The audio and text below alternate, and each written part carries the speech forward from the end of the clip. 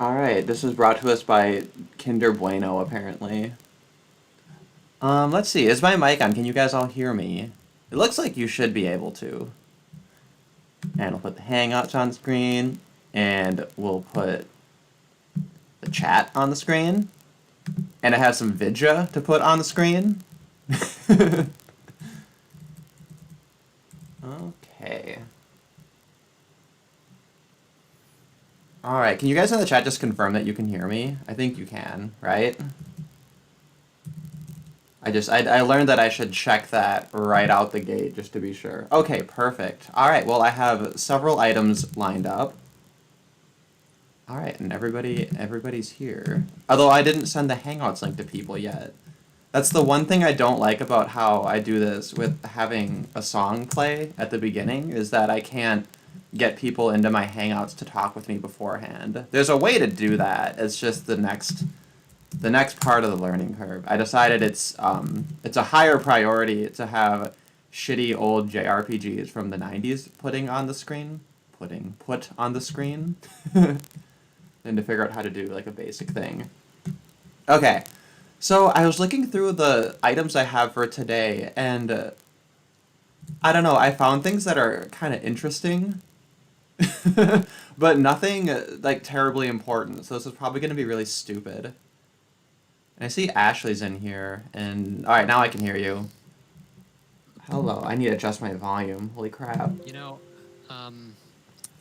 Is it too quiet or?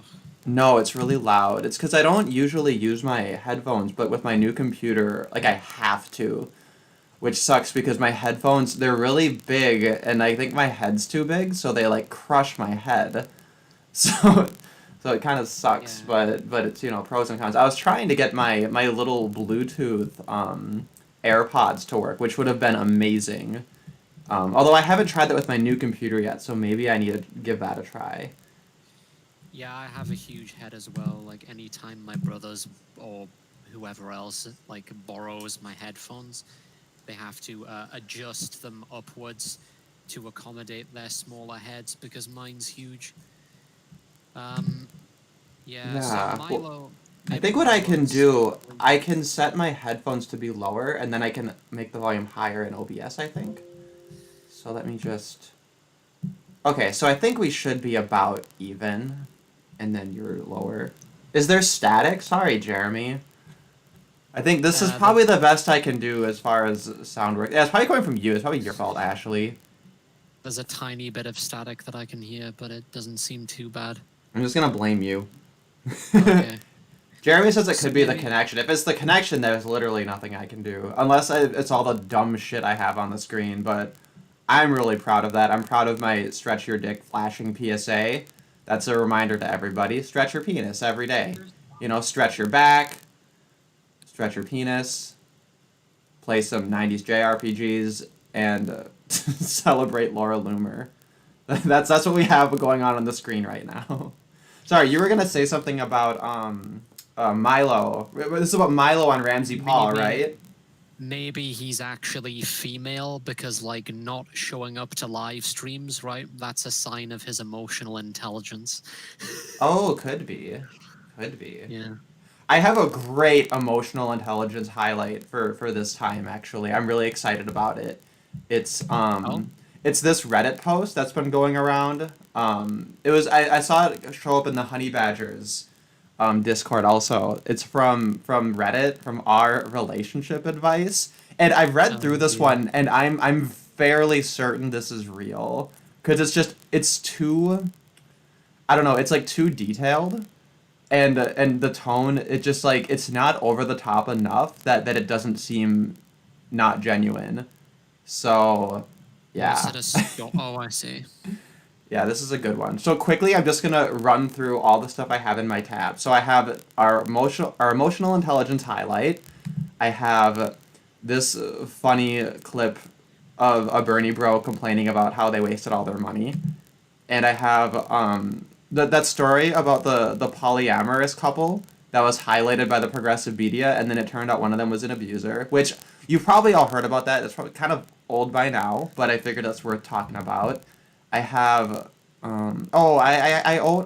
Put this video up that Doris the Worst posted from You Black know Pilled that from this Milwaukee thing. It's um you know what's funny about polyamorists is that they like to think that they're above primitive drives such as jealousy. They'll say that jealousy is sort of a primitive emotion that you need to overcome, but then they don't overcome other primitive drives, like for instance uh, desire for sexual novelty or sexual variety, because that's also a primitive drive if you're going to look at it that way. yeah, well, that's yeah. We can talk about the whole poly thing a little more, but yeah, I had some Yeah. thoughts on that because I was talking to someone. I have like a small group of like Eurovision family who I've been like internet friends with for like over 10 years, which is insane. But I'm kind of the black sheep because they're like all really liberal and I'm like obviously not, so I piss them off a lot. But we all Which still get country are they along. from? They're from all over the place. A few other of them are American, a couple of them were Canadian, and then there's a couple of Icelandic ones, a couple of Swedes. So one of them from like Portugal, one of them from Poland. So a little bit of an appetizer sampler of people. So it's a very interesting crew. They're all women and gays, obviously, because it's a Eurovision thing, and Right. Eurovision is it's like the gay Olympics.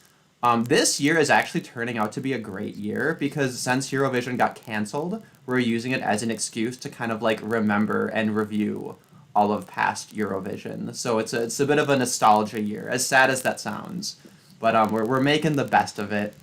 I know that I wasn't sure how we were all going to survive not having Eurovision for a year. I was very sad. No, the only rule in the chat is you cannot bash Eurovision and you cannot bash China. This is a pro Eurovision, pro China space. Or Melania Trump, right? And Melania Trump, absolutely, that goes without saying. Melania Trump is our queen. um, Why do you adore her so much? Just genuinely curious. she's really pretty and really graceful, and she has a charming accent. Just everything about her is very endearing. Just as far as Yeah. like the whole like as far as like a trophy wife, she's like perfect. Which country is she from again? I think Slovenia. Um, One of yeah, the one Slovenia. of those Eastern European ones where like just the Yeah, absolute most pretty people come from. They just got that Eurasian look. They just ooze master race. You can just tell. yeah. Not Eurasian, just European. Well, I mean, Yeah. yeah, I guess I'm being generous. I mean, eventually, I think Asia's gonna take it over. They're gonna extend into Africa. They're gonna extend and take over the rest of Europe. It's gonna be great for everyone. There's gonna be some complaints while it's happening, but I'm optimistic. China number Yeah, one. I mean, like, I'd rather be ruled over by Chinese people than by Africans, honestly, or I'd rather whoever be ruled else. over by Chinese people than white people, to be honest. Like if you have to pick a ruler, I'd be like, okay, fine, China.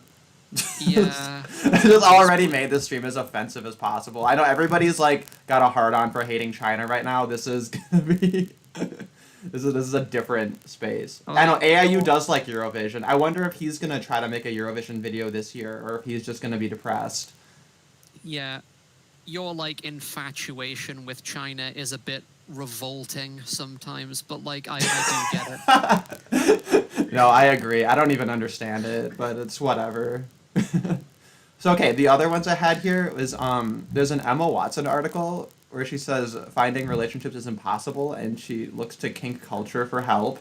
This was one that Oh, Fleegan shared. I did you think at the say end of Emma the last one. Watson? Yeah, it's an Emma Watson thing. So we're gonna rip on her because Is she fuck still it. calling herself self-partnered, or is that old news now? I think she's over that. I think that it's gonna be like every 2 weeks it'll be some new trend. And then I Wow. found this interesting story, which is just it's stupid garbage, but I thought it'd be fun. Exorcist says possessed victims with superhuman strength kill with just their teeth. Yeah. I don't know what not too much to comment on it. Just like the headline is so fascinating. We have a Laura Loomer article, It's which crazy that's just to obligatory. It's crazy to think that Emma Watson was at some point like an innocent 10-year-old with none of these stupid ideas. Like when she was working on Harry Potter, it's just incredible. You think like, how the fuck does this happen exactly? Well, and that's the thing. We got to see the entire evolution of how it does, in fact, happen, like in real time. And like the crazy thing is, she's so young that like most of us are old enough to have like watched it transform. So it's quite sad. I Well, just need yeah, to I mean, line up these even windows. by the way, she's not that young, you know, she's 30. Shut up. Oh, sorry. Some people are 30. Okay. Okay. And then, Yeah. what else? Oh yeah, and I have this big brained tweet from Drolasta that I found fascinating. I Um, forget who that is. so Oh, wait, let me see if Drolasta I. is Oh, right, a yes, yeah I the remember. transsexual who's obsessed with trains. So Mhm. confirmed autist, which good power to her. She was on a stream once with David Shitrat, and seems to have disappeared these days, and Ryan Falk. Oh It yeah, I was don't know. I embarrassing. didn't know Ryan Falk was part of that, but I know that her and Shitrat. yeah, shit rat. David, what's his actual name? Sharat. Sharat, that's it. It's like too on the nose. That's I forget. Yeah, I know that they're kind of in the crew, and then she kind of faded away. Although I guess I can't really say that because I'm pretty sure her YouTube channel has more subscribers than me, so she's still more relevant than me. Well, that's not really. That's something that she would say, but it would be a cope because the Amazing Atheist has like over 1 million subscribers and his channel is basically over. He's not relevant at all, so just having a Yeah, lot of subs doesn't mean you're relevant. well, and that's the thing too is for how little subs I have I think very good engagement. Like my percentage, like of people coming to a video and liking it and commenting on it, versus like how few Yes, subs I have is actually pretty high. So and I think you've been getting more comments recently too, unless I'm imagining it. I have some of them are from stupid spammers, but Yeah, it's whatever. I'll but take that's it. that's what you would expect more of those as your channel grows. But yeah, Exactly. And then this is the only semi beer virus related story about landlords asking for sex instead of rent. A woman on my Facebook shared it, and they were all angry reacting to it and posting about how outrageous it was. And I gave her a haha react and made fun of her. So I thought it was worth talking about on a stream because I just sorry, this is not a big deal. I think it's funny. And then and then this was another issue too. The public university fired a professor for well, calling hang on. microaggressions hangout garbage. Just this Your picture is really average funny. your average young like woman, say, who's being propositioned by her landlord for sex, it's not like she has to be in that situation in any realistic way.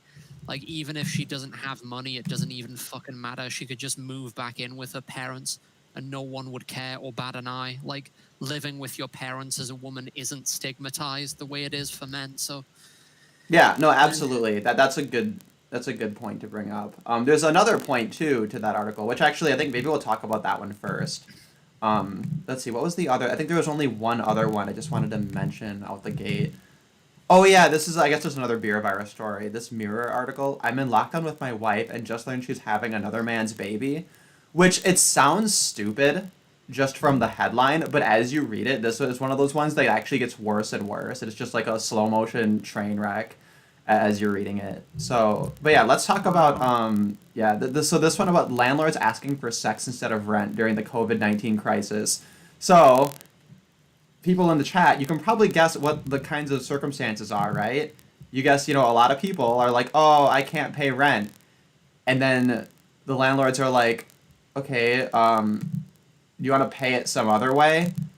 And then they're like, "How dare you?" Right? So it's literally people just being given an option, an alternative, which like I'm sorry, maybe I'm calloused. I don't know. I feel like the audience here, we're all kind of on the same page that like an offer to prostitution, it's a little bit, undignified.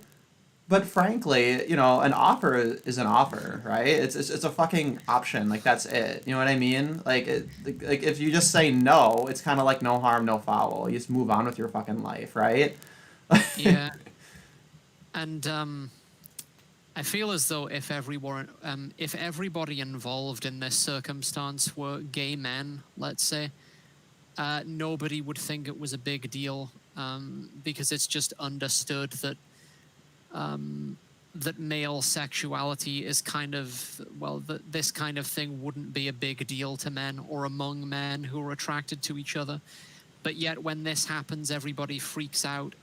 Um, and they act as though it's this as though it's this really egregious thing, but then they would also maintain that men and women are equal or some shit, and that their attitudes towards sex aren't different. It's really funny. Well, yeah, and here's the thing. This actually happened to me earlier this year. I was looking for like a Tinder date, right? And the person's like, okay, I'll talk on WhatsApp or whatever, and then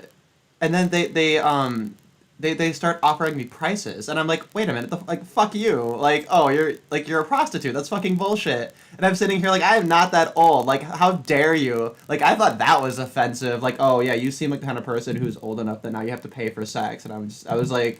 You know what I mean? Like somebody offering you money for sex, that's not offensive. What is offensive is somebody offering you sex for money. Like that's so much more offensive than the other way around. Yeah. Right? So anyway. Yeah, I would agree, because it insinuates that you have like low SMV.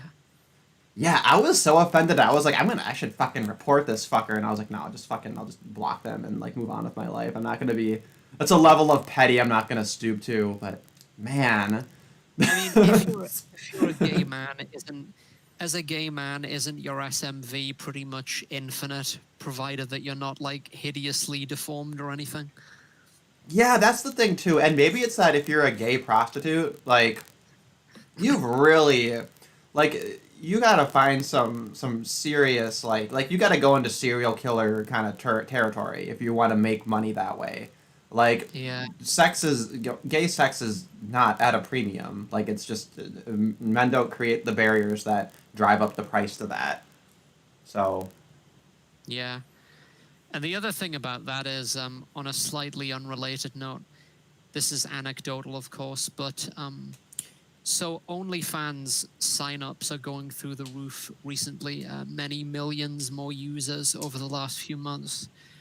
And I've heard from a guy that in his city, he doesn't really see prostitutes anymore, like on the streets or whatever, where it's legal in his country to do that.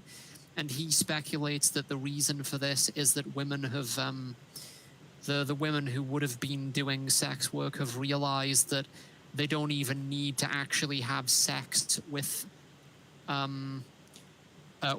unattractive subhuman men, because they can just go on the internet and get a million orbiters and not have to actually have any contact with them. So that's going to be a trend, and they can probably make better money from it as well than from actually being a prostitute. Like having an OnlyFans account is probably way more lucrative. yeah, well, and less risky too. It's basically legalizing prostitution, in a way that's, I guess it's like an agorist way of legalizing prostitution. So I'm all for it. Um, Remind me again what agorism is. so agorism, it's one way of looking at it is it's depriving the state of its resources. That's kind of like the anarcho-capitalist perspective on it. But basically, it's like going off the grid and finding ways to achieve like anarchist solutions without involving the government. So finding ways that are like semi-legal or like non-legal. Still a lot of like doomsday prepper shit has a lot Wait, of synergy with semi agorism. semi legal? Well, what I mean is like it's not really legally involved. So it's like it's legal to do it or it's like non-legal. Yeah, Like, that's like, like kind of I, like I, I hate how. the term legal. I hate the term legal because it implies that the law is involved, right? And like the psychological implication of using that word is that basically you're not allowed to do anything unless the government explicitly says you're allowed to. That's why people talk about legalizing drugs and like I hate that terminology because like no, the drugs were legalized when they fucking made them illegal. You know what I mean? Because that's when the law got involved. And it's just this Yeah. linguistic thing that pisses me off. Well, Anyway. when something's legal in most people's minds, that implies that it's morally permissible to the majority of society. But that's not the case because a lot of places don't have anti-bestiality laws, for instance, or anti-necrophilia laws. Doesn't mean most people consider it morally acceptable to have sex with animals or corpses. So, yeah. Yeah, and it bothers me so much when people either they'll define morality in terms of what society thinks or in terms of what's legal. And it's such a trivially stupid position because you can just immediately say, okay, like, can you think of a single example of an unjust law? And like, you're never gonna find that one person who's like, no, I think the law is exactly perfect the way it is. Like, it's Like, so obviously wrong and stupid.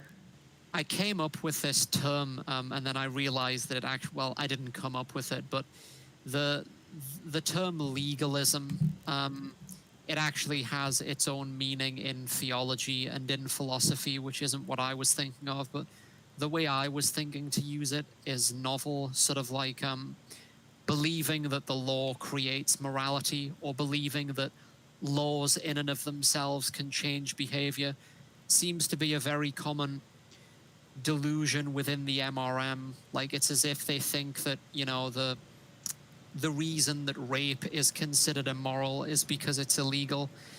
That is the rape of women by men. But it's the other way around, obviously. The reason that the laws against that were created to begin with is because we already had an extreme sense of moral revulsion to it. And that's why, since we don't have an extremely strong sense of moral revulsion naturally to the rape of men by women, it doesn't matter if states implement laws against it, prohibitions against it, because people just don't care. It won't be enforced. Or like people just don't care to enforce it. Another example would be circumcision. Like in Britain, it's technically already illegal. Doesn't matter. No one cares to enforce it. And that's the truth. Well, Depressing as it is, that's the truth. no, and that's the thing too is so I actually was arguing with Claire Kaw, which I know is like a fucking fruitless task, but she's a fascinating character, but sometimes just so fucking thick-skulled. But like I was having this debate with her, right? And she had mentioned something about oh, I forget. She like listed some like Noahide bullshit or whatever. Which, by the way, if you type exclamation point Noahide into the chat, the bot will list the Noahide laws for you, which is an inside joke that only I think is funny. But anyway, so what was it? Oh yeah, it was as I mentioned, like okay, like we shouldn't respect any Abrahamic religion because they've demonstrably failed to condemn genital mutilation. And then, she makes the argument that, oh no, circumcision's fine, blah, blah, blah. And I, did the gender flip on it, which is a, classically good thing to do from the intactivist perspective because it forces people to immediately expose their biases because either they have to admit that they have a sexist double standard or they have to admit that they don't know anything about the issue. And so it's like a one move checkmate basically. And then she Right. says, "Oh well, in the UK we already have laws banning cutting girls." So like, not only was she too stupid to understand the argument, like she literally made this style of argument we were just criticizing that like the law defines morality, right? She's like, "Oh well, we already have a law condemning that, so we can have secular Coranism, and then since in the UK we've already banned genital cutting of girls." Like then we're good, and it doesn't matter if we don't recognize it of boys. But then it didn't even occur to me she's not even fucking legally right. It's already legally, it's already illegal for them to cut boys too, and she's like, I don't know. Anyway, that's I wasn't gonna mention her, but like that was just like directly relevant to an argument I had with Yeah, her. I mean, the law, I forget what it's called, but it doesn't directly talk about male circumcision, but I mean, it says that um, any body modification of an unconsenting minor is an assault. So that obviously covers male genital cutting. Well, the other Um, thing too is you can even make this argument in U.S. law. Like in theory, a United States judge could make this interpretation and it could become law that way. And I would fully support that. I know some people they don't like the whole idea of like activist judges or whatever, but this is one where it's like, okay, you can like literally use the dictionary and the law as your full evidence and that's all you wait, need. People don't like the idea of activist judges. Like, I mean, especially in the United States where judges have so much power. I mean, what's the fucking alternative? Do they really think that, like, whatever, like, Supreme Court justices and stuff, that they don't have political biases or that they don't try to? It just seems highly unrealistic to think that they wouldn't do that. I don't know. Yeah, well, I mean that's part of it too. Is people they seem to think that there's like an absolute state law or something, or that there's I don't know. It's just stupid. I guess I am ends justify the means in terms of that, but of course like I don't recognize the validity of the U.S. Constitution or of minarchy. Like to me, if you're a libertarian minarchist, that's not usefully distinct from a flat out communist. Which is why, by the way, I've recently changed my opinion. My opinion is do not support Donald Trump. If you're going to vote, which don't vote, voting is irrational. It's just mathematically retarded. Don't vote.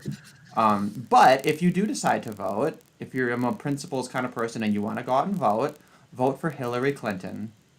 I am endorsing Hillary Clinton for voters in 2020. Hashtag I'm with her.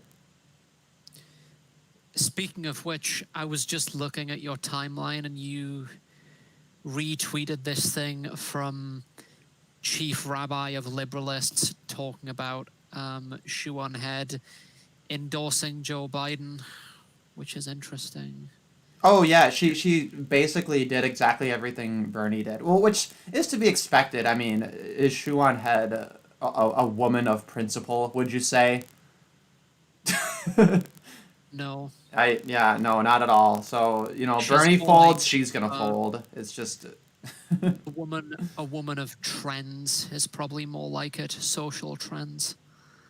yeah. Well, and that's the thing too is when I was making my video about Hunter Avalon and looking into all that, I was sitting here like, God, like he has like 500,000 people subscribe to him, and I'm like looking at his other videos and everything, because I like to look into some of the other videos if I'm gonna make fun of someone, because I want to like see if I'm being too mean, and like he made a lot of like videos that are kind of off the cuff and mean spirited and petty, so I'm like okay, like I'm not making fun of like a particularly like nice person here, so I don't really feel that bad about it. I feel like a little bit more bad making fun of Lauren Chen so hard because she does seem like a legitimately kind of nice person, but Yeah, I her think last video it really rubs me the wrong way, that fucking clickbait bullshit and like smearing people as pedo apologists when like clearly their position is very nuanced, and I think like like like like honest and like well intentioned, and she's just gonna like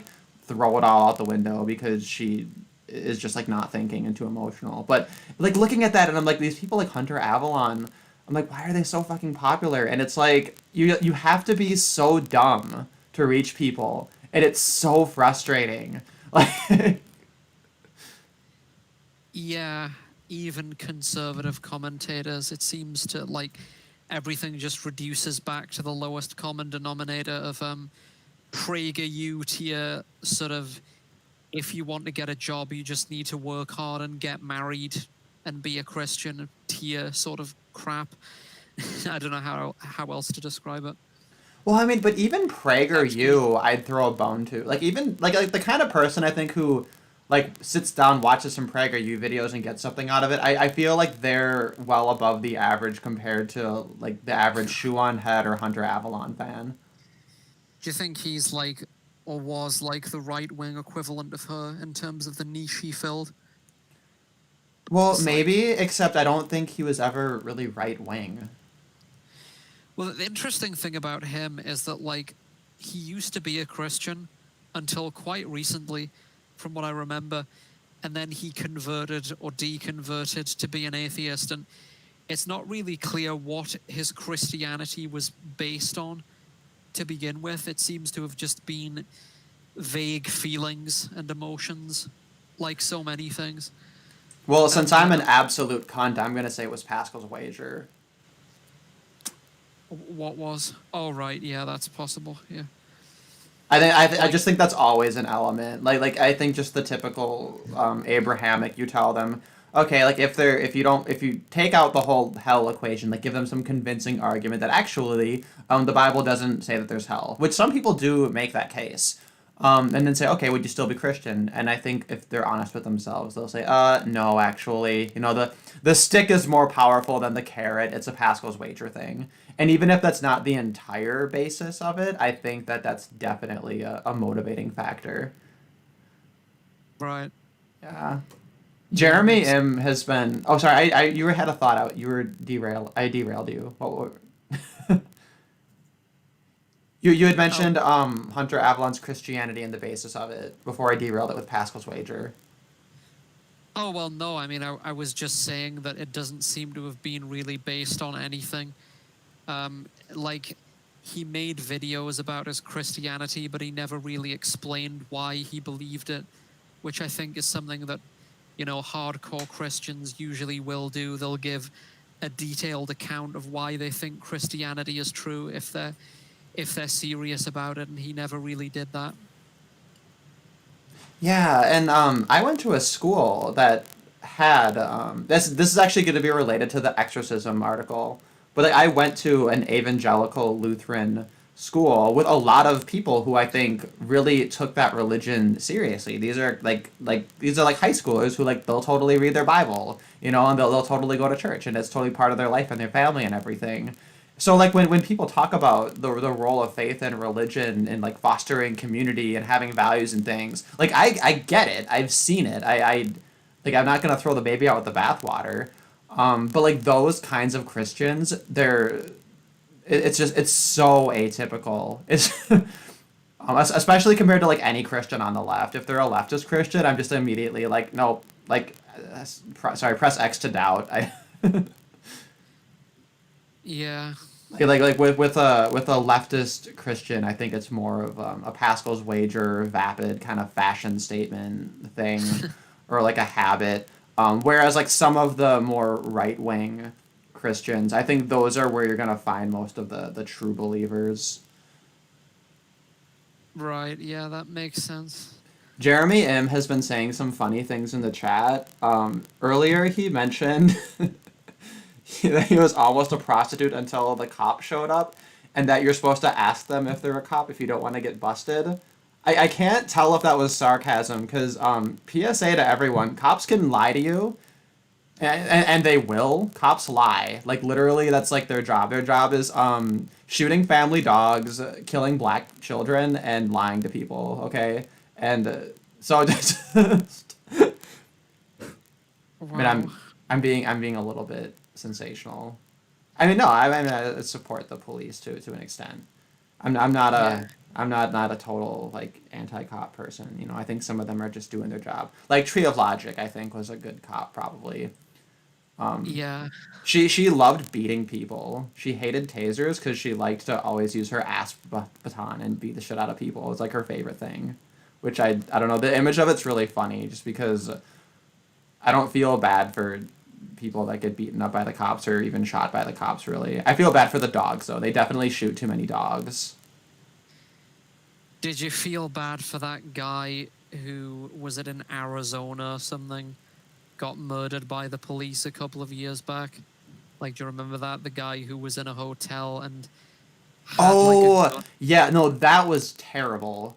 Yeah, Yeah, it because was he was totally, because the cop was giving him instructions that were self-contradictory because he was just like being an emotional fuckwit. Yeah, that was like an absurd thing. And then of course when people were outraged about it, all of the like BLM retards were like, "Oh, look, a white guy gets shot and now everybody cares." And it's like you fucking show me the black like analogous case to this. fucking Well, idiots. yeah, They'll and be like, it's "What Trayvon Martin?" And it's like, yeah, like, like, as if this guy was like beating the shit out of someone and like slamming someone's head into the concrete repeatedly.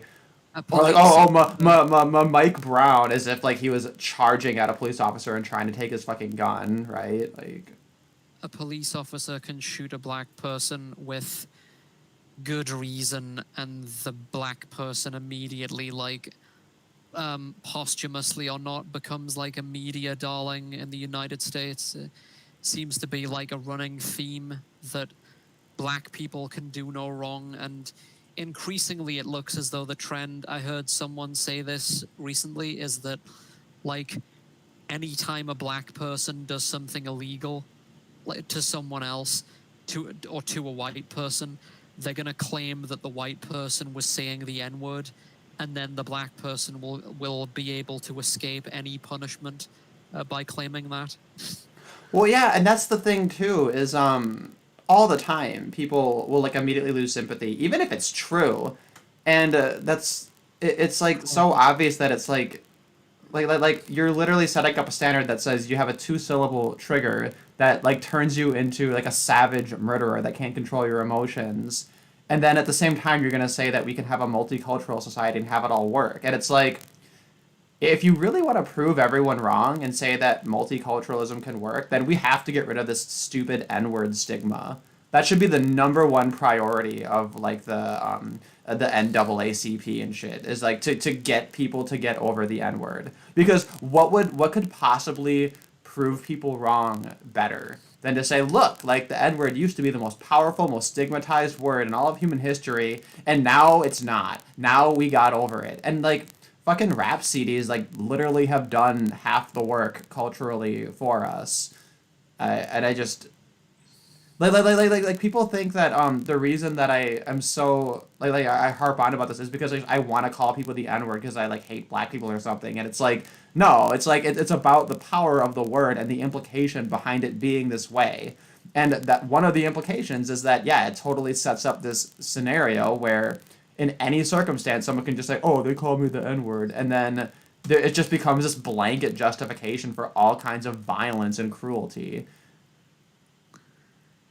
Yeah, I'm kind of yeah. preaching to the choir. That you're on board because it's just to me it's so unrelatable. People like they'll even be like, "Well, what if someone called you a faggot?" I'd be like, I call everyone faggots. I don't care. Like, it offends me. Like, it doesn't offend me a person getting called faggot. What offends me is that Susan might take my fucking stream down for literally saying faggot.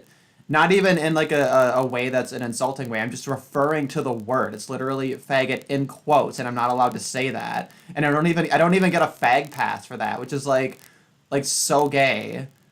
So Well, gay. I remember seeing recently this podcast, this normie podcast, where they brought on somebody from like the incel boards, one of them, and talked to him about stuff, and like it looked as though they were trying to have a reasoned conversation with him, except they weren't because they obviously planned this ambush on him where they brought up some irrelevant post that he'd made on one of the incel boards, like luxmax.me or incels.co, whatever, about homosexuality, expressing basically a politically incorrect opinion about it, and used the word faggot a lot in this post. And then this was basically the excuse to dismiss everything that had been said in the conversation prior and boot him off the stream, even though it was completely irrelevant. And like reading this post that he sent, I mean, yeah, it's like a politically incorrect opinion on homosexuality. But I wondered, like, I remember thinking about this. Are they taking exception to the opinion that he's expressing? Or is it just the fact that he used the word faggot in the post? Like, if you swapped out every instance of the word faggot and just replaced it with the word gay, would they still be as bothered by it? And maybe they would still be, maybe they would still be angry with it or disagree. But like, I think it's just the fact that he was using the word faggot that was doing like 90% of the work in terms of making them outraged. Yeah. Yeah, and that's actually an interesting question. I feel like what it is you have so some of the more cunning and intelligent dissenters would, look at the argument and they're offended by it, and then they see an opportunity to silence someone, and then they figure the ends justify the means. And then you have like a whole cascade of dumber people who just they hear a word and it's a thought terminating cliche and that's it. Which that Yeah. actually reminds me, I wanted to make a video on just like a top 10 list of thought terminating cliches because that's a term I mean, everybody like knows, but it doesn't get used a basic. lot, and I'm actually finding it's incredibly useful. I mean, like his basic take, I think, was that homosexuality is basically socially harmful, like in at the group level, and that it's harmful for the individuals. Like basically saying that gay people would be better off or would have better lives if they were straight.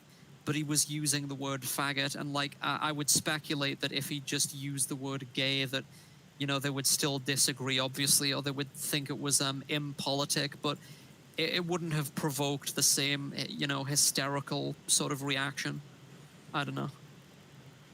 Yeah, absolutely. And to me, it's so silly that we have to tone police in that way. So I don't know. I guess I'll cross my fingers that humans transcend these stupid little like Pavlovian triggers, but Yeah, maybe that's too optimistic. I don't know.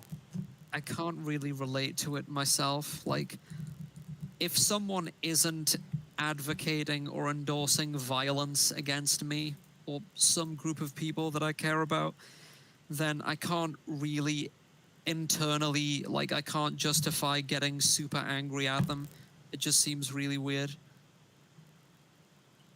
Yeah, yeah. Well, I think this was a productive tangent. I'm just gonna there's a couple of things in this article I wanted to highlight before I pull up the next one. And then I that stupid song I was playing as the intro ended like literally 30 seconds earlier than I needed it to, and I need to get my coffee. I can't reach it. But but first, this article about landlords asking for sex instead of rent. Literally, what it is this is in Hawaii, and the Hawaii State Commission on the Status of Women noted more cases being reported of landlords asking for sexual favors in exchange for rent. And literally, that's the entire basis, the speculative basis of this being an article, and all these women on my Facebook being offended over it. And it's just so stupid. This is female privilege. Um, yeah, an offer's an offer. And like, we don't even have like any real example. I mean, do you even, it's such a cliche, but like, reverse the sexes in the situation. Would anybody care? No. Absolutely not. Absolutely Even if, not. In fact, even if if, a man took that offer from his landlady, he would be the bad guy.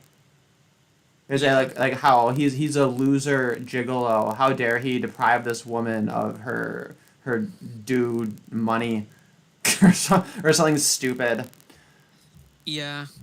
Or they'd say that he was like taking advantage of her, even if she made the offer. Like, yeah, I can imagine that. So let's go back to Shitrat's friend Drolasta.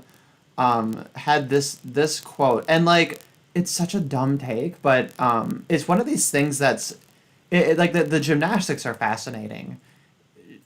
She wrote, "Charity is a concept invented by the rich to guilt the middle class into giving money to the poor so they don't have to pay as much tax to properly fund necessary services."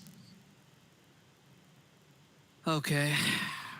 I know. I feel the sigh. Like, I mean, like the thing is this isn't totally stupid. It actually is the case that a lot of so-called charities are total scam fucking grifts, right?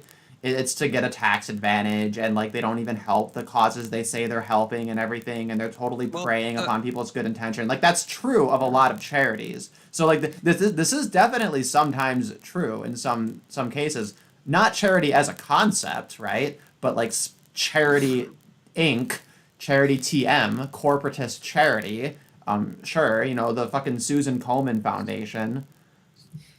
Even as a concept, though, there are complications because, like, people like Robin Hanson have looked into the signaling aspect of it, and there's things like obviously you're seen as much more moral if you devote to issues that are fashionable, not necessarily the issues that'll really help the world or impoverished people, but just the issues that the elite at any given time have decided are going to be a thing, or going to be in vogue, I guess. And also just like what else? Yeah, you're seen as immoral if you put a lot of effort into trying to calculate which charities are the best to donate money to. If you try to make a sort of rational appraisal of which charities are the most effective, and like you put a lot of effort into searching for the good ones, I guess, people will actually see you as immoral for doing that because it comes across as very mercurial and calculating instead of just like you're supposed to be showing off your generous nature. And then the other thing about it is that you're seen as more moral if you put all of your eggs into one basket insofar as charity is concerned. So as if you spread your money around into a wide variety of different areas, that's seen as much less moral than if you just give a shitload of money to one cause, like helping starving kids in Africa and having UN ambassadors throw rice at 65 IQ African villagers or some shit. Well, that's the thing too. Yeah, is that with charity you get to vote with your wallet, right? You get to choose like this is the issue that I care about. I'm going to give the most money to it. Whereas with the government, it's like we have whatever the government's whole system is, you know. But basically, this whole take from Drolasta, it takes for granted, right, that like government welfare and everything, these are necessary, right? Even though like we haven't had these throughout all of most of human history, and people still survived. So like this concept of necessary is obviously flexible, right? It's based on a modern first world Yeah. standard of that which is necessary, which is just going to be a slippery slope. Like where do we actually draw that line, you know? Um, yeah, and it's just stupid. Basically the reason charity is so shitty is because of government. I feel like if we didn't have government meddling with everything, you'd have an influx of charity. You'd have more different kinds of charity. They'd be competing with each other, and you wouldn't have all of these like bad faith incentives that the government puts forth. Also, Yeah, I would agree. all right. So Paulo, Buried Champion, Jeremy, and Work Boots. I gave you all wrenches. So I'm trusting nobody will abuse the wrenches. This it's a little bit of a wrench archy, so that comments don't get deleted. I also had that guy Rinko is best girl has like some of the funniest comments that I love, and like their stuff always gets it always gets like withheld, and YouTube makes it a really like awkward and convoluted process to find comments that are held for review or held as spam and then approve them. Like you can't just click the notification and have it be an option. You have to like go into the video edit, which is only available if you're not on mobile. So if you're on mobile, you can't even approve comments, even though you'll get a notification and you'll be able to see the comment. When you click it, you'll just be taken to the video with like nothing. It's so stupid. I don't know why they make it so fucking hard. So yeah, so people will accuse me of like, oh, you deleted a comment, or well, how come my comment's not here, or whatever. You must be censoring me, and it's like, no, it's literally like comments just go into a fucking black hole, and I'm literally looking for them and trying to approve everything, and I can't find them. Yeah. It's interesting that you're saying mobile. Like, do Americans say that, or do they say cell phone usually? Because people in Britain say mobile. Like, No, I say cell phone, but I say mobile if I'm referring to like things you use with a cell phone. So I use both terms in different contexts. interesting. Yeah. Yeah, I guess that is. I never thought of it before, but yeah, I would never use mobile to like refer like as a noun to refer to my phone. Maybe that's it. Maybe it's Well, I mean, adjective. But if I say on mobile, I guess that is technically using it most as of a the time, noun.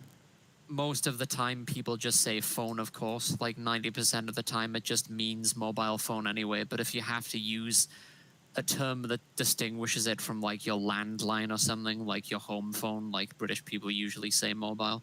Yeah, well, and I had a class today, and the class is basically we just talk, and it's just practicing speaking English, so it's very fun. And I was So what you talk and they repeat back, or no, no, no. Like I ask them questions and we have a conversation, and then I'll like talk about, oh, you're interested in this, so let's learn a few new words related to that subject. And if they think it's boring, we'll find something else to talk about. If they think it's interesting, maybe we'll find something related to it. Um, yeah. but I was asking like, oh, what's your favorite thing in school? And I couldn't understand what they were saying, and then eventually I was like, oh, gym class. And they're like, what's gym? And then I was sitting there like, oh, they don't call it gym. And I was like, oh, PE. And they're like, oh, okay. Which, like, I think that's more of a British thing. Because the Yeah, Hong we call it. Kongers, yeah, you guys use they use all the British terms in Hong Kong. So I've been learning more and more of them. And then I'm realizing, oh, I never thought of it. I think calling PE class gym class is like an American thing. Yeah, we call it PE as well. Physical education. Yeah. Hello? Oh, I'm just looking at Jay Willie said one person who left over 15 comments accused you of that. There was one person that I banned because they were spamming on all of my videos and accusing me of making clickbait titles and just like saying stupid crap, and I was like, I'm just gonna like fucking shadow ban you because like I don't I'm all for discussion, but if people are just gonna be retards, then I'm just gonna ban them because it's not worth my time. I've Was gotten he more. spamming you? Yeah, he was totally spamming and being obnoxious. Wow. So, it Well, was which is actually fine because if even if people dislike videos and leave comments, it boosts your engagement. So, really, what I should do is I should post my videos in places where people will be offended by them because then, I've it'll- noticed not naming any specific names, of course, but like I seem to have just like a spider sense for detecting annoying people. Like I just get a vibe and then oh no, blocked. I just block them immediately. And then it seems like a few weeks later you will send me some sort of correspondence saying, "Oh god, so and so's like really annoying." And then I'm like, "Yeah, I know. I detected it immediately, so I haven't seen any of their stuff. I just blocked them." yeah, I think that's happened 3 times now. Yeah. But I used to take pride in like never blocking anyone on any social media, and then eventually, now that I have 2 Facebook accounts with like nearly 5,000 on each one, like all kinds of retards just show up, and I'm just like, Some why people am I making this argument? some people just aren't worth it. I don't think. Yeah. Yeah. Oh, Miles Kinslow retweeted my tweet here. Miles Kinslow, if you're in the chat, you should make your presence known.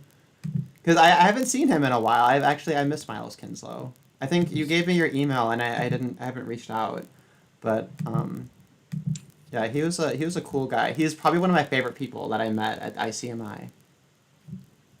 Oh, okay. So I have the emotional intelligence highlight of the week, and it's amazing. So I have it Okay. on I'm just Facebook gonna go. because I'm I have a gonna go get another drink. I'll be right back. shit. No, I was gonna try to make someone else read it so that I could get my coffee. Okay, I'm stream. Bear with me for like literally 10 seconds. I just need to pour hot water into a cup and get my instant coffee. Okay, I'll be right back.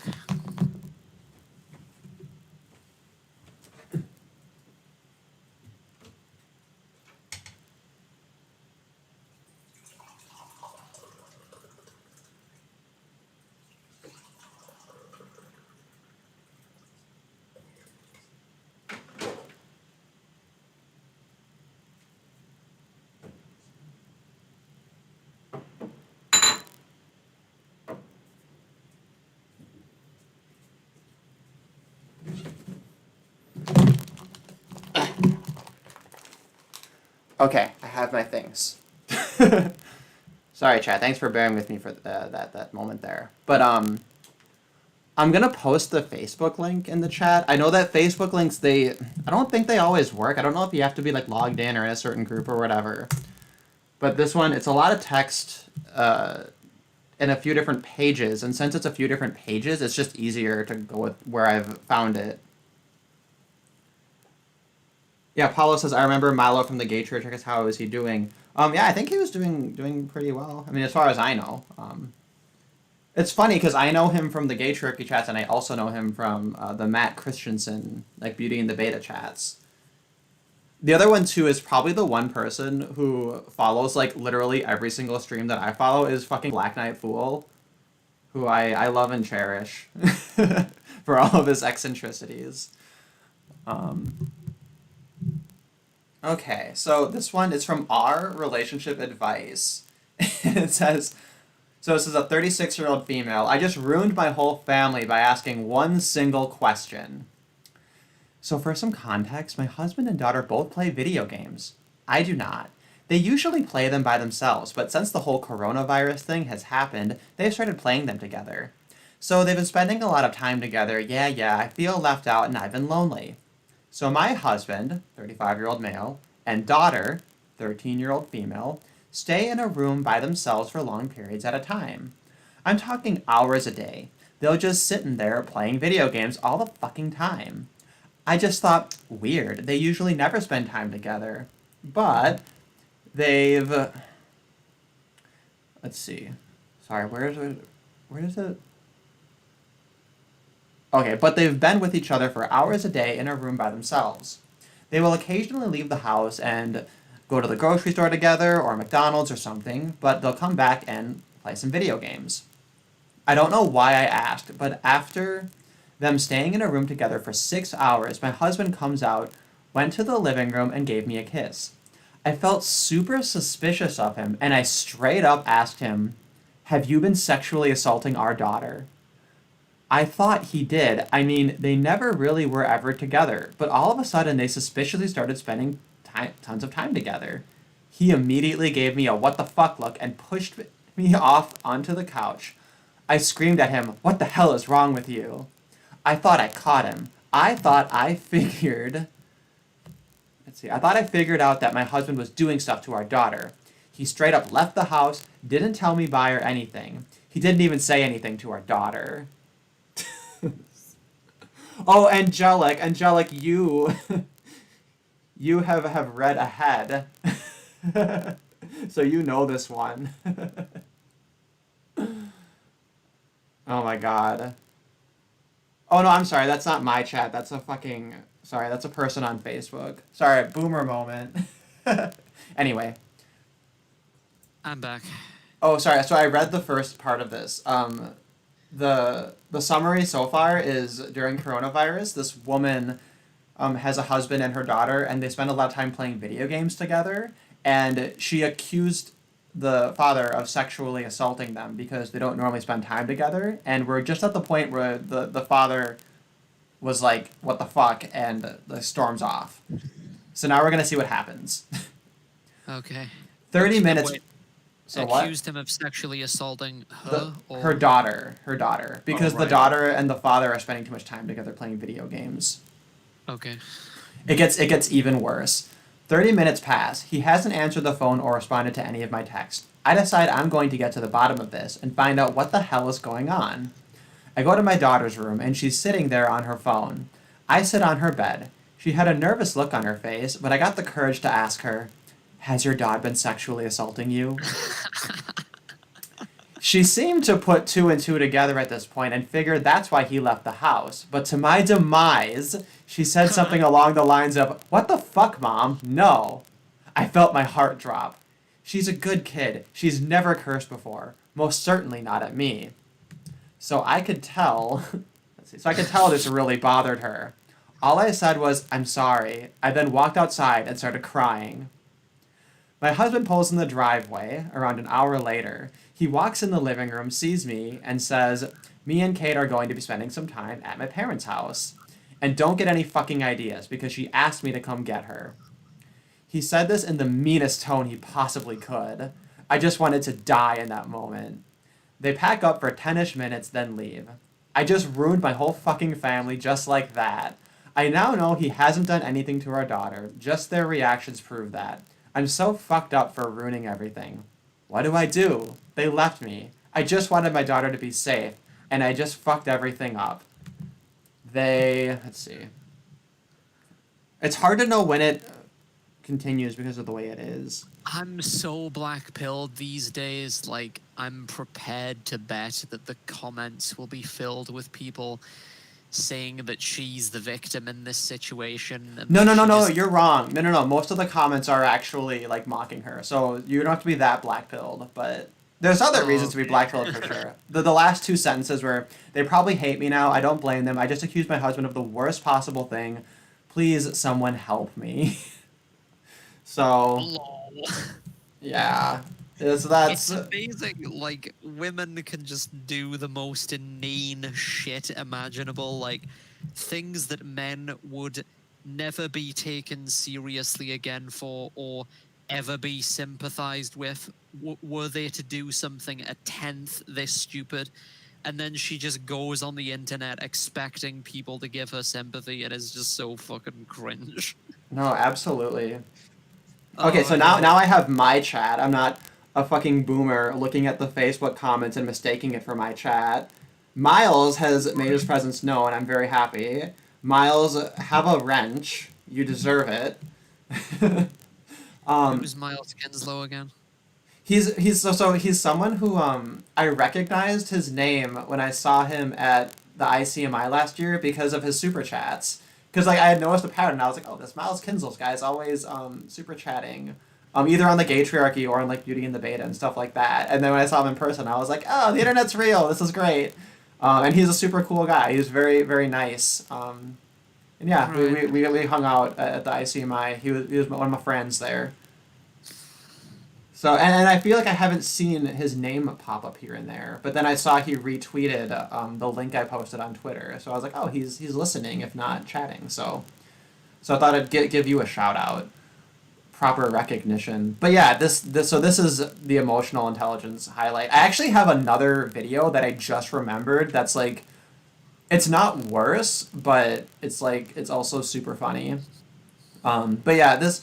So the one thing about this though is if the woman, instead of like realizing she was wrong and like, hopefully being on the path to try to fix this, if instead she just doubled down, right, because she didn't want to admit that she like fucked up this badly, she could totally use the fact that he took the daughter to their parents' house and say, oh, that's kidnapping, right? Like a lot of custody cases are like that. Um, Yeah. and especially like in divorce or whatever, right? Whoever is in the home tends to have an advantage, right? So like one thing that's like good to know is if you're having like a domestic dispute and one of you Is has to that leave. really is that really true, or is it only true if you're a woman? Well, no, that's a good point. I guess we can say for certain it's disadvantageous if you're the man, but if you're the man and you want to have as many cards as possible, you staying in the home and her leaving looks better than the opposite. Right. Yeah. Yeah, and that's just a list of like dozens of like tiny things that men just like have to know if you want to not get completely fucked over. But yeah, so that's an example of like a totally reasonable reaction of like, we want to be away from you because you just made this awful accusation and everything. But yeah, it's just out of this like petty jealousy. I don't know. And I wonder too, like, she just says, oh, they're playing video games together. And like one thing that really bothers me is parents take so little interest in video games, and that it sounds like a stupid thing, right? But It's always a red flag when like a man wants to play video games. Like that probably means he secretly wants to destroy your asshole or whatever. Like in a sexual way. are you being sarcastic? I can't even tell. I'm It's like being from the sarcastic. woman's perspective. Okay, yeah, sorry. How I had how did you sorry. how the fuck did I had a tism. I had a little moment. I was like, wait, like, it's early for me. Okay, it's 4 in the morning here. I'm up okay. nice and early, but no, but like, but seriously though, what bothers me about it is that like video games are modern like folklore, like their stories and their activities, their sports, they're like to be disconnected from video games is to be disconnected from things that are, I think, so important to the modern world. The idea too is that, like, even if you aren't really interested in video games, I feel like as a parent, you should be interested in what kinds of video games they like. You know, because it Yeah, tells you like a lot about someone's personality. If they like first person shooters, if they like JRPGs, if they like platformers, if they like puzzle style games, like it's such useful information that even if you don't like playing it, like it's just seen as this stupid thing, right? Oh, it's all just Nintendo, it's all just Mario, it's all like whatever, it's all like candy garbage. But it's like no, there's such a wealth of difference among video games that even if you're not personally interested in it, just to know what in particular they prefer is so valuable. Like that should be yeah. interesting by itself. Hi, Jay Willie. Hey, nice to It see you. Hello. it makes me wonder about my own psychology because like I haven't played any video games really since I was regularly anyway since I was like 16, 17, which for like a man my age that's really unusual. I just completely lost interest, but I do still have like a fair amount of knowledge about them and you know the lore of different fictional game universes. Like I know a decent amount even though I haven't played them in ages. So I actually like some of the lore of some of that Explain to shit. me. Like Warhammer has very interesting concepts and lores behind their different factions, and I like to hear a little bit of that sometimes. Even though like I don't really have much interest in actually playing it, it just seems like a black hole I don't want to go down. But yeah, Jay Willie, nice to I see you feel on the here. same way. Hello. I pretty much feel the same thing because I really like the lore about Warcraft and Diablo and Starcraft. Like it's all over my channel, if people know. So Yeah, I that's really my liked like Diablo and Diablo 2 for sure. Diablo 3, I fucking hate the story. Like I think it's just garbage. what? Yeah, I hate No, I it. love the story of Diablo. I think it's super awesome. Oh, you're a weirdo. I feel like nobody agrees with you. That's a hot take. My dad agrees with me. You, not my take. No, everybody agrees with me. Diablo 1 and 2 are good. Diablo 3 is garbage. Probably because you're a baby. You're like 10 years old. So you think Diablo 3 is good. 21? No, I think it's very good, and but mainly because of the story. No, we had to explain to you who Monica Lewinsky was. That's how baby Who you is are. that? Who is Monica Lewinsky? Monica Lewinsky is the intern that gave Bill Clinton a blowjob, which eventually because he yeah. So then they had this whole trial over it, right? And eventually it wasn't because Bill Clinton got a blowjob that he got impeached. It was because he lied about it, right? And like they had this whole thing where it's like, here's your cum stained fucking blue dress as like a court exhibit and everything. she really is a pathetic specimen. Oh, Like I she really totally is. And like Camille Paglia is all like tries to be like, oh my god, I remember when that was happening and I was defending Monica Lewinsky and all those fucking feminists threw her under the bus and I'm like, man, fuck that whore. Like who cares what fucking Monica Lewinsky It, fucking like overthrew our government by being a slut. Like I don't fucking Camille Paglia, like that's it, whatever. Like but to be honest, I think that says more about the governments than about her being a slut. that's a good point. Well, same thing with the whole Kavanaugh thing. I'm just looking at it like Christy Blasey Ford is literally going to overthrow our government by like being a deer in the headlights and having a Britney Spears voice and lying a lot. And everyone's just gonna go along with it because vagina, and we're just watching this unfold in slow time. And I'm sitting here like these are the same assholes who will tell me I'm unrealistic for thinking we don't need to have a government. And I'm just like literally this. I'm just gesturing to it. Like Hmm. they don't call it Clown World for nothing. But yeah, that's Monica Lewinsky.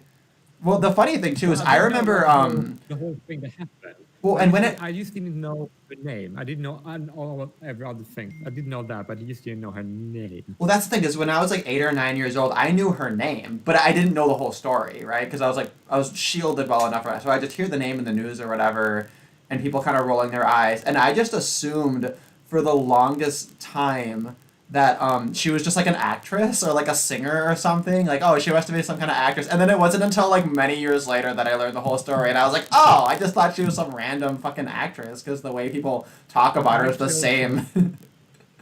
I actually also thought that as soon as I heard the name, but that sounds like a random singer, actually. Miles asked, would Monica qualify as a Me Too? I don't think so. But she did try to make a thing of it because the way Camille Paglia described her is that she sort of like became a ghost afterwards, which is like totally true. But now she like does TED Talks about like being Yeah, she's famous just for her victim points, and other than that, there's nothing special or interesting about her whatsoever. yeah, well, and that's kind of sad because you'd imagine that the kind of person who lands a gig as an intern in the White House that she had some kind of quality besides just Oh, she did. blowjobs. Oh yeah, She got it to do. yeah, She that's just used it to like to break the government. literally she sits down for the interview and they're like, "You got a pretty mouth." No, she did. She only had to open her mouth, literally. That's right. She was missing teeth in just the right spot or something. Or Oh my god. sorry, this is I brought this to a place. I don't know what's going on. I've just looked at a photo of her from 1997. Like, I'm sorry, but she looks hideous. You know, I don't think I haven't seen any early pictures of her. Let's She's very old. Like Monica Lewinsky. her mouth area is probably her worst feature. Actually, like it's definitely sub 5. I just sent you this picture. That's why it belongs under the belt. Okay, but she's not that bad. Maybe, am I being generous? I don't know. I don't know. I don't know, chat. What do you think? Is he being unfair, or am I being too nice to the one roasty can overthrow a whole government? Just lol at this paradigm. I mean, you know what? I guess I can't really complain. I mean, Someone. her face overall it looks okay, but like her mouth and her lower third is definitely sub 5. Yeah, maybe that was it. Is like Bill Clinton was like, oh, she's pretty. She is easy on the eyes, and then she like talks or opens her mouth, and he's just like, oh, how can I fix this? Yeah. She doesn't really look that good. That's why she's going down. Yeah. Literally. Well, you know, Wanda Sykes had a good point. Stick to your lie. If you're gonna be a politician, like, why did you stop lying? Like, come on, play the game. There was Okay, so the next story here, this one, it starts out stupid, but I'm really glad I actually read it because it gets worse and worse, and we can have some Schadenfreude. I'm in lockdown with my wife and just learned she's having another man's baby. So we're gonna decide who of this couple we hate more by the end of it. Do we hate the man for being a simp or the woman for being a thought? And honestly, I think it's a fucking coin flip. You'd expect it to go to the woman, but I don't know. We'll see. So a man has turned to the internet for some advice after finding himself in an incredibly difficult situation with his wife during the coronavirus pandemic. I would tentatively suggest that he kills her. Nah, I'm just kidding. I would never suggest such a horrible thing, of course. No, you shouldn't, because that will cheapen the other times when you've suggested a death penalty when it would be considered gratuitous, but there's actually a decent argument. So I'll say that might be the line too far, but we'll see. With no definite end to the beer virus lockdown in sight, many of us will continue to find ourselves confined to our homes for the vast majority of the time, with people we may not wish to be around. One man is currently struggling with this after discovering something rather shocking about his wife of 10 years. While he was initially looking forward to spending the quarantine with his partner, recent events have made the situation incredibly complicated. The unnamed man revealed all in a post on Reddit's Am I the Asshole forum, where he asked for advice from fellow users about this predicament, which I fucking hate this shit that, like, like just like lazy asshole journalists just like browse around on Reddit and they're like, oh, I can write an article about this. This is news now. Like it's like the dumbest trend. Or articles that are literally nothing but just like no. stitched together Twitter posts with a bunch of comments and like, look at this. This person said this and then this person said that. It's just like it's so stupid. But anyway, in his post, the man explained how earlier in the year he and his wife had decided to take a break and try seeing other people. They both had brief flings with other people, but ultimately realized they truly did love each other and wanted to carry on their relationship. So they got back together, and that's how they found themselves when lockdown started. However, after taking STD and pregnancy tests Let me just translate that from bullshit into English. She wasn't attracted to him, so she decided to fuck other men to impregnate her because she didn't want him to impregnate her. And then she went back to her beta provider to provide for the kid. That's what actually happened. Okay, so as far as the Scooby-Doo mystery, I think that's very close. But there's one more fact of this article they're going to reveal that I think really is the deal maker on that theory. So and then we're almost done. That So would it's, make him. sorry, what? Oh, I said that would make him a cuck. Yeah, well, I mean that's kind of he's kind of like a cuck, but like 1 or 2 degrees removed. Again, maybe I'm just being too generous, but we'll see. After taking STD and Yeah. pregnancy tests to be sure they were sexually healthy to continue on with their relationship, they discovered the woman was pregnant. The husband goes on to state that he's never wanted children, but his wife is determined to keep the baby. He wrote, "We're child-free, or at least I thought we were, and always had an agreement that if we ever had an accident, we'd have a termination. The baby is definitely not mine, absolutely not possible." So she had a termination scheduled for last Thursday. She came to me on the day and said she just couldn't go through with it. She wants to keep the baby. Now I freak out. I've told her we've always been child-free and definitely I don't want kids still. I don't want to raise another man's kid. She apologized to me for being so stupid, but is saying she is 100% sure. I've been trying so hard to convince her she shouldn't keep it, but she's just not having it. She's said we can raise the kid as our own. I'm not having it. It would be hard enough if she had a kid of mine, but at least I could accept that it'd be my kid if that happened. This kid will be another man's. Nothing to do with me. He added, "What the sweet fuck do I do? I know the sensible answer is walk away and cut your losses, but it's not that easy. I love her and we've been in each other's lives for so long. Plus, we're in the middle of a quarantine and she's got nowhere to go. I'd feel horrible kicking a pregnant woman out to fend for herself at a time like this, but I don't want a kid ever, not even if it was my own." I would recommend that he stop loving her and leave. I know, right?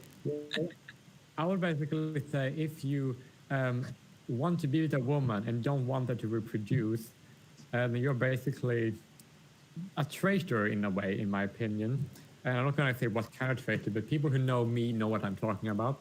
So, yeah, therefore I would say that he is like, fuck him, he's a degenerate. And I think that even though I don't like her, I think that she is the more decent person in this conversation. And I think that he can suck it because people who claim to be child-free when they're actually childless are degenerate. Not all, but most heterosexual people who are married and don't have kids are massive degenerates. And he's a degenerate. I have no sympathy. She is a little bit more of a normal person, even though she's lots. But well, okay, like I agree with Paulo in the chat. Like, hard not to hate them both. I think they are both kind of like shitty, it seems. But the issue is like, you know, if he's clear, like, I don't want to have kids. I've made the decision for my whole life. They're together for 10 fucking years, right? And clearly that's like a term of their relationship, right? It's like, no, we're not having kids. It seems to me obvious that, you know, insofar as it might be true, right, that it's kind of like an alpha fucks beta bucks situation, I think what it really was she knew her clock was ticking. She knew she wanted to have a baby. So, you know, she has a brief period of separation, has someone come in her. And then all of a sudden, oh no, now we can get back together. Like, to me, it's so convenient. It's just way too convenient. I think that she planned this. I think she wanted to have a kid, and she decided it's easier to just go and get impregnated and then try to patch things up and then use the fact that she's pregnant to get this guy to raise the baby. Like I think she planned it. That or she's just like emotional to like a really negligent degree. See, Like, I would say that the best argument where this is concerned, I think, is Robin Hansen's argument that basically rape isn't considered immoral because of the psychological harm that it causes. Because even if you look at cases where the woman was, let's say, never aware of it, like it's possible to construct a scenario where that happens, where like the man gently, silently rapes a woman, or like a date rapes her so that she is none the wiser. Oh yeah, I'm gonna post a link to that post in the Right. chat. And the point is, people find that just as morally egregious, or almost as morally egregious, and therefore worthy of severe punishment, as raping her while conscious or whatever is, with the trauma and all of the attendant downstream issues, or without it. So if you just look at those two issues, if you compare rape and cuckoldry side by side, like the reproductive harm, you're talking about having sex against your will and maybe possibly being impregnated and then being able to terminate it, possibly or definitely with modern technology, versus raising another man's kid, being forced to do so by the state, as can happen now over a period of years or decades. And then on top of all that, there's just the betrayal of trust, because as you said, it's clearly a condition of their relationship, as in this case. So if you think rape is something that's worthy of being punished by death, this definitely is. So yeah. Well, yeah, and that's the thing too. Is this? Oh, sorry, you had some thoughts, Jay Willie. yeah, I'll basically say that if people that if as he is a degenerate, I don't believe that. I believe that I'm completely fine with the oppression of degenerates. Like, I'm completely fine with that. So I think that the idea of having child support laws is completely immoral and should definitely be off the table. It's horrible because even if people do have kids and then one parent decides to leave, right? A lot of people would still voluntarily pay child support if they wanted to, right? And the whole idea of that being government is so that the government can use it as an industry, right? Because child support laws take away the passport and driver's license to make it harder for people to get jobs so that they can go into jail easier. And that's planned by the government to extract, because like the child support is like an industry, a government industry, right? Because the government is fundamentally immoral. But degenerates are also fundamentally immoral. So I would say that the government versus degenerates, they basically just, and my own enemies are going at it against one another. I don't really have an issue with that. But of course, it's bad when the government goes after non-degenerates. But I will still never have an issue with the oppression of the degenerates, because that's basically their rightful place. That okay? I'll concede that that's an interesting angle. Obviously, I'm going to disavow because, as cringe as it is, I am still championing the libertarian mindset, and I go based off of the ethics and morality distinction, where I don't think that the government's role is to moralize. And I think that something like a couple deciding to be together and just choosing not to have kids, so long as they're willing to deal with the consequences of that, which is that they might be old and infertile and regretting it later, or it may be that this woman realizes if she wants to have kids, she's going to have to separate from her husband of maybe 10 years. That's their problem they're going to have to deal with. The angle though that like, hey, if they're doing something immoral, the government's immoral. I don't really care if they, the enemy of my enemy is my friend kind of a thing. It's an interesting perspective. I'll concede that much, but yeah, so I tried to search for the gentle silent rape article and I couldn't get any results because my browser was set to strict safe, like for work. So I tried to search for gentle silent Robin Hansen, and it still didn't show up. But anyway. Well, it's on the screen now. I can see it. Yeah, now I posted the link and everything. Man, if I was like a philosophy professor in like ethics or something, this is definitely something I would put on the short list to like force people to read. I would gently, silently force them to read it. See, the point, Because and it's so good. But yeah, I the didn't, comments are blackpilling as fuck. The comments are I so didn't, stupid. I didn't express this very well before. Just to be clear, the point is, if you ask people why rape is morally worse than cuckoldry, they'll say because of the physical trauma and like um, the physical violation and like the memory of that. But then you can normalize for all of those things. Like you can imagine a situation where none of those factors are present, like where the woman doesn't even know that anything's happened theoretically, and then people will still say that that is, if not equally morally bad, then almost as morally bad.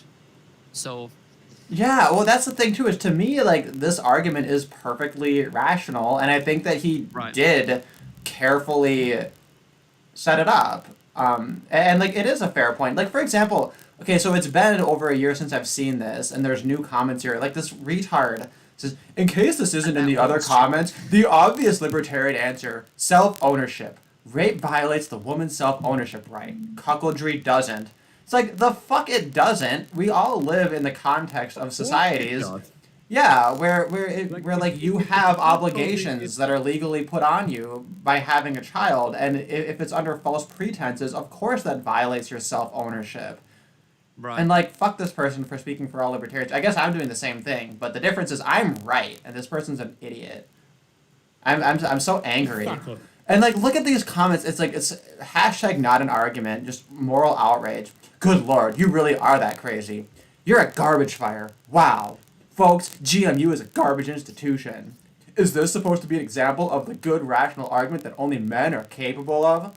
Morally illiterate. That sums up your argument. And Also, by it's the just way, like fuck these people. I hate them all. Why don't they get it? Are they illiterate? Like this is so fucking reasonable. Am I retarded? I don't know what's going on. No, you're right. I just need to add one thing: is that people say that rape is something that happens to women, and that cuckold is something that happens to men, and that's not entirely true. Because here's the kicker: there were like a woman, right, who decided to get cuckold because the government forced her to it. Okay, this is going to be a very interesting story, but you want to hear? Yeah, go for it. Okay, it was this Swedish couple, right? And the woman was like infertile, right? But I think she could like have eggs, right? But she couldn't like be pregnant, right? So what they did was that because the government didn't want to like help out with surrogacy, right? Because the Swedish government only helps if they only help women, right, who can have kids. To have kids, they never help men. So if they are like a female supremacist country, more or less, right? Or at least more aspire to be more and more. They want to enforce more feminism, but that's besides the point, right? So what they forced her to is that they forced them. So if she wanted to have a kid with her husband, right, who was his kid, right, then he got pregnant with another woman, right, and then they had kids, and then she got to raise his kids. That wasn't hers. Because of the state, but she chose it to. But it was like because the state was like fucking them over, so they shouldn't, so that they couldn't like use their own money in the free market to make sure that they both could reproduce. I think that was the case. So this is an example of cuckoldry being on the other ways, and it's not involuntary, but it's still like enforced by the state in the same way. Does that make sense? Well, kind of, yeah, because there's two different scenarios, right? If you remove the state, maybe in theory, we could make a stronger case for cuckoldry not being as bad, but even then, like, he's still, providing for the offspring under false pretenses, and I think that's like a contractual violation, which I would put in the realm of unethical. I would say, like, straight up, like, you make a contract, you lie about the terms of the contract, and it's binding on someone. because he didn't agree to raise a stranger's kids. He agreed to raise his own kids. So Yeah, and there are some libertarians who would disagree. They would say, actually, no. If a person enters into a contract and lies about the terms, like that's grounds for nullifying the contract, but that would not be considered an NAP violation. And I tend to disagree. I tend to say no. That's hashtag NAP violated. That's fucking. We've moved out of the state of nature into the state of war. Like I don't know. I have that view on contracts that like you're like it justifies retaliation. well, it just seems like that standard would open you up to being abused basically constantly. Well, because yeah, what it's based on is the idea that you publicly notify people that so and so has violated the contract, and if contracts are going to be mediated through dispute resolution organizations, it's going to hurt that person's reputation or that organization's reputation, and then therefore they're going to have like a lower credit rating. Basically, they're going to have more difficulty procuring new contracts. So it's going to make it so that they're going to have to either pay more or use a less reputable DRO to insure their contracts. And then, obviously a DRO, when you insure a contract, when they find that there's a breach, like they'd be mediating the compensation for it, right? So there is a theory in place. What I've described, many people would say, oh, that's a government, which if that's your definition of government, fine. That would be a definition of government that is consistent with libertarian ethics that literally no ANCAPs, I think, would have any problem with. So that it just becomes like a semantic issue. But yeah, but the part of it too is, yeah, it's like once somebody owes compensation, the question is like, is that DRO then allowed to recoup those losses from the offending party? And that's where you have, I guess, some trickier ethical problems, and that's probably the realm where libertarian ethics runs into the most problems. But I think that you compare those problems to the kinds of shit you see in modern legal systems, and it's like nothing compared to what we deal with on a day-to-day basis in our so-called functioning societies. Yep. Anyway, so I want to read just the last bit of this article. The last bit of this article has people's reactions to this guy's predicament. One person said, "You need to leave. If you're this adamant about not wanting a child, especially another man's child, then you need to leave so that kid has a chance at a good life. He or she won't get that growing up feeling the resentment from you. Stop trying to get her to have an abortion that she clearly doesn't want. You can't wish this baby away, and you can't pretend everything is okay just because you love her and not the baby." Another commented, "I really admire..." Abortion. Hold on, I thought abortion was like a completely trivial thing that like isn't.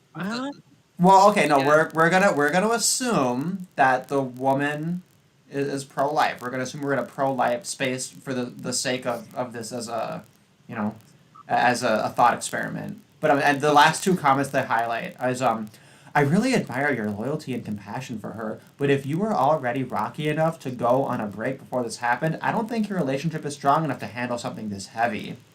And a third responded, "I know you love her, but you will never accept this situation. Your life will change completely with a kid, and it's not even yours."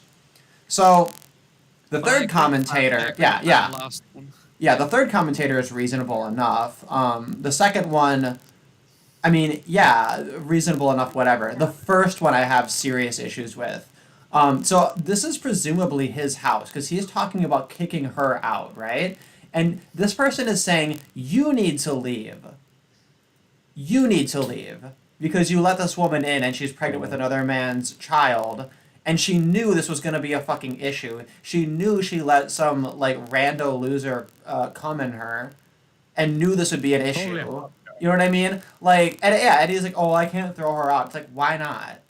I just. Well, why can't he? Yeah, why can't he go back to the guy who made her pregnant? Isn't the real father the one who should be not legally, of course, because the state shouldn't be involved, right? But isn't the real father, right?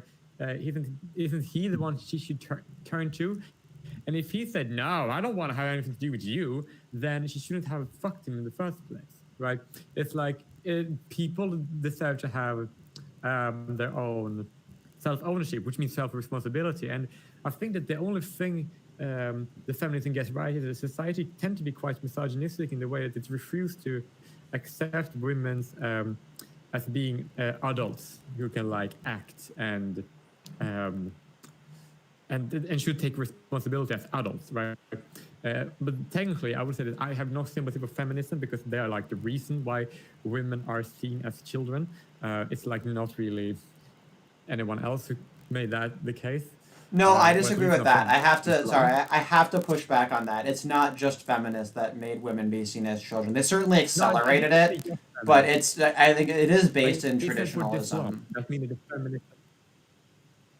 I mean, the feminism is the tail end of the current political forces have been keeping that mindset alive. But historically speaking, there were other ideas that held to the same. Oh God, I hate misogynistic viewpoints. Not exclusively feminism, but I'm saying that feminism is like the most recent and present day political framework that keeps that mindset alive. So it's tail end, but I would still say that other ideologies and beliefs have been responsible for the same mindset in the past because Well, feminism is anything but.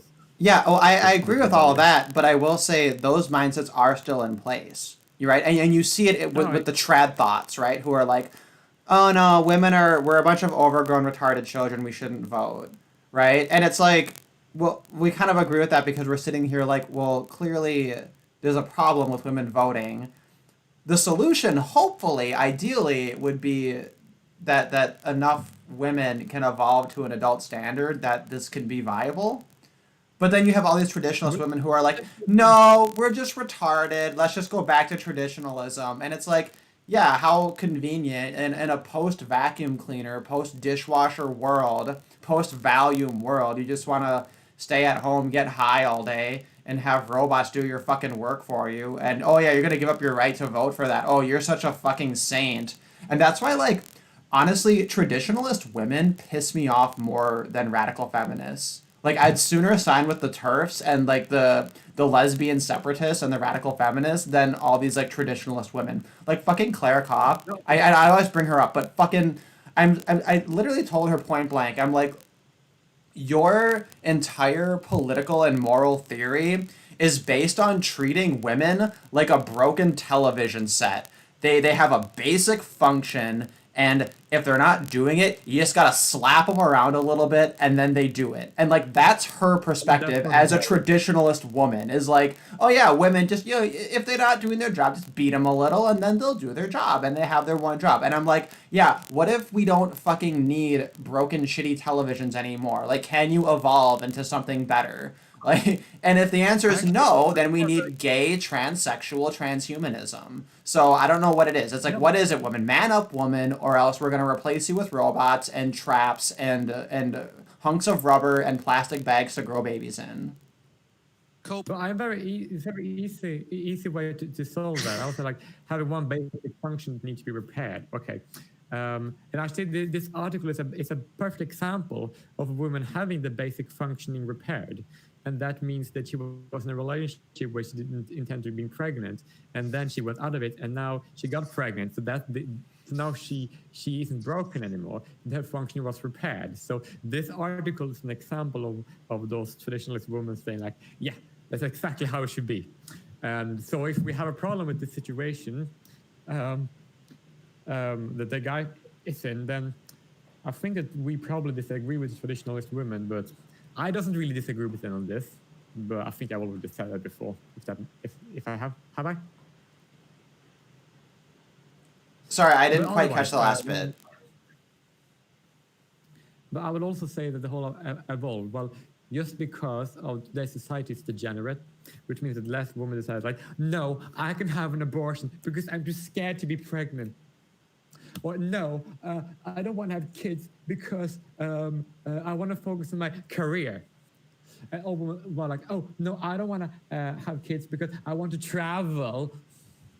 Like all this like super degenerate shit the things that women are doing. Like that's actually something that is not entirely bad, but the only good part is that it's actually going to affect the female sex evolutionary, because in mammals, right, especially the longer the pregnancy, right, that means that the female sex is the limited function of reproduction. Right. That means that evolution, as in humans, doesn't affect women, that affects men. And that's why men are so much better in so many ways, succeeding in many ways. Not saying that men are better, but like better in doing a lot of stuff. That's why men are You're leaders not in saying men are better. You're building saying men stuff. are more evolved. Exactly. Right.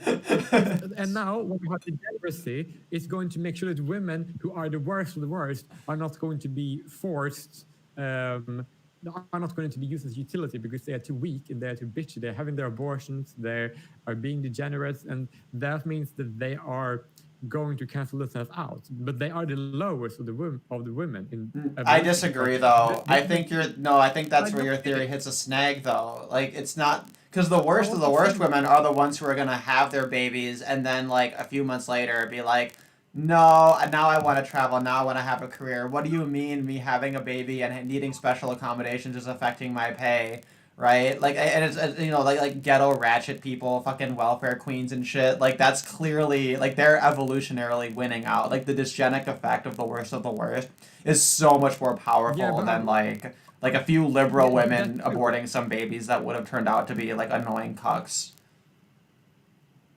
But like I would say that both can be true at the same time. Like you could have a dissonance effect, in many ways, but you can also have a positive effect in some other ways. That's true, but I do think that the dysgenic effects are like wildly outpacing those. Derek, I just want to say, if you really think that women are going to lose their value to men, like in an emotional level, and they're going to be replaced with robots, you're probably coping. Like, it's not going to happen. Yeah, I was gonna And call you out on forget about that. No, I think you're wrong. I honestly think that the arguments in favor, like when you literally make the T chart and you have bio woman versus Oh, not even come sex robot, not even sex robot, sex doll. The arguments seem convincing to me. And hey, I'm Right. not saying anybody has to do Well, anything, but I'm saying Okay, so this is destigmatize compelling. love It's dolls, compelling right? to you is the point. It's compelling to you. It isn't going to be to the average man, like until hell freezes over. Like it's never going to be some high status thing for a man to be having sex with like a simulacrum of a real woman. It's always going to be kind of a, oh, he's doing that because he couldn't do any better. Because like it's the reality that most of the guys who are doing this have. It's just a reality, okay? Like the incredible the number of people who will just hysterically deny this, but they're like really low SMV middle-aged men that even most average-looking women wouldn't want to date anyway. So it's actually not like they're doing anything that women don't want. They have this delusion that, oh, we're going against the grain and women are going to come crawling back to us and like start demanding that or they're going to be desperately trying to earn their value, but no, they don't need to do that. So I guess what you're saying is maybe, or I guess this would be an implication of it, that a lot of the people in the MGTOW camp who are, saying, oh no, we just go waifu for laifu with the love dolls. Really, what it is it's like they're kind of hunkering down and holding out for women to eventually come back and to have renegotiated terms that are obviously restoring the patriarchy, keeping the pan pan strong, that kind of thing. Like that's a motivating factor in it. Which I think is fair enough, but I will say this. Celestina has a lot of fucking followers on Instagram, and on the flip side, a lot of divorced men are killing themselves. So, I don't know, like, I'm not saying I'm putting all my eggs in one basket, but I got my fingers crossed for it.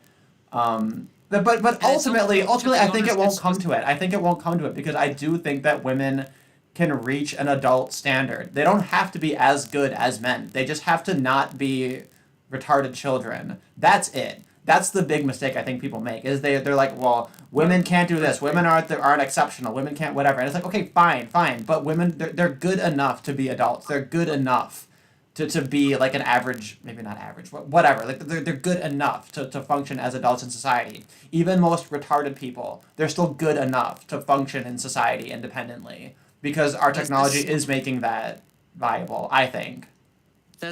Well, it's interesting. There's this quote from Carl Jung, which is considered really controversial, but I think it does get at something interesting, which is that the essential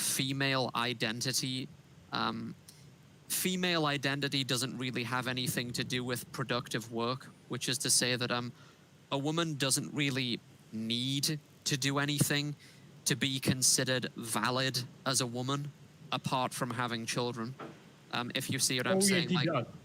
she's not going to be seen as like when people say that you're not a real man for being unproductive, nobody says that to women because you know, and historically women did work, obviously. Like, I'm not denying that at all. It's just, it isn't, working isn't essential to the feminine identity in the way that it is in to the masculine identity, if that makes sense.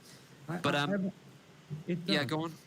I would just like to add that, like, I heard women saying that women who are too afraid to have kids and to be pregnant, that those women are not real women because they're not filling the standard of what a woman should do. That actually is an interesting take. I don't know if you guys know, but so Beauty and the Beta, right? Blonde. She has her own offshoot podcast called Motherland, Yeah, I've and seen it. yeah, and I listened to the first episode. I haven't listened to the second one yet, but You listened it's to the one they did with the circumcision guy? Like, oh no, I didn't. I assume it the, was it an anti-circum because she's It- anti-circumcision. yeah, it was, they did one with the director, the guy who was the director of that film on American circumcision, Oh yeah, that guy. I still haven't. He's so People, cool. I never watched that because I just knew It's it good. just makes me too angry, and I'm sure it's really good. I'm sure it's whatever, but I just like I can't. Um, like if somebody linked me. It was Steven who I met at the ICMI. He linked me like, oh, did you see this debate with so and so on circumcision? And I was just like no, like I get that I talk about these issues. I'm an activist, and you'd think, oh, you're so interested in this, and it's like it's such a fucking stupid issue, and I hate looking directly into it because all it does is make me angry. So I'm sitting here, I'm like, So, oh, am I gonna get fucking banned off YouTube for fucking anti-Semitism or something for like so yelling at you this Jew for being a retard? you were saying about Blonde's podcast? Oh yeah, I was just saying. It's interesting because it does highlight like a lot of the ins and outs and nuances of pregnancy, and there is a lot to it. It makes me wonder though, like the kind of woman who's like, oh, I want to have kids, but I'm afraid of pregnancy. I mean, there's that one chick who totally like was pregnant and like had a baby while she was in a coma, and it's like, why don't you could just put these pregnant women in comas if they don't want to deal with all the labor of it, which might even work out better. There might be less complications because you can kind of control everything. Obviously, that's probably Oh yeah, that's true. spicy So take, Well, but and this just, is I need another to, idea I you need, can do there. I need to round off the point that I was gonna make before because I didn't. It was oh just yeah, kind yeah, of yeah. open ended, and I didn't really go anywhere with it. So yeah, there's that. Like, the only essential female identity is motherhood. It doesn't mean they can't do other things, but morally, it's the only thing that's essential to their identity.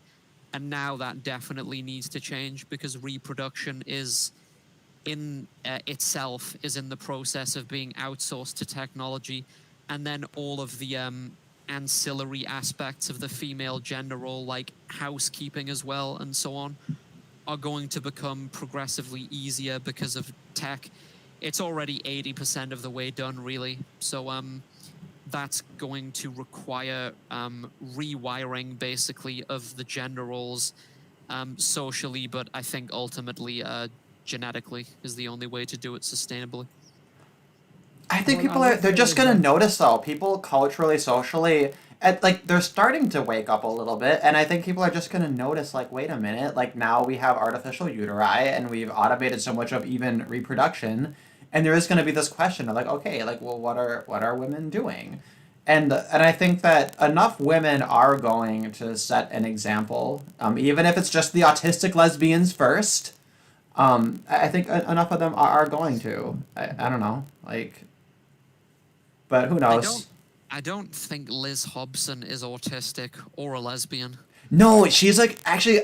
Was I talking to you about this? Because I actually was Yeah. thinking about that. I was like, there's that trope about autistic lesbians, and I'm sitting here like, I think Liz Hobson is like so fascinating because she's like a very like decidedly feminine person and clearly like not a grifter. Like she's clearly like a legitimate real femme and but she's so feminine and so not a lesbian and so not autistic at the same time. And I think that's what makes her so fascinating.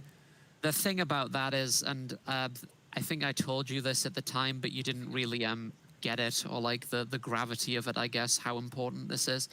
So she doesn't appear to be autistic, but that doesn't mean she's quote unquote normal. She's still probably weird, just in a name. She's weird in a way that we don't have a medical name for, basically. But like her personality is still probably quite out of the norm. Well, you know, she's Well, she's she's into like me. crafts. She's into crafts. I wanna drag her onto a stream and just talk about crafts. Have a craft talk stream. Because Yeah, I do crafts She sometimes seems too for to be my I'd classes. I'd love to she, talk to her on a stream. Actually, she's really cool. Yeah. Well, she she expressed seems some to be interest superior. before. I should reach out to her again. Yeah. Her and Natty. I love Natty. But she seems to be in one way superior, but still abnormal. Like, but people usually think of something being abnormal, they think of this being lesser than the norm. But a lot of the time, being abnormal is above the norm, like it's better than the norm. And the reason why, and I think that that's like me, right? So I think that she is like me, it's like abnormal but superior, if that makes sense. Oh yeah, to me, the words like eccentric, queer, abnormal, I take them as complimentary because I Pilita's thing is queer, isn't it? Yeah. yeah, he made a whole video about it. Actually, No, me that's and not Jen were talking about this that there needs to be like a name for people on YouTube who like talking about things, right? This Is he like like weird sphere.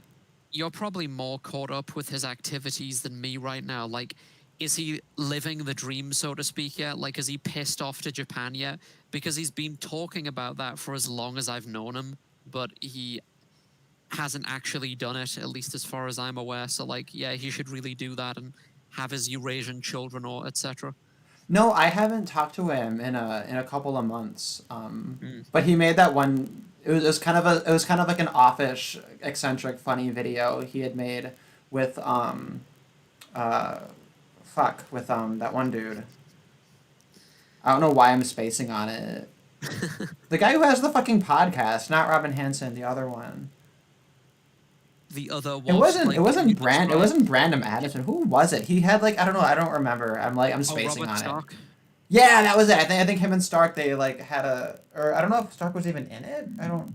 Who the fuck was else in there? I don't know. I'm not up to date. I need to It's study funny how like before we isn't it discuss him funny? because he's into so much shit.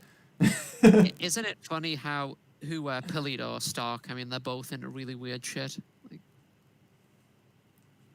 hello. He had this whole thing about how like yeah I talked to him and like I kind of thought it'd be cool if he was like my daddy and blah blah. blah. I Oh, don't know. It Greg, was. he was talking. He was talking Oh, that about was it. Greg Yeah, yeah, yeah. Johnson. That was it. About Greg Johnson. Yeah, yeah, yeah. It was. I don't know. It was one of those things where it's like you're watching it and it's just. It's the kind of funny where you're kind of like smirking at it and tilting your head and you're like, this is funny, but I don't quite get it and I could never articulate what it is about it. You know, almost like that That's Sam Hyde kind of a comedy. Have you noticed that in videos, Stark always looks like he's not quite all there because he's always on like benzos or whatever to deal I with his I anxiety? I have not. I disavow. I will not comment on people's self medications because Yeah, I don't want to open that Pandora's box. I've yeah. had people they're like, oh my god, so like I'm really sorry, but I totally smoked some weed when I was on your podcast, and I'm like, like, Lol. I'm like, oh okay, like that's fine, brah, like. And he always pauses before he says his own name at the beginning of podcasts, like as if he's forgotten his own name. That's Like great. he's like, hi guys, this is Robert Stark. This is who am I right now? Am I sure I want to say this name? Yeah. But yeah, so that was this article. But wasn't my synopsis of it, my introduction of it, totally correct? That like it starts out mundane, and then the more details you learn about it, the more you hate both of them. And By the end of rereading it, definitely I think the woman is worse, but I don't feel bad for this man because I feel like why are you having a moral dilemma when you should be outraged and like just kick out the pregnant whore? Like why is this so difficult? Yeah. Yeah. I mean, I'm giving the man Yeah, a you little think bit he more deserves to suffer for responsibility. doing it. Sorry, what Jay Willie, you have a He slight would've- delay. It's not as bad as last time, but go ahead. What was your thought?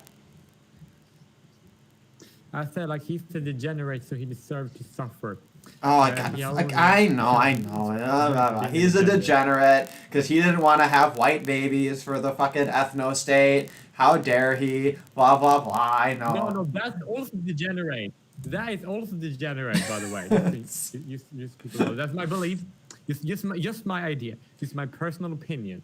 Okay. I thought. Yeah, I your like personal this- opinion, your list of things that you're fine having the government sicked on people for because it's degenerate. I thought you were just saying. Well, he was yeah, of course, degenerate because he was a cunt. degenerate for destroying.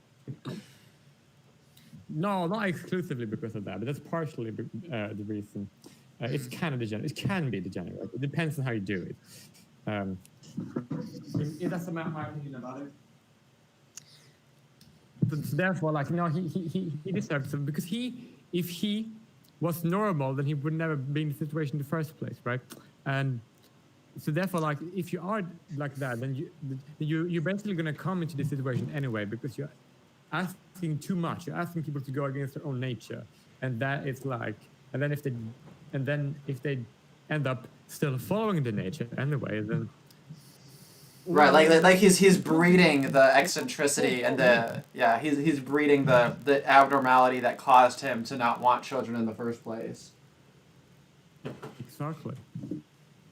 No, he is like, if he was normal person who wanted children, he would never be in a situation before. Like, he being a degenerate is the reason why he's suffering right now. So therefore, I wouldn't really say like, oh, boo-hoo, but that's like lesson. He can suffer. Yeah, point taken. I think it's a little bit of a butterfly effect argument, but I'll be interested to hear your treatise on degeneracy in the future.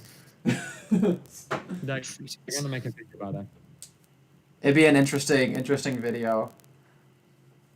But yeah, actually, that I should reach out to Pill Eater because I am curious now what he's up to. Yeah. So the next one I have here is about this professor who, honestly, I feel like the picture here is the article where somebody was handing out, I guess, flyers about microaggressions, and he took one of them and put it by the chalkboard, which it's super cute that they have chalkboards. Like, that's like the one innovation schools have had in the last century, and the school is like too fucking cheap and still has them. Actually, the first school I taught in, we only had chalkboards, and we had different colors of chalk, and it's very satisfying to write in chalk, but they were different colored ones, and like you'd get in the habit of wiping your hand on your pants, but the red one would always stay. So I just had these like red stains on my pants all the time because of wiping them there. And anyway, For a second, I thought you were gonna say wiping your ass on your pants. for wiping my ass on my pants. No, that's a different kind of stain. Different color too, thankfully, not red. Very good. Usually, no.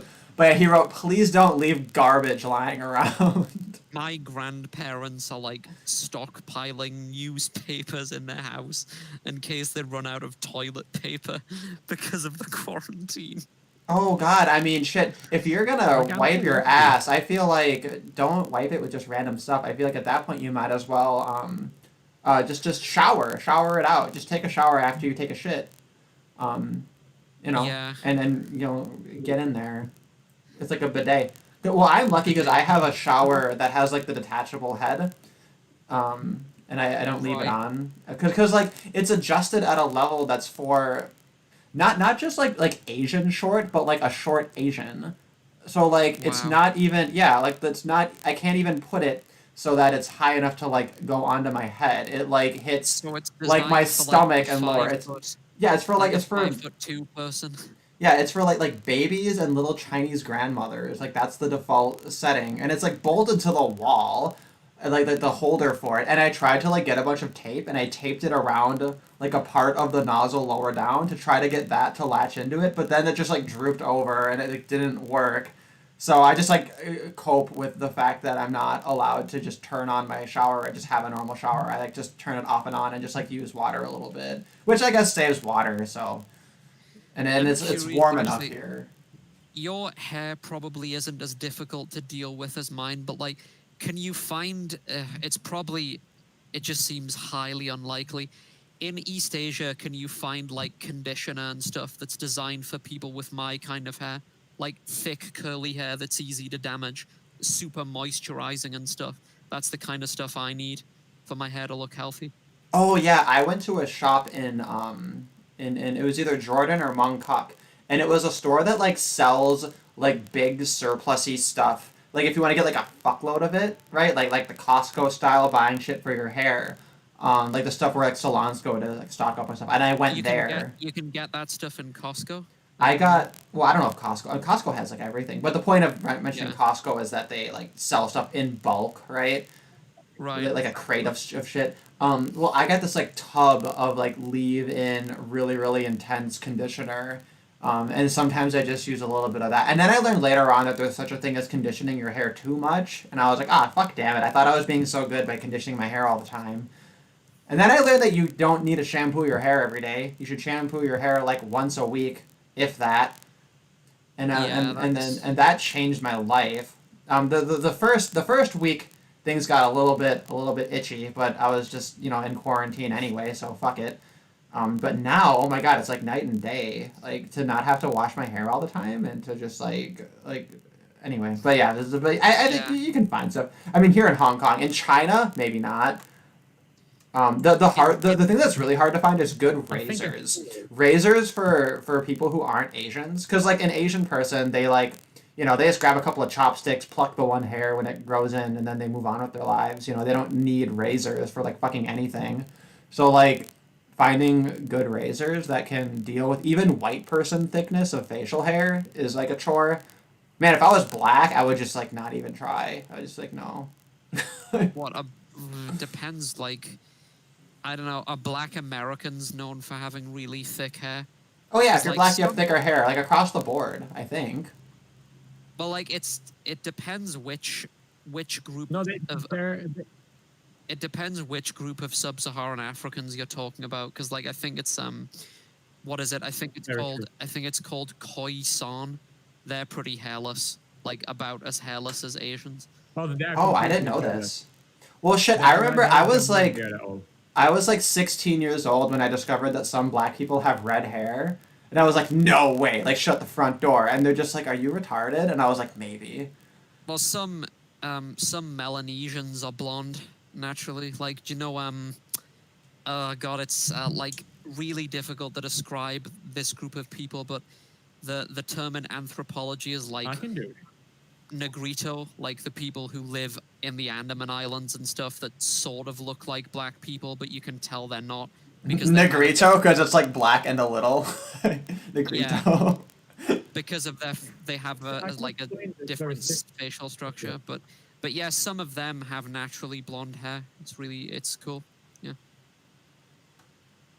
Sorry, go on. Yeah, I would say that if you look at I know how to describe that race. They're called the Austrics, and they are the indigenous. They are the first people. They're the Aborigines, the Melanesian, the Negritos. They're all Austric, right? And the same thing goes for the Vedoids in India and Sri Lanka, like the weather people. But not the Vedoids, but the other ones, the Negritos and the Australo Melanesians. They have a high degree. Well, they have some of those people have blonde hair.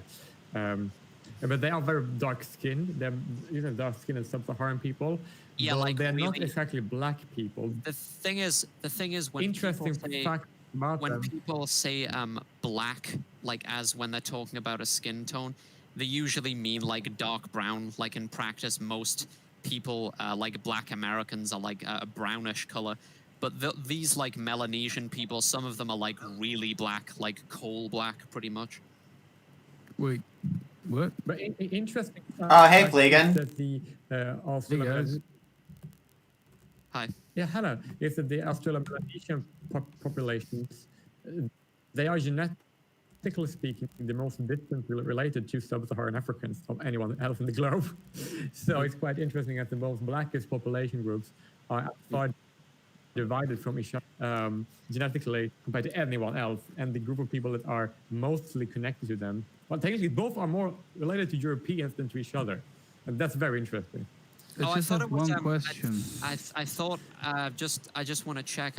Because maybe you're talking about the same group of people. I don't know, but I thought it was Abos, like Australian Aborigines, are like the most distant from sub-Saharan Africans. I don't know. Yeah, I included them. Yeah. Okay. Yeah.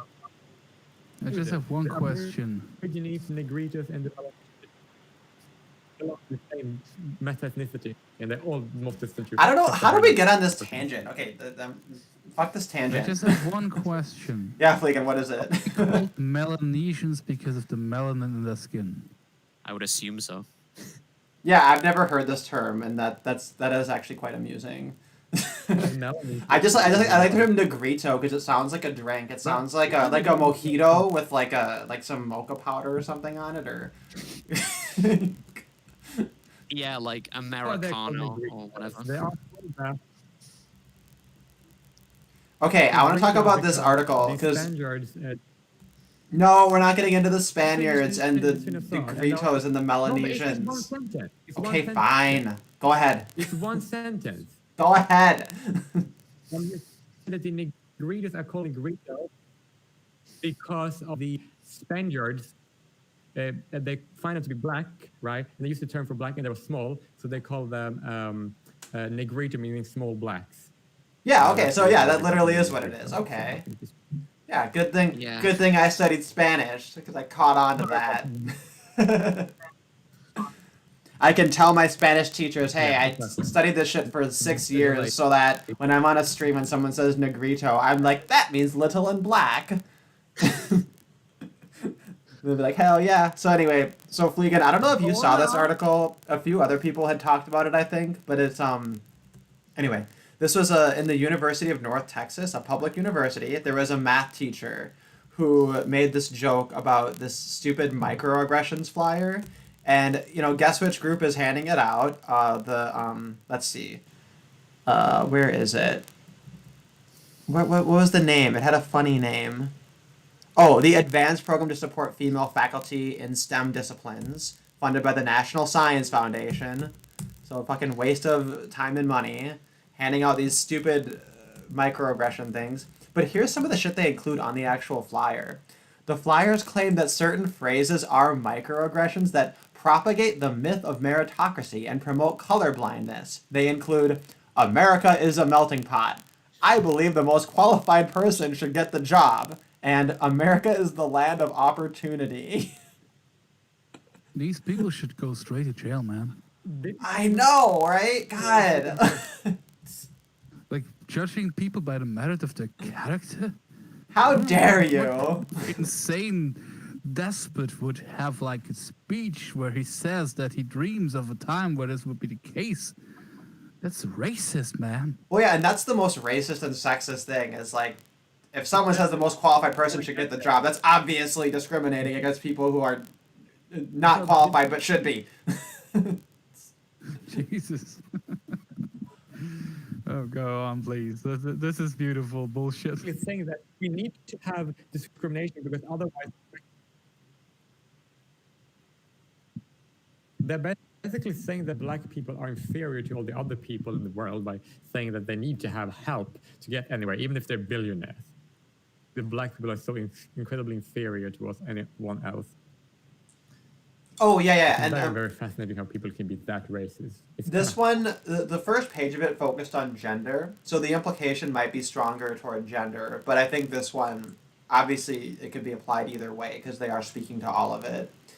They also complain about heterosexism when forms choose you to choose male or female, which is ridiculous because that's not heterosexist. That's literally that's I guess anti-non-binary. It's not even anti-trans, right? It'd be anti-non-binary only. That's just normal. That's just reality. Yeah, It's just normal. It's just common sense. It's just reality. You could say it's anti-hermaphroditic. using really obscure words make you sound clever though, so that makes you sound clever. So that's why they do it. Well, yeah, and then heterosexist ends with sexist, right? So we know there's a If you- condemnation. But if you can't ask the people if they're male or female, how are you gonna give the women a hands up? Yeah, I mean, I guess we'll let them square that circle. But yeah, so this professor was a math professor and made a joke about it. But I guess some people have come to his defense. What's interesting though is they said that by like firing him or I guess putting him on leave or whatever without notice, they argued that what was it? Where was the argument? Yeah, that it was content and viewpoint based discrimination. And that's a new one to me. I've never seen this argued before. Content and viewpoint based discrimination. I like this terminology because sorry, I hate to bring up the gay wedding cakes. I think we all know my take on it, but like recently actually I was listening to Tree of Logic and she was saying, shit, if I was one of these Christian bakers, I would just take the job but then like on the day of when it's due, it'll be like, oh my god, I'm so sorry, it's not ready yet. I can give you a normal cake at short notice. Otherwise, it's gonna take a long time. And then the the transsexuals or the homos or whatever are gonna be like, oh well, we need it today, blah blah blah. And then they'll give her a bad review, and then she'll be like, okay, great. Like now, none of the homos or trannies are gonna come to my and hassle my business, right? Which is a brilliant solution. But Maybe extend it by saying, "Oh, our Hispanic intern get rid of sneezed on it." Sorry. oh, that's funny. Yeah, right. Sorry, they accidentally sneezed on it. But like, what pisses me off is like I don't feel bad for the Christian bakers because if I say, okay, I have a shop, but I'm just a racist, right? I'm just like a racist and a sexist, and I say no femoids and no Muslims, right? And I'm gonna pull out a paint swatch, and if your skin is one of these tones here, it's either it's too this much or too that much. People who are too pale or too Irish looking, too many freckles, like fuck you. Maybe half the blacks are okay, but some of them are too dark, right? Some of the Asians are a little too yellow, right? And I have a whole paint swatch system, and I'm like, no, like none of you people, right? And it's just like this like arbitrary and like stupid thing. The Christians aren't gonna say, oh, you're entitled to your discrimination, and I'm like, well, fuck you. Like your religion is just as arbitrary, so how dare you? You know? And like since they're not willing to defend that hypothetical right, then I'm not going to defend their right. So I say fuck them. I say like I hope the trannies fucking get their way. I mean poison the cake or whatever. I don't care what you do to the trannies either. Like I guess I've turned into you, Jay Willie. In this regard, I'm like you, where their moralism offends me, and I'm just like okay with the state killing them. Yeah. It's just really. Now I really want a Christian bakery saying, we cannot bake your cake. You're ginger. We only bake cakes for people with souls. Yeah, right. They're like, sorry, you need to have a soul. Like it's a soul bakery. Wouldn't you prefer to have your cake built by someone who believes you have a soul? Like we just don't believe you have a soul. Do you really want us to make your cake? Isn't that going to spoil your wedding? But no, that's too rational. But the difference, Jay Willie, is that in this circumstance, the Christian bakers are defending something unethical, not just immoral. I don't have to call them degenerate. I'm saying they're literally endorsing state involvement in a terrorist monopoly, enforcing this viewpoint upon innocent racists, ethically permissible but morally reprehensible racists. Yeah, I agree with you. Yeah, but the difference is that. But they're not morally reprehensible. Well, I suppose I guess under your framework, like we might argue that it's unethical, but it's a little bit. It's like a couple of steps removed. I don't know. Being racist is nothing wrong with that. It's nothing wrong with being racist if you're just in your private sphere. No, yeah, I'm referring back to the first article though, of the couple that decides not to have kids, and you take issue with that. I'm saying that's ethically permissible. You might argue morally reprehensible, but ethically permissible. But honestly speaking, they are gonna be, if they don't have kids, they're gonna be old, right? And then they're not gonna have people supporting them. They're gonna tell the taxpayers to pay for all this stupid shit, because that's what they do if they don't have kids to pay for their stupid shit. So they're still gonna force us to pay for them. So because they didn't have kids, so therefore, fuck up. Because if they're economically hurting the people who do have kids and their kids by being a burden by having an older population because they didn't have kids. Well, okay, but the solution at that point is, as a good ANCAP libertarian, you twirl your mustache and say, fuck you, old people, and you eat cat food and die. Like, you didn't save for your retirement. You didn't have any kids. You don't have any people who care about you. Go to charity, eat your cat food. Like, fuck you, right? That's so there is an alternative solution, but of course that's not realistic. That's not going to happen, But if we're talking theoretically, but we even evolved for just for that situation. Like if we are bad parents, then our kids, we have kids, and then we are good parents, and then our kids want to take care of us when we are old, right? If we are bad parents, or if we don't have kids, that's not going to happen, right? So it's like, even if the state is really not needed for all people, because naturally speaking, the old people are living close to their children, and the old people are not being a burden because the old people are helping their children, their adult children, by looking after kids when the adult children who are now parents are working. So in reality, everything works. If the state comes in and fucks everything up, and therefore, if the people are going to use the state to fuck us up, gets fucked over by the state, then let them. No, yeah, and I get that there's a traditionalist kind of built-in convenient solution to it, so I can't argue with that. But this actually reminds me that there are social workers in my country that go to old people in old people's homes that have no one that wants to visit them for whatever reason and spend time with them. Like they have this fallacy that being an old person makes you worthy of this human interaction. Like I would ask the question, why the fuck are you old and alone? I mean, if everyone that loved you has died, maybe, but most of these people were horrible people and their relatives don't want to see them because they were terrible. And my tax money pays someone to pretend to like them? How the fuck did we get to that point? Well, thankfully, it's creating jobs. So, like, it's creating jobs. So that's something I can, like, at least see some value in, because at least, even though it's tax-free fund jobs, it makes their lives better, but maybe if you're old and alone, you kind of had a whole lifetime not to get to that point in your life, Or if we get rid of child labor laws and we end minimum wage, then you can pay 5-year-olds to hang out with old people, and they'd love it. That could go wrong. That could go terribly wrong. Well, I mean, obviously it's all safe and it's all supervised. Like, you're not going to send your 5-year-old to hang out with, like, weird old people that are, like, mean-spirited or whatever. Play card games with them. And, like, old people love kids, especially if they're, like childless or whatever, or, like, all their kids are dead or something. Like, that would, I don't know. Yeah. Like, Actually, that's not a bad idea if you remove the pedophilia aspect from it. well, yeah, because, like, yeah. it's so easy and cheap to just put cameras everywhere and to just make sure nothing happens. Like, that's not... I feel like that's not too hard to make that safe. And it's like, it's old people. They're not going to fucking move fast or anything. You know what I mean? Like, and they have their open communal areas and everything. Like, it's so easy to make that safe. Like of all the working conditions, this isn't little kids climbing into machinery and getting their arms ripped off, right? This is like, you're going to sit around with grandma and remind her how to play Uno.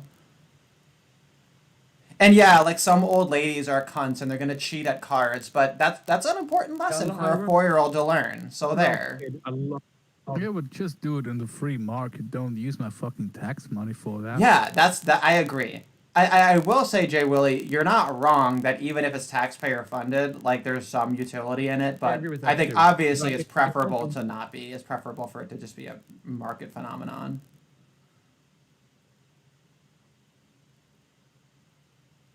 Yeah, but the only reason why I can sort of like can't really be entirely against this is because speaking as someone who have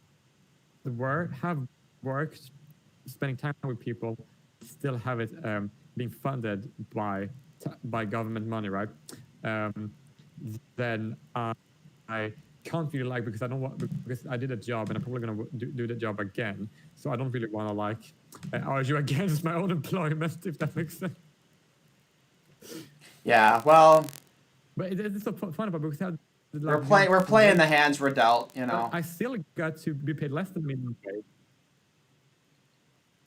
Yeah, but it's so weird. They have minimum wage laws, but still get paid less than that, and they don't call it pay. They call it monetarily compensation, because it doesn't meet the minimum wage qualifiers. I was like, why the fuck do you even have minimum wage laws then? I remember I was, like, really desperate to find a part-time job when I was in college, and it was so fucking hard to find a job.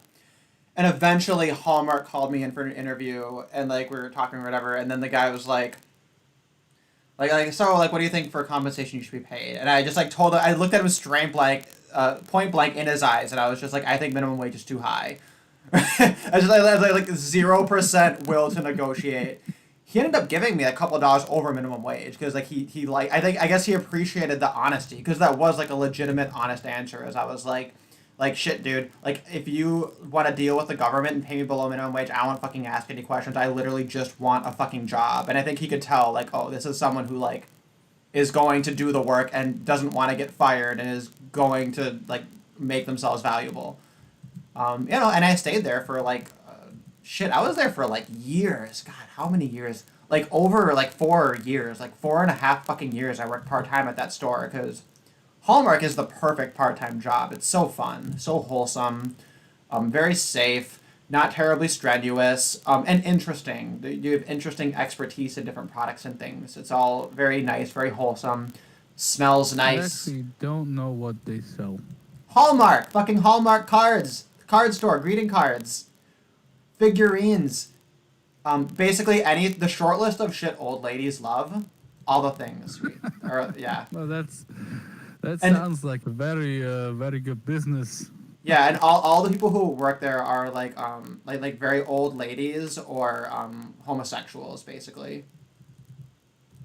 Basically, everyone who works there is either an old lady or a gay. So it's just when they hire you to ask, when you address a random stranger, how likely are you to call them honey? Yeah, right. That's exactly. And then the whole thing is like, you want to say hi to every single customer when they come in, ask them what they're looking for, and you kind of express some interest in it. And like, that's not hard to do. You know, if someone says, "Oh, I'm getting a birthday card for my friend," it's really easy to be like, "Oh, cool. Like, who are they? Like, where'd you meet them? Like, do you need Is it a special age? Is it a family member? Is it someone you've known for a while? Like blah blah blah, right?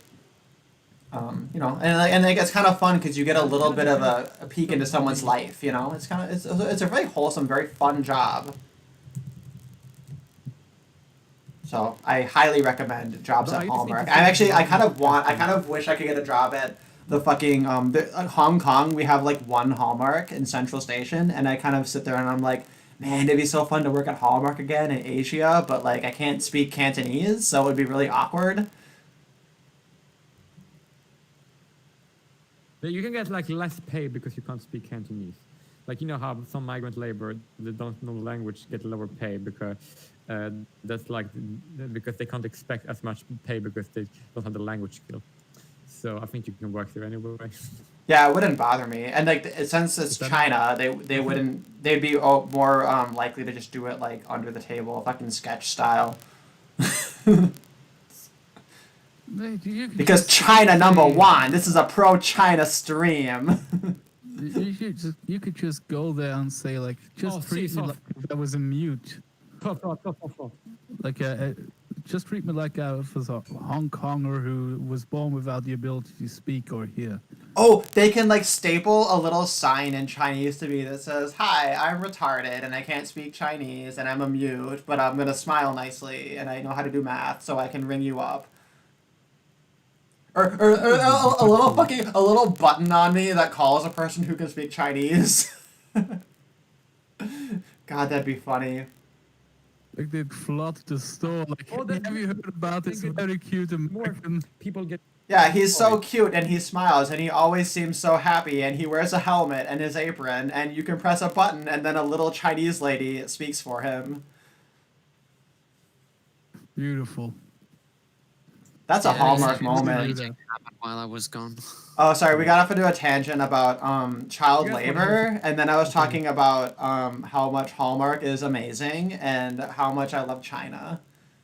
I don't even know what Hallmark is. Like, I don't think You sound just like Fleegan. How do you not? Hallmark. Okay, there's at least one Hallmark in the UK. Hallmark cards. Have you ever heard the? either? What the? Because you guys aren't American. That's why. But I've never seen one in Switzerland. Ashley doesn't know about it in Great Britain. Apparently, Hallmark is not that relevant, man. Though they gotta branch out. They're really big in America. That's the thing. It's a big American thing. Have you guys ever heard the phrase Hallmark moment? Hallmark moment? No? You guys haven't heard the phrase Hallmark moment? We don't have No. hallmarks here either. No. Okay, so a Hallmark moment, that's like Yeah.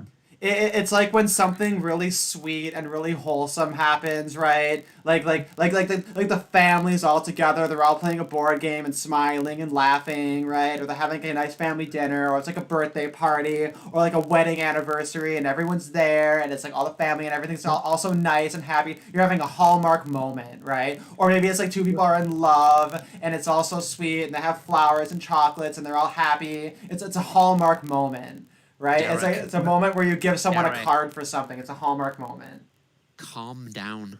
I'm really upset because Let him- Hallmark let is him- so I'm famous in confused now. America. Do they have that copyrighted like Disney has What? the birthday song copyrighted? Like, are you allowed to have a Hallmark moment if you don't have a Hallmark product in the house? Yeah, right. Like you're having a moment and it's just too wholesome, and then some fuckers in suits show up and they're like, "Excuse me, this level of wholesome, we have a copyright on it. This is a certified Hallmark moment. You need to get you need a license for this." Oh my god, that'd be so funny. Holy shit. Yeah, anything wholesome. A Norman Rockwell painting? Yeah, sure. Paulo, do you not know about the Hallmark either? I'm just shocked because every single American knows Hallmark. That's where you go to get your greeting cards. And little old ladies love it because it's a nice place to get good picture frames and precious moments figurines. And we had the what are they called, the willow, fucking wood willow, what are they called, willow something. They're these figurines of like statues that have like no facial expressions, and they like vaguely represent abstract concepts in ways that are sometimes very like So- charming. But yeah. Anyway. Speaking of wholesome things, I vaguely remember talking to you, Derek, about like the wedding industry and how all this money is spent on things that aren't even that aesthetically pleasing most of the time, like the rings and so on. And I sent you a link to this website called My Secret Woods, this Canadian company that makes these wooden rings with really cool looking designs. I don't know if you remember. Yeah, no, I've actually, because even before you said that to me, I've seen those ads all the time for those like epoxy rings, and some of them like glow in the dark and shit, and they're really cool. Yeah, and that's the thing is that for example, I don't know if I told you about the this. website and the other website with the dinosaur bone rings and like with the bits of meteorite and stuff in them. That's really fun. Honestly, I think I would like if I was gonna get married, it's gonna be the kind of person who like instead of exchanging wedding wings, we have like where they make like D20s or D100s out of dinosaur bone or something. Is that wait? You can actually sell dinosaur bone? That's legal? I know, right? I know it totally Apparently. shouldn't be. Like holy shit. It doesn't have to Hang be on, I'll see. dinosaur bone. I'll see if I can find the link and I'll send it to you, Fleegan. Just give me a minute. No, I think I saw those ads as well, but just now I thought of thinking like the only reason I could think of was if there was like an incomplete skeleton that was like only like 20% of the bones, and they say, yeah, well, we can sell those bones on the free market. But Well, you yeah, don't- you I don't saw- want I saw to the ad get the for rest it. Of the skeleton. Yeah, no, I saw the ad for it, and people were just outraged. They were like, "How dare you take dinosaur bones and then carve them into something retarded?" And it's like, yeah, fair point. You know, vote with your wallet. Don't buy it if you don't think that that's worth a dinosaur bone. Exactly. But it is kind of cool. Yeah. But I think there are alternatives, right? You can just use like wood and epoxy and make a lot of really cool effects and things. And I think, and those they look so much better than like a traditional wedding ring. Diamonds are fucking boring. There's no color to them unless you want to pay extra. And it's like, why bother? Just like get a fucking wooden epoxy ring and like, and then just roll Diamonds around are in that actually money. Fucking stupid. Like the only reason Yeah. diamonds still have value is because there's a fucking lobby keeping back the whole over. Like I don't know the English word. Like they have unearthed so many diamonds, so they keep them all in storage to pretend like, oh, there's a shortage. It's still like Yeah, they hoarded them. That's probably the word Yeah. you're looking for, hoarding. Also, I just want to note, Paulo in the chat noted he has heard the term Hallmark moment, even though he lives in Brazil where they don't have one.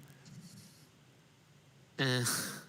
So there. Well, Well, as long as if they don't fucking actually go ahead and copyright that, like, I still can't get over the fact that "Happy Birthday," which I still don't think is a good song, that someone owns that, even though it was like composed over 100 years ago. And I think it's Disney who owns that. They will probably someday own the words "Will you marry me?" Like you have to pay to propose. I can see that happening. that would be pretty funny if they just have like a license on all marriage.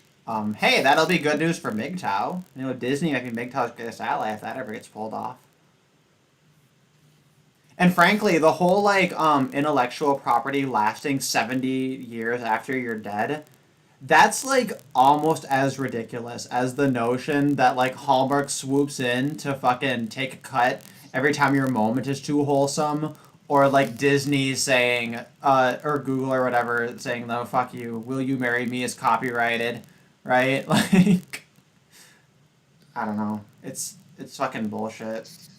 I Well, hate last year people they who. actually went a step further with a lawsuit about a song that actually isn't very much like the other song, where it was like da da da da da da, and the other one's like da da da da da da da, and then they actually gave the hip hop dude a couple of $1 million from Katy Perry because some musicologist said, "Yeah, it's not actually the same notes, and it's too short to be copyrighted, but it has the same feeling, you know."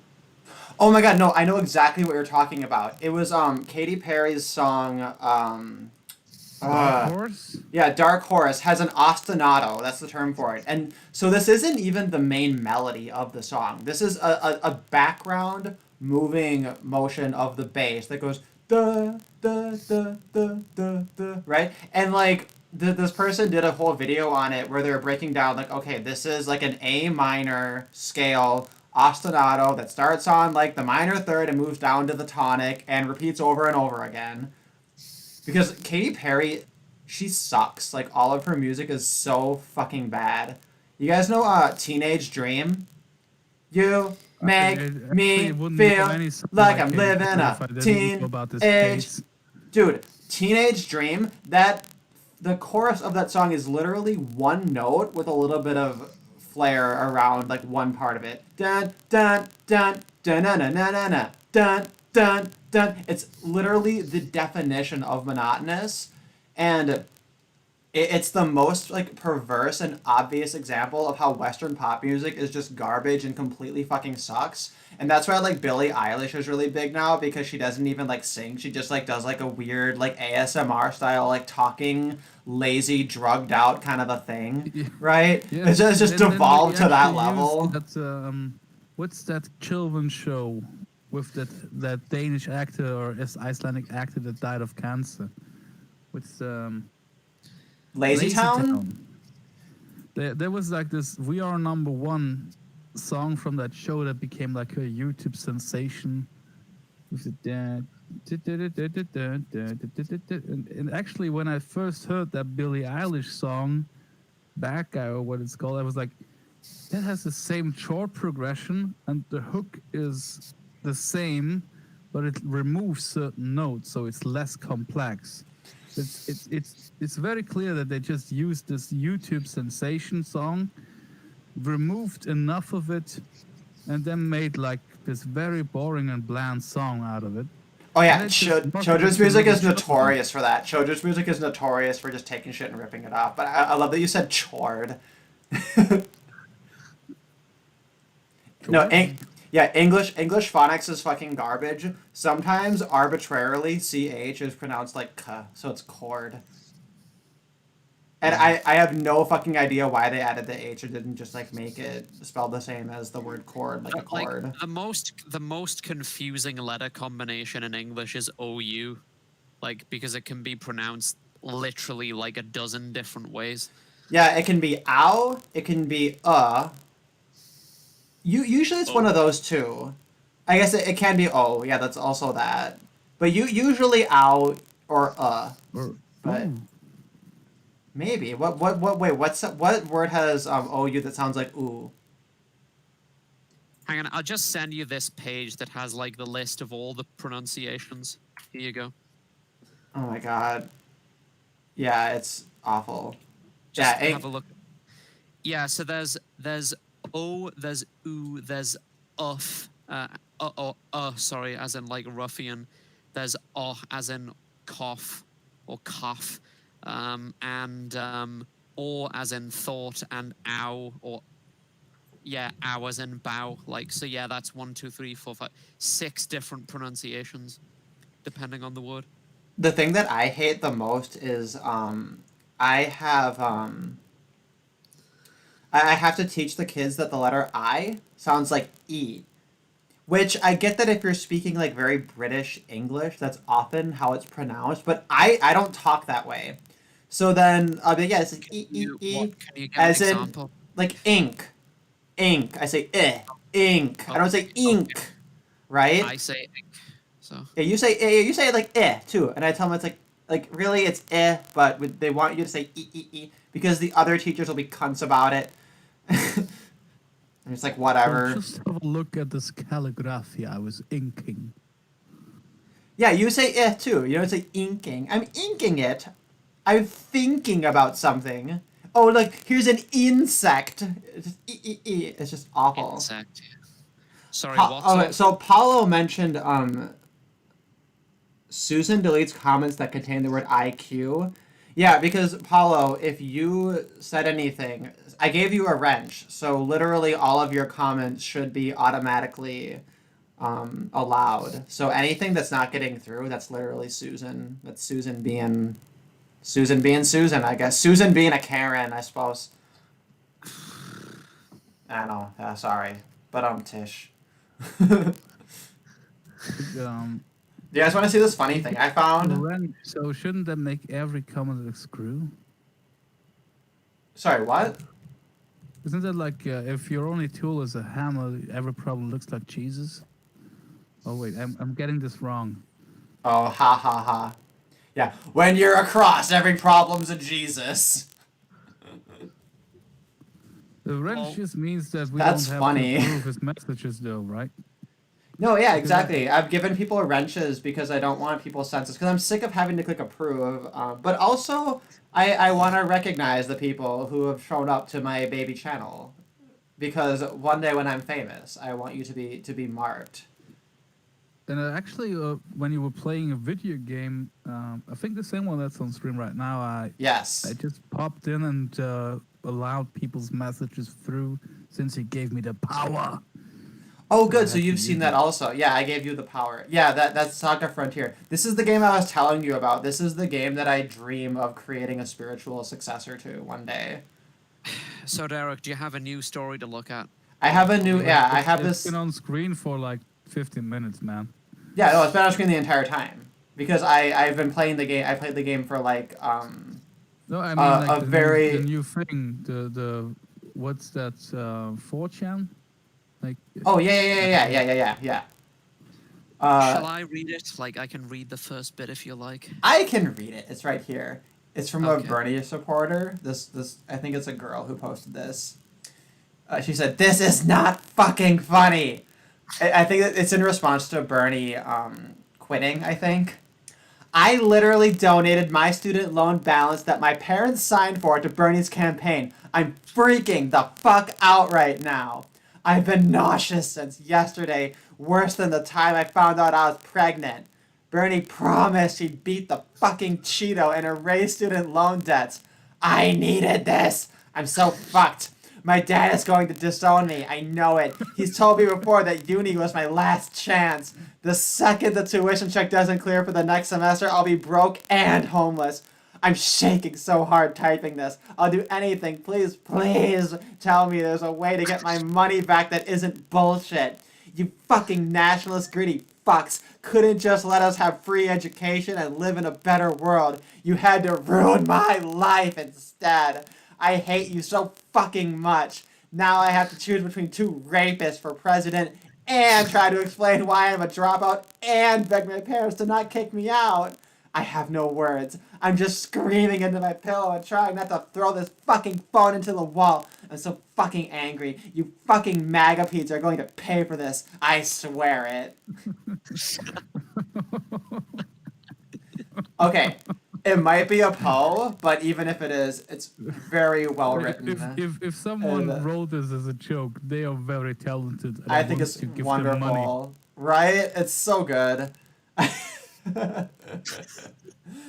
But like, I think that's so realistic, and I honestly think if you're dumb enough to be a supporter of Bernie Sanders, unironically, I don't think this is even like unrealistic. The other thing too is like if Bernie supporters actually had voted, the turnout would have been different. It's just like a mathematical certainty that like a huge number of them just like they were doing their shit posting and their armchair fucking activism and didn't even bother to get out and fucking vote in their stupid primaries because that was too hard. I actually don't understand the logic because a lot of comments like from the news was like, yeah, it was clear Biden would win because he has the black vote. And like, aren't those like 13% of your population? Like, how does that determine who's the Democrat candidate? Yeah, and I think it was Elizabeth Cady Stanton who said, the whites should be able to snow under the Negro vote, right?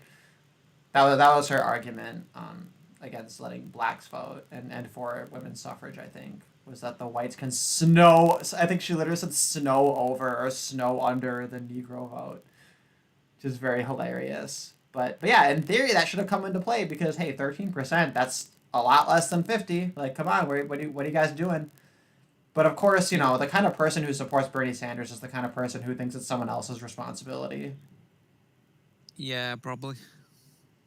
Like, I'm such a big staunch supporter of Bernie Sanders. Why didn't everybody else vote since I didn't? I wonder if Shuan had voted in her primary. I was gonna say maybe Shuan Head wrote this. Yeah, right. No, she's a proud college dropout, and good for her. She's been successful enough at it, at whatever she does, whatever you call it. I guess fucking the right YouTuber at the right time. I mean, I just don't really understand people because in my country, I'm asked to vote like 20 times a year. Basically, it's a bit of overstatement, but I know that usually what I vote for doesn't really matter, but I still do it. They sent me a fucking letter. I just have to put that in the mail, so I just do it like tons of times. And I actually spend the time to inform myself about what I'm voting for. So when people say, oh, the thing I wanted didn't happen, like, did you vote? No, voting is pointless. What? Like, I also think it's pointless, but I still do it. Like, Jesus fucking Christ, you can't complain if you didn't vote. It's the only yeah, thing like so I get to complain, man. Yeah, if you encourage other people to vote, then you should vote. I don't vote, and I don't encourage people to vote because it is irrational. Like, you need to have a turnout where it's likely that your one vote would make a difference. And even if you happen to be in a scenario where one vote does make a difference, that still would not make it rational because that would just mean that like this like ludicrously unlikely thing happened. And like from a cost benefit analysis standpoint, you're better off using that time and calories like, eating a burger or whatever. So that's the argument I make. But like if you have like a principled thing, if you're like someone who like believes in voting or believes in democracy or like you really, really support a candidate and you really want to see them win and you encourage other people to vote for them, then like then you have to. So that's why I voted like one time and it was for Trump because I thought, hey, let's have a non-politician and see if it makes a difference. And spoiler alert, it doesn't. Yeah, spoiler alert, it doesn't fucking work. Don't vote for Trump. Fuck that. If you're gonna vote for Hillary Clinton. I mean that. I mean that. I'm not even being a cunt right now. I literally mean that. I'm not pro Hillary Clinton, but for voters, vote for Hillary Clinton because the government, they put Donald Trump's name on all these stimulus checks. And apparently they did it without Trump saying so. Like Trump denies that he asked them to do this. And I believe that they understand the economic implications of it, and that they know that they're using the beer virus as an excuse to crash the economy and debase the U.S. dollar. And therefore, they're using Trump so that they can make sure that everything collapses and goes to shit while he's the president in power. And then that way, during the collapse, they can blame the Republicans and they can blame so-called small government. So that's why we need to have Hillary Clinton win in 2020. Because that way, when the shit hits the fan, we can say, look, Hillary Clinton was in power. You voted for a woman, and this is what happened, right? Like, that's retarded, but that's the best narrative we can hope for, is to blame it on the woman and to blame it on the Democrats, because that's going to be more accurate, because it was women's fault and it was communists' fault. If Trump's in power, they're going to say, oh, you all voted for the Republican small government libertarian rapist, and it's like, he's not for a small government, and he's not a libertarian, and he's not a rapist, but that's going to be the narrative, and everybody's retarded. So that's why you got to vote for Hillary Clinton. That's my argument. That's not a bad. That's not a bad argument. I know. I'm offended by the fact that it's not a bad argument. I'm offended by like that's how dumb politics is. So to be clear, I say don't vote because voting is like retarded. But you know, if you're in a place where like maybe it's like a small enough population and it's like a local enough election, you know, maybe or whatever. Like I can't speak to other countries. I am very American centric, obviously. Yeah, in America, don't fucking bother voting unless you're gonna tell other people to vote. Then you have to not be a hypocrite. It reminds me of some SJWs that I know that I actually consider my friends, who are after like this stimulus package and everything. They say, hey, see, all of our demands, all of our crazy socialist demands, could be funded because they just proved they can just print money. They're like, are you fucking retarded? Oh my god, I know. It's the shit that's happening in America now because of these checks. They're like, how come we have the money for this but not for blah blah blah blah blah? And like, it's sort of a fair point because whatever they're demanding relative to what it was spent on is reasonable. But the real thing is like, why don't we just not spend this fucking money? You're just highlighting how like retarded all the stimulus is. But I found out today, I actually am going to get a stimulus check. I thought I wasn't going to get one because I'm not a U.S. resident. But, like, here's the retarded thing. I called the fucking IRS, and I gave them my Asian address, which hasn't changed. And they're too fucking stupid to upgrade it, so they still use, like, my American address. And I'm like, only the fucking government can't, like, input lines into a text document and make that work. Jay Willie, welcome back. How are you doing? Well, yeah, I'm doing good. I just had to make sure the echo the delay wasn't a problem. I had to fix that. And I also had to go and do the dishes because of course I had. Well, yeah, it's a lot better this time. The last time, yeah, the delay was a little bit offish, but this time I think it's a lot closer.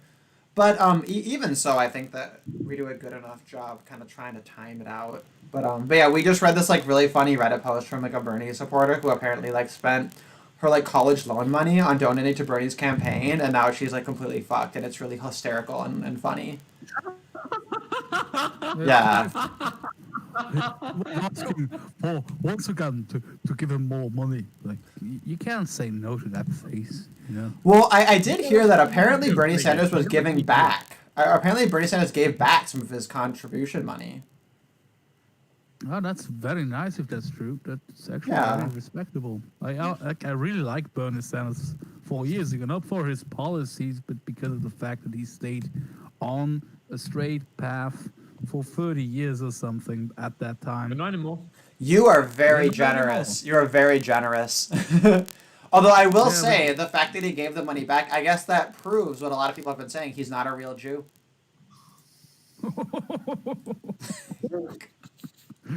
He faked his birth certificate and learned to speak this typical New York Jewish.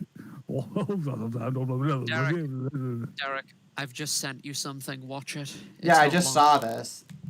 Okay, I think it's on the stream now. Thing, by the way. Here. Did I miss most? Oh no! Oh no! Oh no! Not that one. Oh no! Wait, he said what did he say? The American people what women? American people are tired of Just women. play it. Oh. Play it. The American people are tired of women. I'm sure that's the context. We'll give this person a like. Obviously not, but it was still funny. That's really funny. I'll send it to Fleegan as well, and Jay Willie. That was a long Thank enough you. pause, though. Let's be fair. God, this clip of the fucking video game when I was trying to level up the party where your main character is a monster race. That shit was so fucking frustrating. Anyway, get that off my chest. Anyway, so there was an article I mentioned at the very beginning of the stream, and we have to make sure we talk about it before I get too burnt out. This was the thing about the what TFM called cucktron, right? Where the woman is the middle part, and then she has 4 cucks as each of her limbs. The Voltron of cucks. The polyamorous relationship with that one really fat, ugly woman and her 4 Oh yeah. beta cucks. So you guys heard the update, right? Please, may I tell you what happened? May I tell you what happened? It's super funny. No, it's Well, not. we're getting into what happened. It's not funny, but yeah, go ahead. One of the cock guys, because the guys that were the guy who looked better than the other guys, so to speak, which was obvious to everyone, he was the only one who got to breed with her. But her original husband, right, he had like a cuckold fetish, so he really enjoyed everything, right? But one of the other guys didn't enjoy that. He actually broke the other guy's baby's ribs and several bones of the baby. So the kid almost died. It's horrible, and I was like, Where's the funny part? It's not funny. It's horrible. I don't know. Well, one thing to note for anybody who's worried right now, apparently the hospital said the baby won't suffer any permanent damage, which is like Yeah, I knew that. ridiculous to believe, I think, but that's at least good news. That's the best news you can hope for. And you know, they've obviously identified who it was, and there seems to be no question about that. So at least there's a hope that some justice will be served. But obviously it's very bad news. But it is funny in the sense that it's like a goddamn cartoon, right? We hear about this whole article. It's this like funny thing that like our spheres are all making fun of, and then all these like progressive news outlets are like, oh look, polyamory, blah blah blah, and they're trying to champion it. And then like a few weeks, I guess not a few weeks, but a few months later, we hear, oh, this horrible violent thing happened where this guy attacked a baby. It's like so over the top, cartoonishly ludicrous that like, Yeah, you know what I mean? So fucking weird because you would imagine really. that the cocked dude who was uncomfortable with it would just get like a wrench and knock the guy unconscious who was the alpha in the situation. But he was so cocked and so beta, he took it out on the baby. Beta. Sorry, that was my Jesus Jesse. fucking Christ. No, I know, and that's the thing too. Is like, how can you? That to me is like inconceivable that you would direct any kind of hatred to a fucking baby. But so Yeah, like Miles- if he gets a death note. Miles in the chat said that the ginger is the biodad, and that was a part of the story I wasn't sure of, was who the biodad was. Yeah, I'm sure about that. Yeah. Because the ginger were, and I'm pretty glad that she shoots that because the ginger guy, he was technically better looking than the other guys. Let's be Yeah, fair, he he's was. definitely the cutest one. I agree. Like, he actually doesn't even look like a beta definitely. cuck. He looks like somebody who like could not have 1/4 of a like fat woman with a fucking Karen haircut. Like he could actually get like a proper. He got her pregnant, so we kind of have to give him some credit for at least reproducing. So There's got to be You can something see- wrong with him. There's got to be something wrong with him. But yeah, he's you the. can see in the original post with the video, the way she looked at him, like it was very clear that he was the leader of the pack or whatever. Like I don't think that actually works. Like there's gonna be infighting. Like if you look at this guy, he could have a singular girlfriend to himself, not probably like a supermodel, but who can. But he must have had some weird fetishes to enter this completely insane situation with like being into really fat chicks and cuckoldry. I guess this combination exists. But I will also say that the standards for that men have compared to women tend to be a bit lower average, and also because of how society is nowadays. It's harder for guys to get girlfriends, and easier for women to an extent. So that means that If a woman looking like that can get 4, sorry, Jesus fucking Christ. Well, and that's the thing 4 too for is one of like, those? yeah, and like none of these guys are even that bad looking, which I know is a hot take. I know most people, they look at these guys and they're like, ew, they're all nerds, they're all whatever. But I'm like, the ginger guy, no, he's fairly okay. I guess at least for this Yeah, I one agree. photo.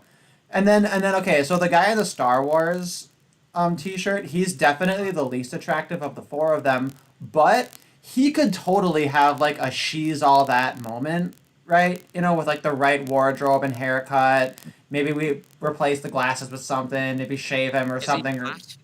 he's he chubby. fat? He is chubby. Well, that would be like half the battle. Just lose the weight. Like that would definitely make him look better. Yeah, exactly. But If he actually, lost the I weight, he'd be a actually contender for know sure. for all 4 of those dudes in that situation, I know 4 people who look very, very, very similar to those 4 guys, and they all had girlfriends, like singular, monogamous, like 1-to-1 relationship girlfriends. Like these guys, at least around here, they wouldn't have to enter this cesspit, this moloch of Yeah, right. insanity.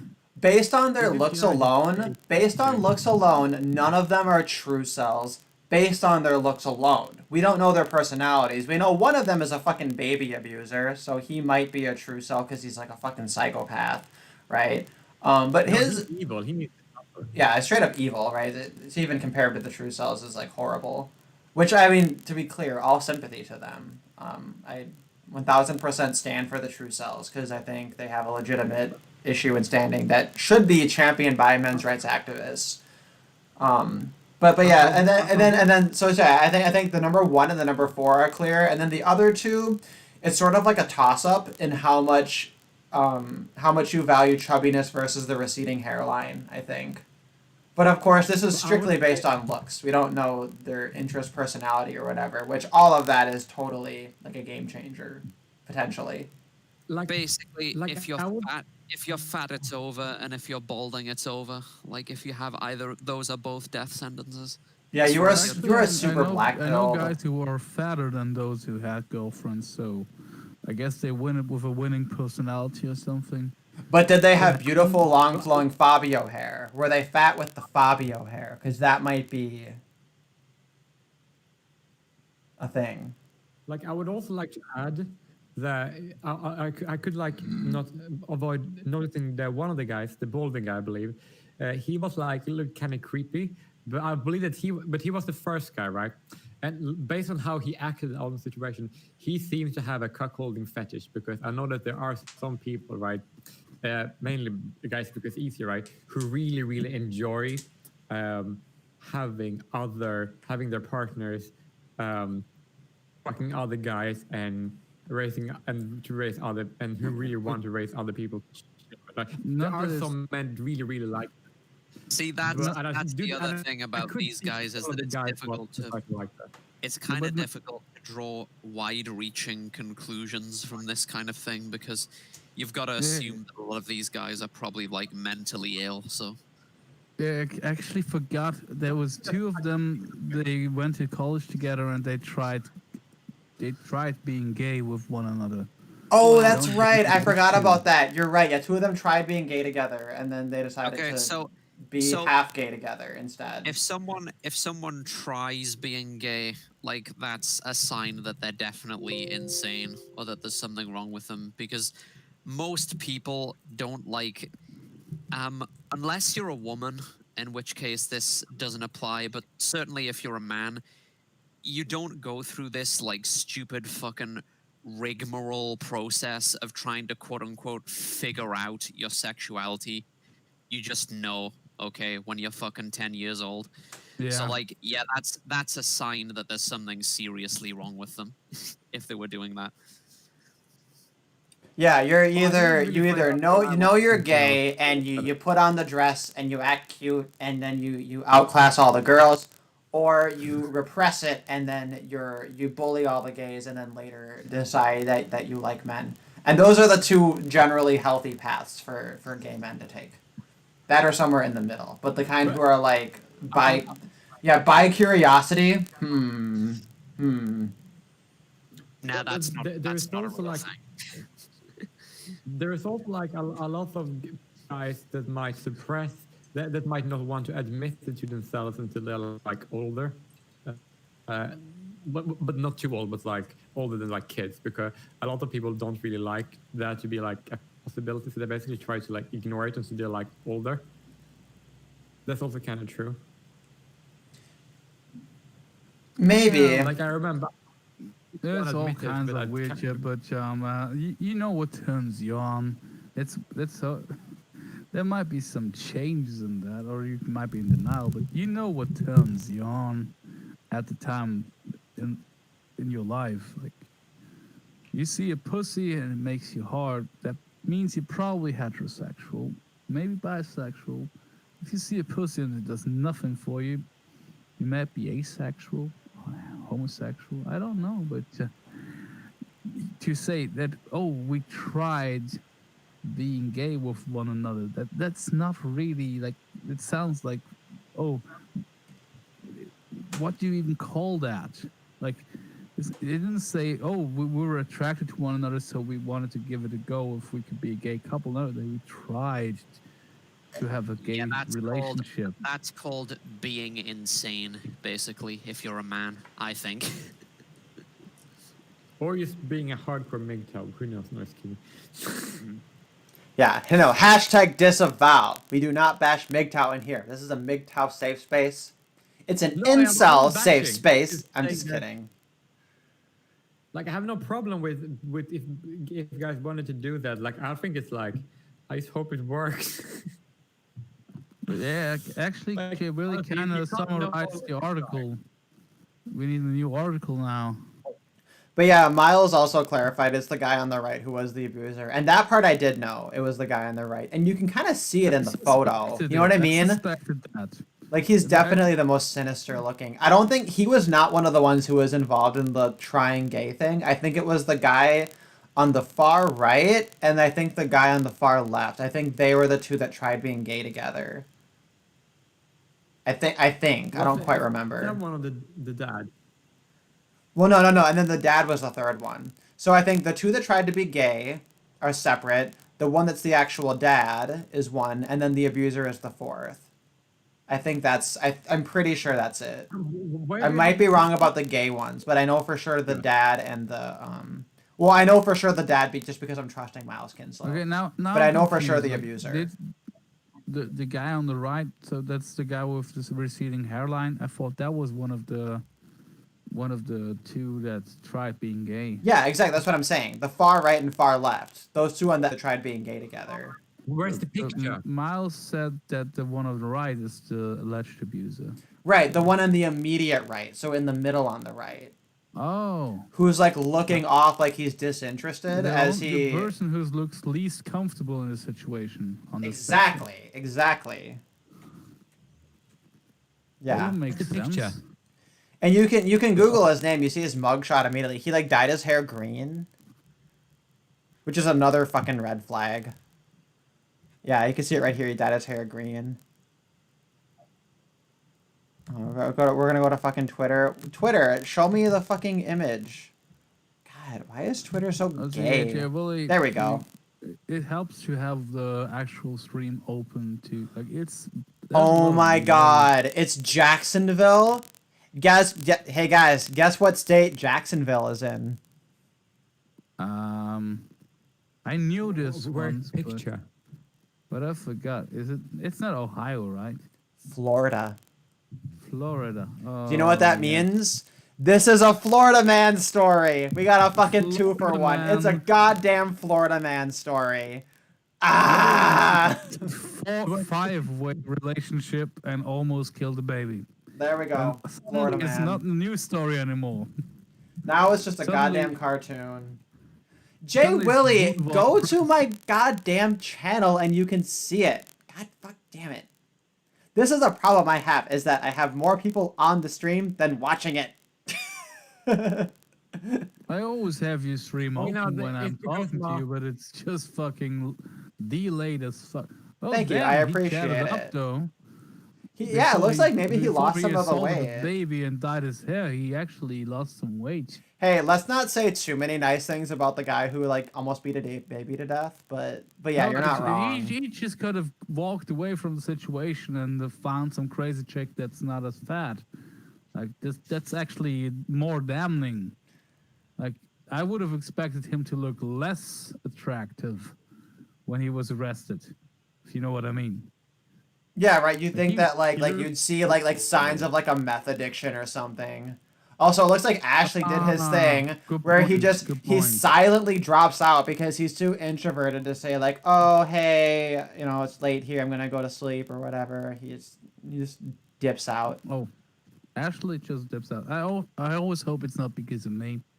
No, you're too self-conscious. It's never that. I think it's just because it's really late there, and he just like if there's a conversation going on, he'll Yeah, just but it's like. always 1 hour less late for him than for me. Like, what does he have to do on Sunday morning that's so fucking important? Well, I think he's more wholesome than you, so I think he keeps to like a more regular schedule, whereas I think you're a little bit more nocturnal. I'm Like, fucked I need up. to keep a regular schedule.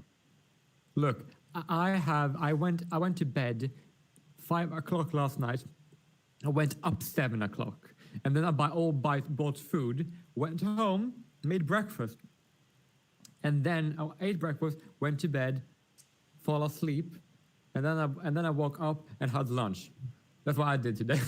Yeah, you might be like me because I love sleeping in like 2 hour chunks. I hate having to go to sleep for like 8 hours or whatever. I just like I can't do it. And for me, if I can like schedule my day Well, where I like have that. like 3 times where I sleep for a couple of hours, that's like my ideal. As I just take like long naps and then like I can like I can do like a power nap for like 20 minutes and then wake up like totally energized.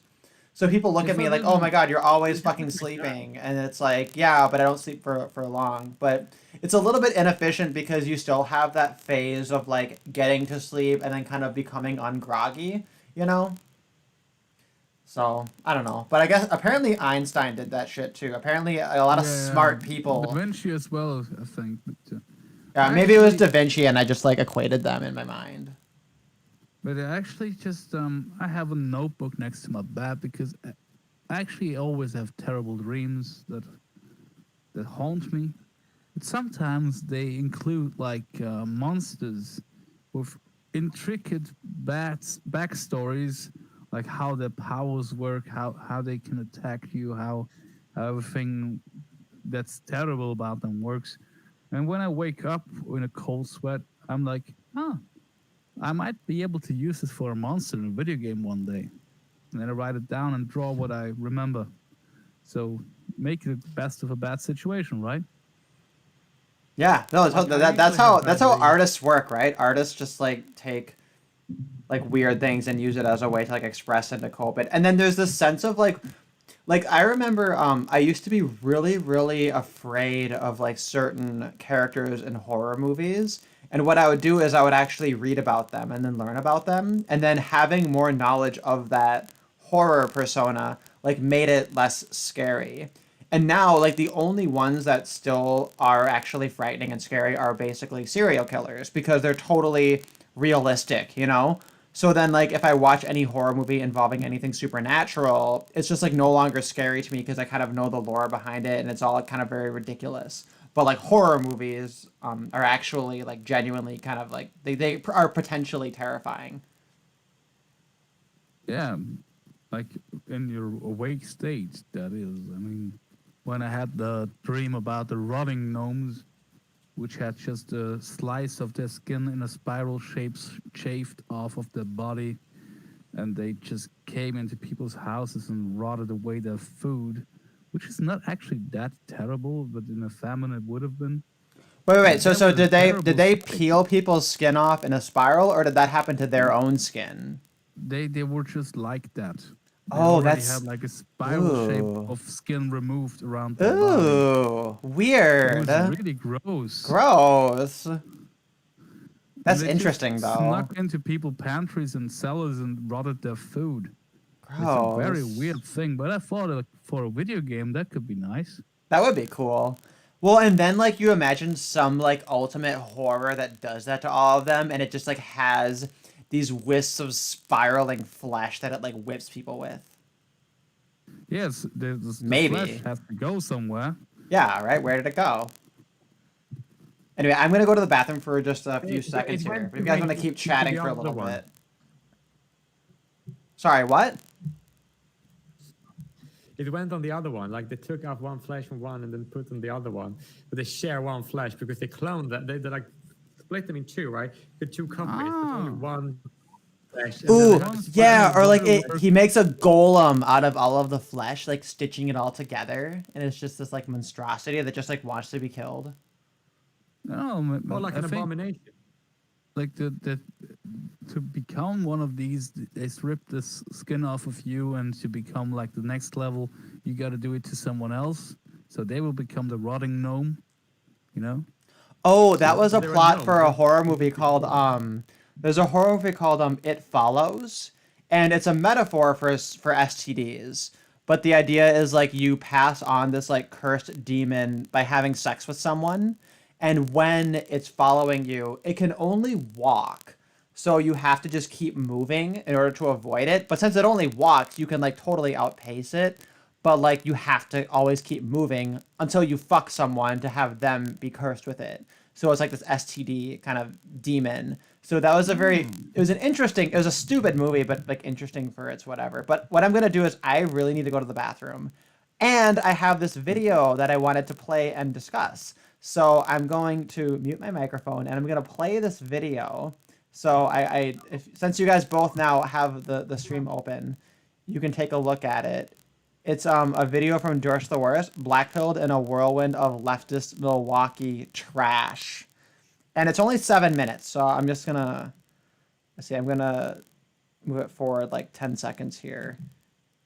And I'm gonna play it. Very good. They're trying to free the prisoners today. You hear about that?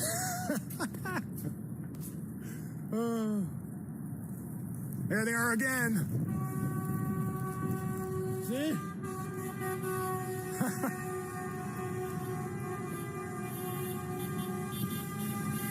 I failed today. They're like, what? What are you talking about? And then the procession starts. It's about to start. Wait, am I? People want to end What's the about to start? incarceration of people during the If you have to stream open, the video COVID-19 thing. starts. That's their objective. So they're honking yeah, horns what's outside of the Milwaukee Secure Detention Facility. It's a prison in Milwaukee, Wisconsin. Downtown Milwaukee.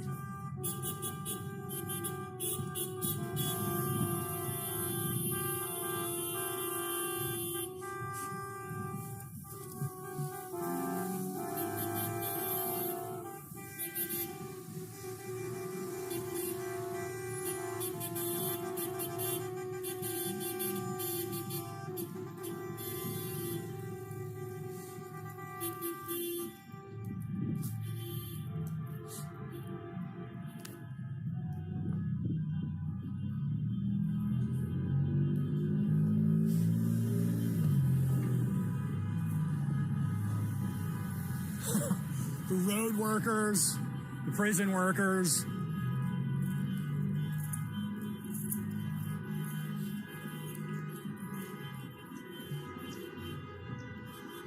I fucking hate these people. There's more black people working. There are like higher percentage of black people and Hispanic people working here than are in their procession of cars. Dems are the real racist. Hashtag bigotry of low expectations.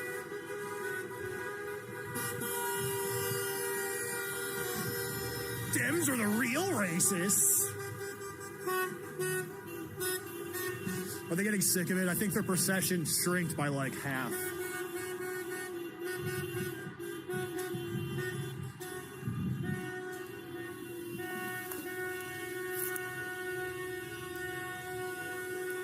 Fuck.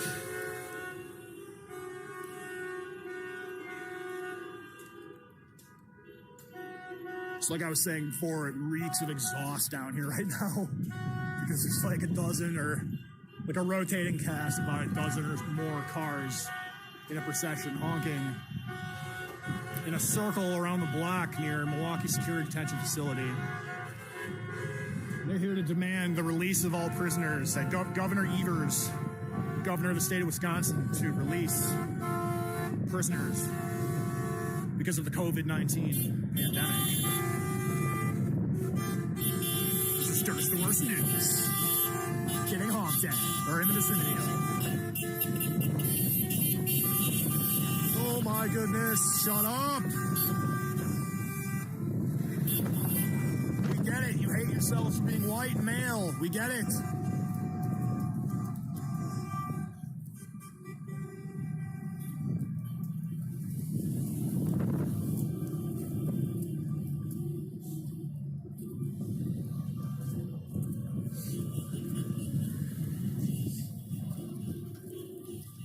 God, look at that. Look at that fucking trash whirlwind, dude. How emblematic of this fucking city.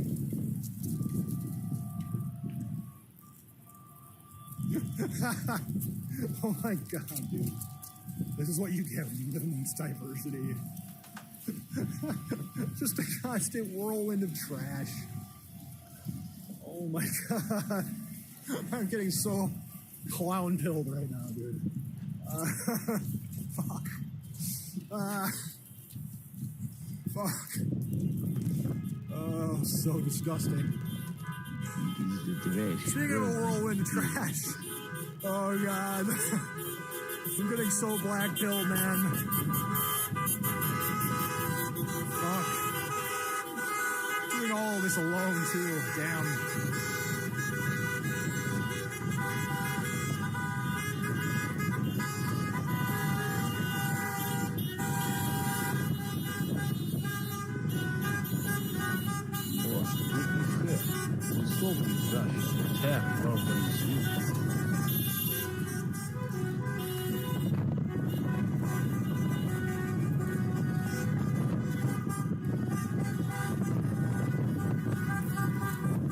What are they honking about exactly?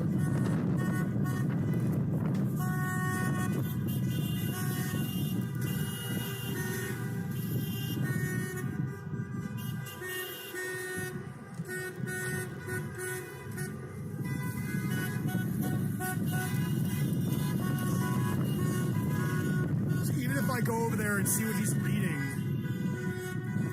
the honking will drown it out, or he'll just walk away from me. Or I'll get sick. If not from Chinese virus, something else.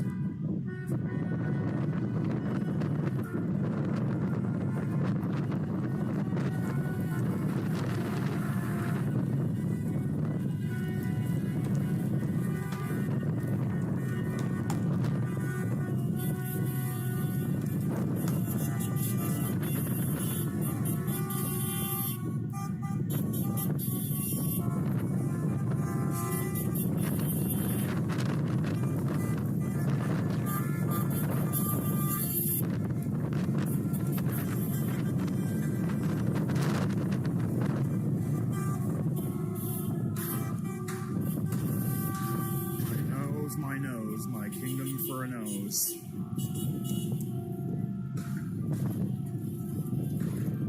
Try, bitch. I don't know, maybe I missed it. Was there a protest or something? There has to be a reason they're all honking. Like someone must have been inhibiting. I'm confused. In the back of my mind, I think it was about releasing prisoners or something, but I might be wrong. Oh, that might have been because that's been a popular point of protest lately. Is yeah, people want to let the prisoners all go, right? Virus happened, therefore you gotta let all the prisoners out because that'll make things better. I killed 15 people in cold blood, but yeah, if you let me go, I'm probably gonna do it again. But yes, release me, please. Yeah, that's a good impression. Paulo wasn't says even trying to do Bernie. it just turned it just morphed into it. When you just try to be, when you're just a fumbling, incompetent communist, just Bernie Sanders comes out naturally. I love guess Paulo's comment that's here. how my brain sorted, right? He says, no, Paulo said, this is a China simping stream. If you don't simp for China, get the fuck out. Absolutely. 1000% endorse.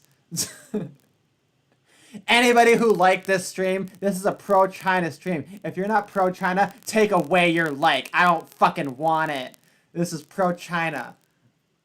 And I'm not just saying that because I'm afraid that when the democracy cucks in Hong Kong get too fucking uppity and then China starts to come after all the white people, that I'll want to have like all this evidence to point to be like, hey, I was 1000% shitting on those cunts the entire time, and you know. I just imagine the YouTube reporting system like this person posts content that is not SJW friendly, and then YouTube is like, okay, we have to look into this, and the Chinese person in charge of the YouTube person says, okay, let's look into this. I don't know about that. Oh, he praises China. Oh, he praises China again. I'm gonna write the YouTube dude that he cannot take this channel down because he praised China like 20 times in just 2 videos. Like, he's a good guy. I think I built up enough credit. I think I'm fair. I think I'm fair. I think that I'm like critical enough that people think I don't just automatically say China's good for no fucking reason all the time. You know? And I think that that's valuable. So I don't know. I mean, you know, fuck ever. It's whatever. I mean, who the fuck knows? Who the fuck knows what the standard is anymore? I don't know. It's just you're fucking. I like that you call your channel a baby channel, because I really hope you get more subscribers, but it's just gonna give you much more trouble, man. That's the thing, yeah. Well, and I've thought about it'd be wonderful if I ran like a political campaign just for the purpose of having controlled opposition have a fucking field day. Cause like I would just love to have all of these like compilation videos of like, oh fucking Derek said this thing and it was so offensive, and look what he said about this group and that group and whatever, and like it would be so awesome to have like all these haters go through and compile all the like most offensive things I've ever said, because it would be so fucking entertaining. But I guess that's a little bit self-indulgent. You kind of have to be a narcissist, I think. I'm not quite self-absorbed enough to be a good YouTuber. The other ones, they have absolutely no problem with like self-promotion and all that kind of things, and they're very obsessed with their own image, and they're very careful about everything, and I'm not really exactly like that, and I think that's a problem. Anyway, You will grow. Time, we'll see. Time will be your friend. We'll see, you know. And like a lot of my favorite YouTube channels, they're considered small channels because they got, you know, like 10,000 subscribers or whatever.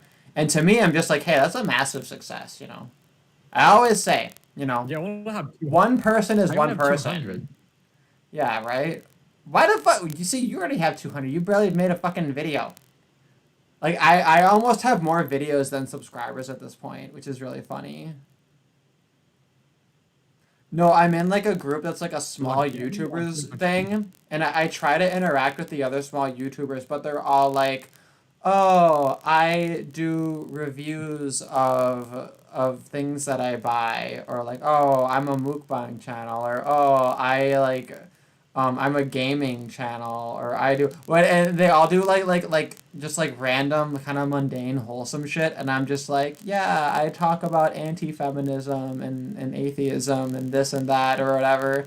And then people are like, oh my god, you're unironically an anti-feminist? Like, oh my god, like, oh my god, yikes. And I'm just like, what? Like, I don't, like, why are you retarded?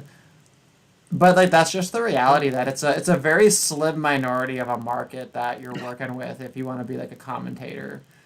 And you gotta be fucking milquetoast, like fucking Hunter Avalon, if you want to have a lot of people notice.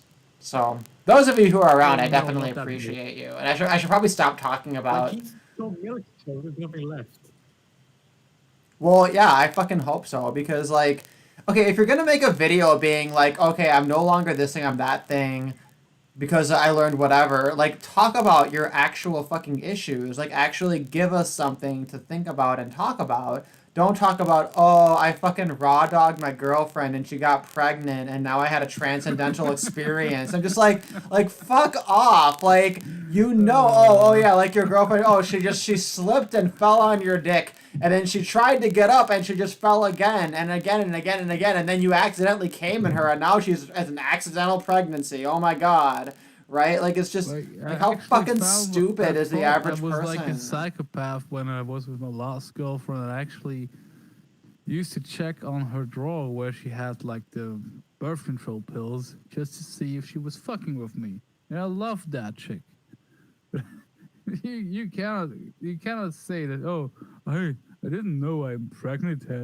I couldn't have known that we had unprotected sex. But you told me she took the pill. Like, yeah. Are you retarded? Is your And child gonna be special needs? that's what's so fucking frustrating about the whole thing is that it's like this retard is passing on his genetic legacy and he's just like, God, he's fucking dumb and he has a unibrow. Sorry, I'm just being petty. I'm just being a petty cunt right now. Miles, Yeah, that is fair. thank you for saying you love the Lucky, Hunter Avalon video. One of the best things I learned about that video is I used a small clip of a song from Garbage, the band Garbage, and Mandy Moore, and I edited the clips. I tried to edit the pitch so that it would avoid censors, but like obviously they're smarter than me. They got around that, but they didn't take it down or give me a copyright strike. They just said if it's over 10 minutes, we're gonna put an ad on it and monetize the ad. And the clip is under 10 minutes, so there's no ad on it. So basically, I win. So that means I can use any song from Garbage or Mandy Moore, and I can trust that as long as it's less than 10 minutes, that I'm good to go. So well, you can I'm actually happy I learned use that. all stretch the algorithm to just make it a little bit slower. Like No, no, that no, doesn't 100 work. slower. That doesn't work. Nope, that doesn't work. The That's what pole I've stretch tried. changes the properties. Did you use pole stretch? No, it doesn't matter. You can slow it down, and then I do the slow down or speed up that changes the pitch so that it's gonna sound different. But no, their algorithms check for that shit. No, pole stretch changes the properties. It makes it sound nice slow. So it emulates like an echo or a reverb effect to make like you can slow down a song 100 times slower and still doesn't have like this pitchy glitchy effect. And Okay, yeah, I you think you can they can't detect that because it changes too much about the actual audio. maybe But maybe. I might be wrong. I'm actually I wanted to start uploading slowed down tracks, and I thought, well, what if they sue me for it? Because some people have been Oh my sued, God. and I can't Well, afford you that. wouldn't be sued. At worst, they would just block it for copyright, and at the very worst, you try to you appeal it, and then you lose the appeal, and they give you a strike. That's the worst that can happen. I think you wouldn't get Oh, fucking that's sued. I don't very think. comforting. Thank you for saying that. Yeah, but so you might be right that it might be some combination of thing or whatever. Like usually with slow down or speed up things, you can set you can do a setting that doesn't change the pitch, right?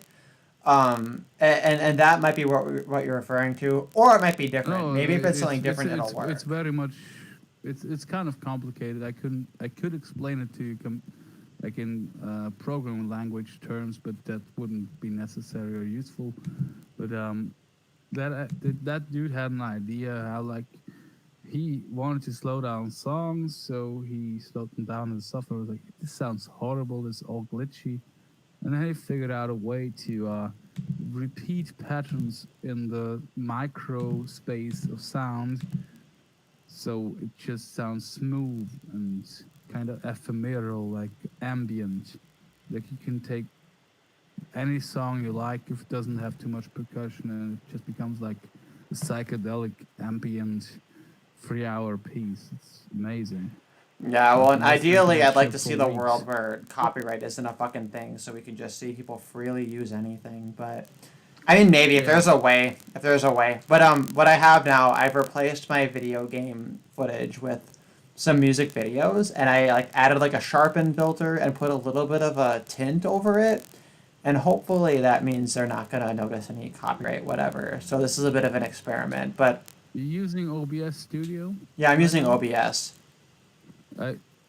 We should talk about lookup tables someday. A guy in a different channel was asking about how can I make this video only show red in OBS.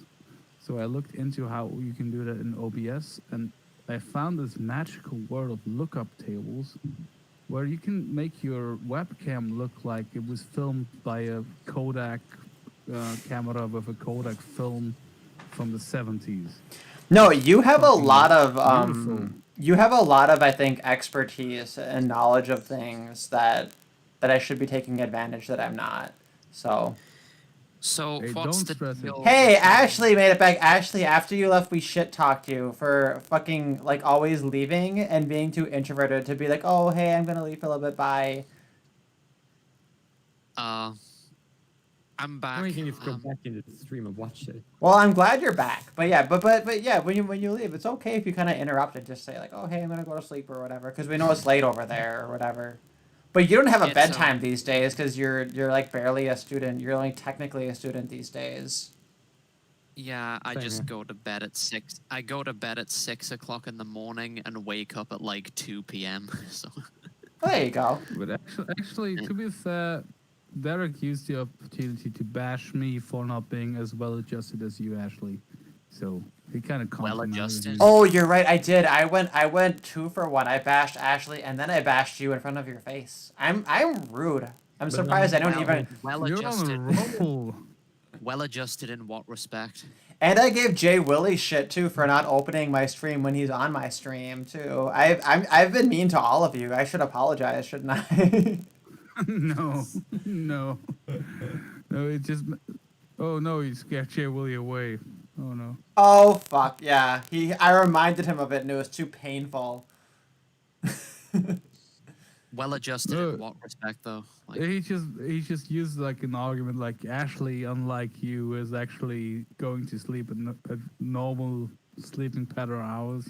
Because No. actually, you have the impression of being more prim and proper, like that you would have like a proper time that you go to bed and a schedule and everything. Whereas I'm like, oh, fucking Fleegan here is just gonna like, he's gonna be like doing drugs and playing JRPGs into the night, and it's doing fuck ever. yeah, I'm not. So did Emma Watson say anything of I guess enduring value, or was it just her usual shite? Oh, I didn't get to that. I didn't even notice that I Did you had put use that up my, here. link, the one about king culture. Is that on? Yeah, I can oh. see Yeah, this is your link. I think you probably sent this at the end of the last stream, and then I saw it, and I was like, oh, we should probably talk about this. Oh, I have God. another. Sorry, Jay Willie, you were trying to get in before you hopped off. So what were you trying to say? Yeah, I was just going to say that I'm lucky. I got another subscriber, so I'm increasing all the time, and haven't uploaded in like 2 months. Well, I'm And, fucking glad to hear that. I'm glad to hear that you get a new subscriber for fucking free when I've been making these like these fucking comedy videos where I have like cutouts. Fucking brilliant, man. I have these Why fucking do- cutouts. Yeah, these cutouts with the transparent backgrounds, and I make them shake, and I do my own different voices, and I try to make different voices for all the things so that it all makes fucking sense. And I've made like 4 of them. And thank God Miles Kinslow appreciated the last one. And that's honestly, that's what I hope for the most. That's the top of my list is I'm like, well, Miles Kinslow watch this and love it. Right? And then the rest of it is like, God, I fucking hope I get 1,000 fucking subscribers for my fucking hilarious viral video. That's like not quite Murdoch quality, but I'm working on it. I'm working my way up there. I'm not quite at that level. But man, those little shitty like 5-minute like animated comedy videos, it takes so many hours for me to like make like a little thing like that, but like I don't know. I love them so much, and I think it's so funny. Like I'm laughing at my own jokes, and I'm like, yeah, I'm fucking hilarious. This is great, and like I get so much joy out of making them that I'm like, okay, that's worth it by itself. But like, relative to kind of shooting out something a little bit quicker, it's just like, man, this is so much more fucking work in editing and everything. But I guess that's the path to take. Is I really like the silly comedy mockery videos because I think it's making the point and it's you know I've made like I 4 videos like I that. just Save the really love Twinks was the first comments on one. your criminal justice one. When someone said, "Oh, that actually sounds like a man." Yeah, I lowered the pitch for that song. No, I mean your voice. Oh my god, yeah, fuck that guy. That was That such guy a. offends me so Was it much. a burn? Was it a compliment? I don't know, but it was funny. Dude, you know what the guy said to me? He was like, "Oh, your clown avatar has the pastel blue and pink like a pedophile, and stop using those colors." And I was like, "Man, fuck you! Like that's so fucking reaching and like retarded." I was so upset by him like saying that because like I love that. Do you guys know? Have I ever told you guys the story behind the silly clown avatar that I used? I thought it No, was you have just not. weird stuff that you put on your radiator and took a picture of. I Yeah, never yeah, thought yeah. too much Well, about it. Well, and so I had a clown collection, especially clowns that make sounds like music boxes, or clowns I find at garage sales, and I kind of collect them and put them all together. One of them is like Bozo the clown. One of them is like a drama mask. One of them is, but my favorite one, I got it at a gift mixer. It was a Christmas gift mixer, and that clown, it has a crank in the back, and when you twist the crank, the clown slowly moves its head around, and when the bottom of its head touches the polyester of the body, it makes this creaking, squeaky noise. And the song it plays is "It's a Small World After All," and because it's so old, what it will do is it slowly loses tempo over time. So you'll crank it up and it'll start playing, but then eventually it'll kind of stop. And then like a few minutes later, you'll just hear one note just ding by itself. And then several minutes later, you'll hear the next note. And then and then the fucking day later, you hear one more note, right? So it's like literally the creepiest thing fucking ever. Creepy And like as fuck. yeah, and it I has also these want to- these this is dead fucking eyes, and it makes that creaking noise when its chin touches it. So it's like this perfectly like creepy thing is that, and it has that wild white shaggy hair too. So I fucking love it because it's just oozing with personality. So it's this creepy fucking clown music box that I got at a Christmas gift mixer that I love it so much, and it plays "It's a Small World After All," and I had this whole thing where it's like, oh, I love the internet because the internet made the world so small. So to me, it's also like a symbolic thing of the way the internet allows us to talk about these things. So like that's why it has this like almost like transcendental or spiritual significance to me. So I use it as an avatar, and then the actual like cartoonish version of it, my friend, who is my big titty goth girlfriend from my Jacob Fry video that we did together right before I moved to Hong Kong. She's the one who she's actually a very talented visual artist, and I wish that she'd I don't know, someone needs to fucking bully her like or commission her to like draw a bunch of shit or whatever. But like of course she's a fucking artist, so like if anybody is like, hey, make this thing for me, she's like, oh, that's too much stress, I can't do it. It's like this like delicate thing with anyone who's like talented at any kind of art. But she made those for me, and I took like a nice enough picture with him that I could, and then tried to kind of cut it out and then use it as my avatar for a while. But anyway, so he's like, oh, that avatar has pedo colors, and I was like, man, fuck you. Like that's insulting to me on a very spiritual level. I'm an atheist, and that insults me on a spiritual level. That's how offended I was. So then later on, he fucking calls my voice gay when it's fucking not my fake lawyer voice for a fake prosecution. Anyway, that was hashtag tangent. That's my really tangent. Confused when they say that because to me, I don't know these color schemes, so I thought that maybe that was like a libertarian color scheme. I didn't know the pedos used that. I'm sorry. Yeah, well, that's Well, because that's the thing is the trannies took all the pastel colors and then made them their colors, but then the quote unquote pedosexuals also took those colors. So that's a whole thing. But that That's has supposed nothing to be. do with me. That's between the trannies and the pedos. So they can fucking duke it out, and I don't care where it happens. Yeah, it's fucking annoying because you're just a wholesome gay dude that works with children. Like, even the assumption that you had to do something with the pedos is it's actually aggravating. You don't hear it in my voice, but it actually makes me angry that someone would assume that. One of my Like, it's favorite things in the ever is extreme. when me and Prince had the Gaytriarchy stream almost exactly 1 year ago from today with Dana Martin. At one point it had come up like what I do with my work, and I brought up like, oh, like it's really cool working with these kids because you can totally tell that even like when they're young they have these like personalities, and you can just kind of tell like what kind of person they're gonna be, you know. And then like I kind of talked about it. I got into like a little bit of a tangent, and she was like, "Wow, I can really tell that like you're a great teacher." And to hear that from Dana Martin was like, obviously like she doesn't.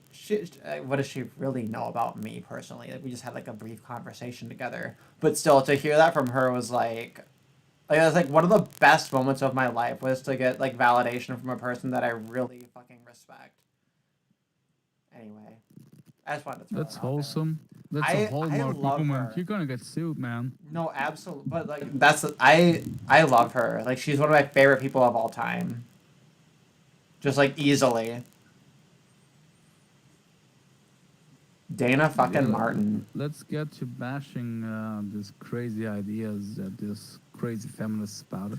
The funny Let's part is we're talking about wholesome things, and right now on the screen, I put together these music videos, and the one right now of these like sexy like Polish women, it's from Eurovision. There's a lot of great Eurovision songs. Anybody who's interested, I can totally, I can send you the links. I can weed out for you what you like in Eurovision because the whole thing with Eurovision is like everybody agrees that the music is bad, but then when you start talking about which songs are bad, everybody violently disagrees. This year was actually like I was always appalled by the songs.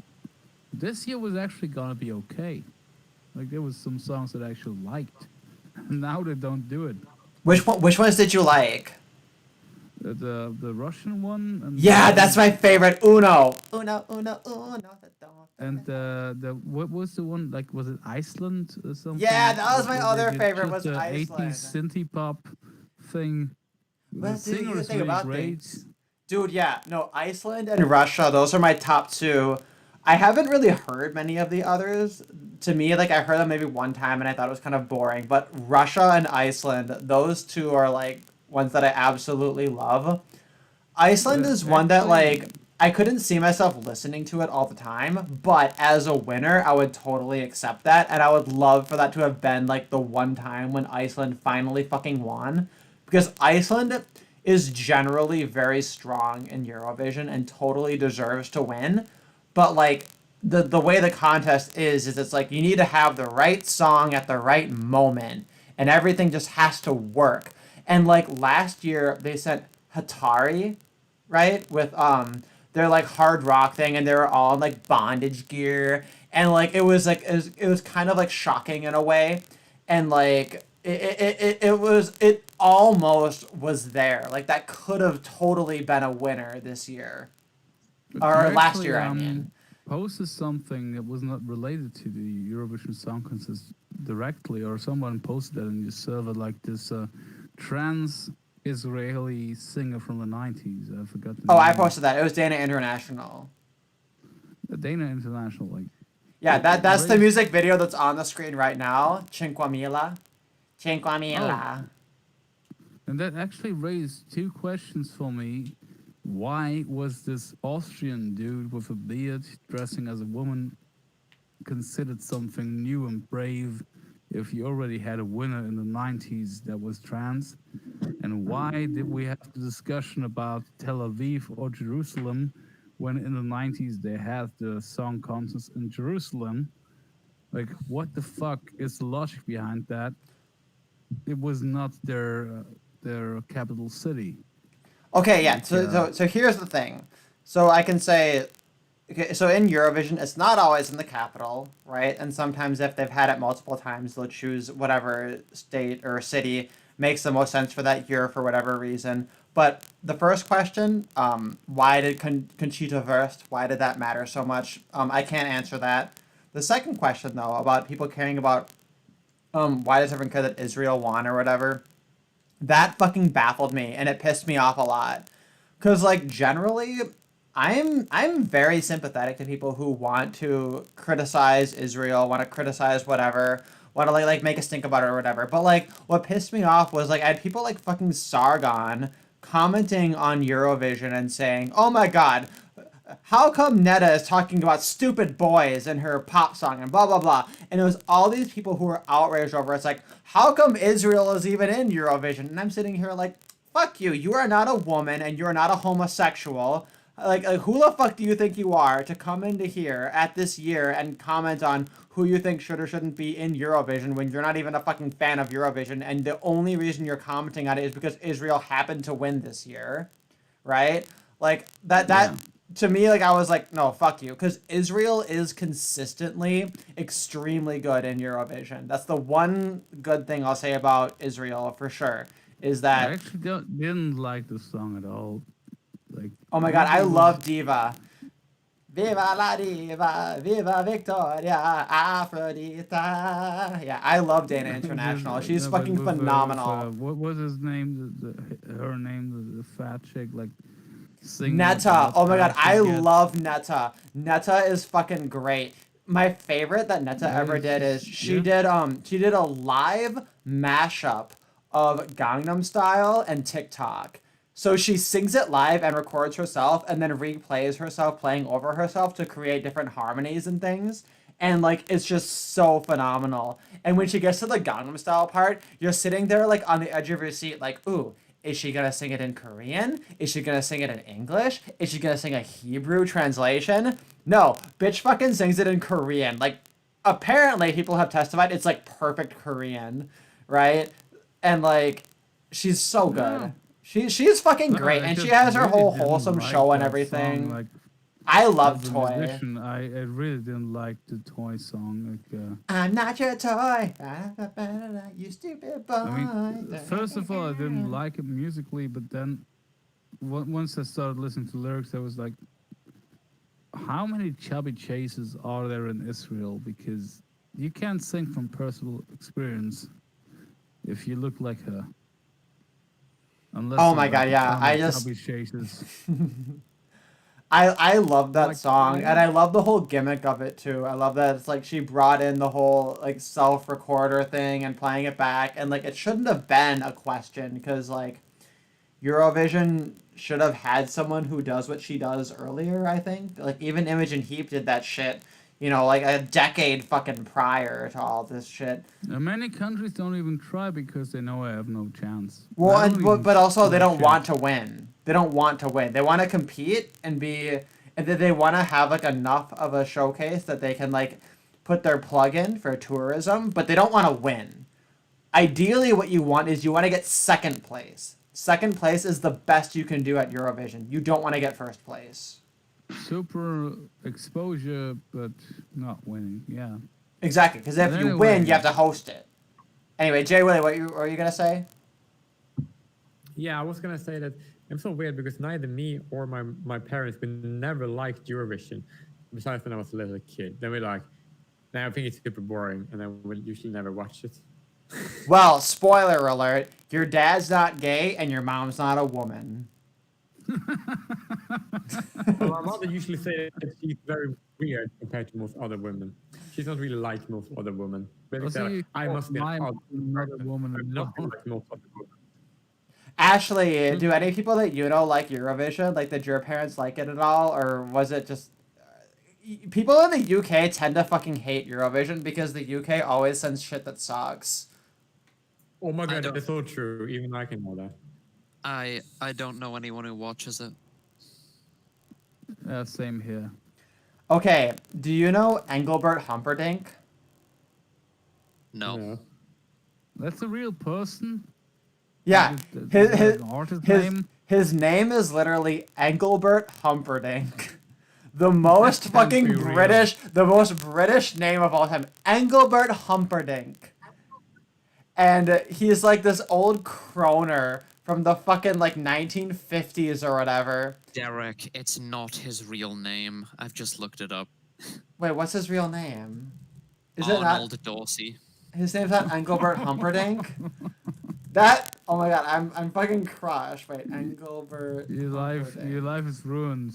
No, it cannot be his real name. Okay, yeah, born Arnold Dorsey. Okay, but Engelbert Humperdinck is what he goes by.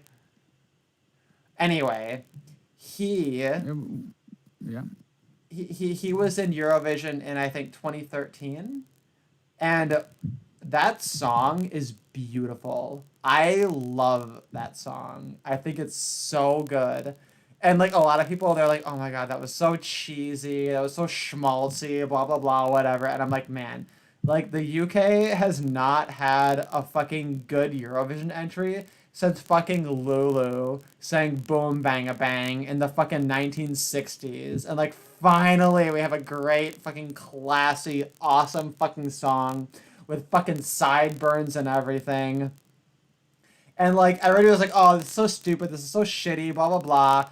And then there was this interview with this like little old lady, this little old British lady, and she was like, "I'm so happy that this year in Eurovision we have Engelbert Humperdinck, and when I was a little girl, I loved to hear from him." Right? And I was like, "Oh my god, this is so cute and so wholesome. I love this so much." So that was the last year that Britain was fucking good in Eurovision, and like all the time when I see my British my British coworker, I just tell him like, "Your country is terrible because it's being invaded by Muslims, and you thank them for raping your white women, and your Eurovision entries suck because you won't send Engelbert Humperdinck again." And he's just like, "Yeah, you're right. I married a Taiwanese woman because China #1." And I'm just like, "Yes, thank I you." actually just checked that. That's actually not a bad song. It just sounds like Leonard Cohen if he took drugs. It's so Not good. the drugs he took. If you love someone, follow your heart. 'Cause love only happens An once. English person If you're doing country lucky without doing enough. country and Love without is doing English you. accent. It's so good. It's not. It's actually not bad. Like I have to admit that. Like, Well, also my guilty EST pleasure. entries are usually bad, but we are on a huge tangent right now. Jesus. In fucking Christ. in 2007, they sent the band Scooch, who sang the song "Flying the Flag," and it was this like awful, like shitty, like bubblegum pop song that they did, and it was like they were on an airplane and like they're all flight attendants, and it's all sexual innuendos, and it's this very like tacky, shitty pop song, and like that's my guilty pleasure. Ba, ba, da, ba, ba, da. Anyway, I like that song a lot. Scooch. Anyway. You said something good about Russia. I disavow. Russia had a wonderful Eurovision entry in 2012.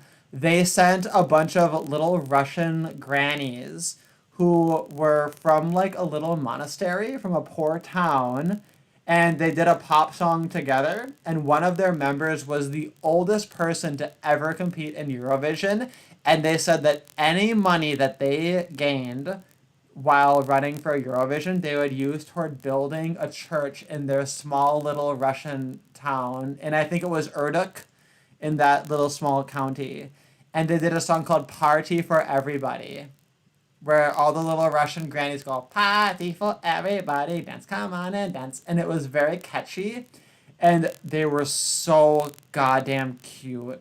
Oh, those are the sweetest little old ladies. And I think they got the money because I think they did really well that year. They almost fucking won it. They got a lot of votes because everybody just loved it because it was so cute, so wholesome, so catchy. They got their money. I think they built their cute little church in their town, and they're just the sweetest, cute little old ladies. I love them.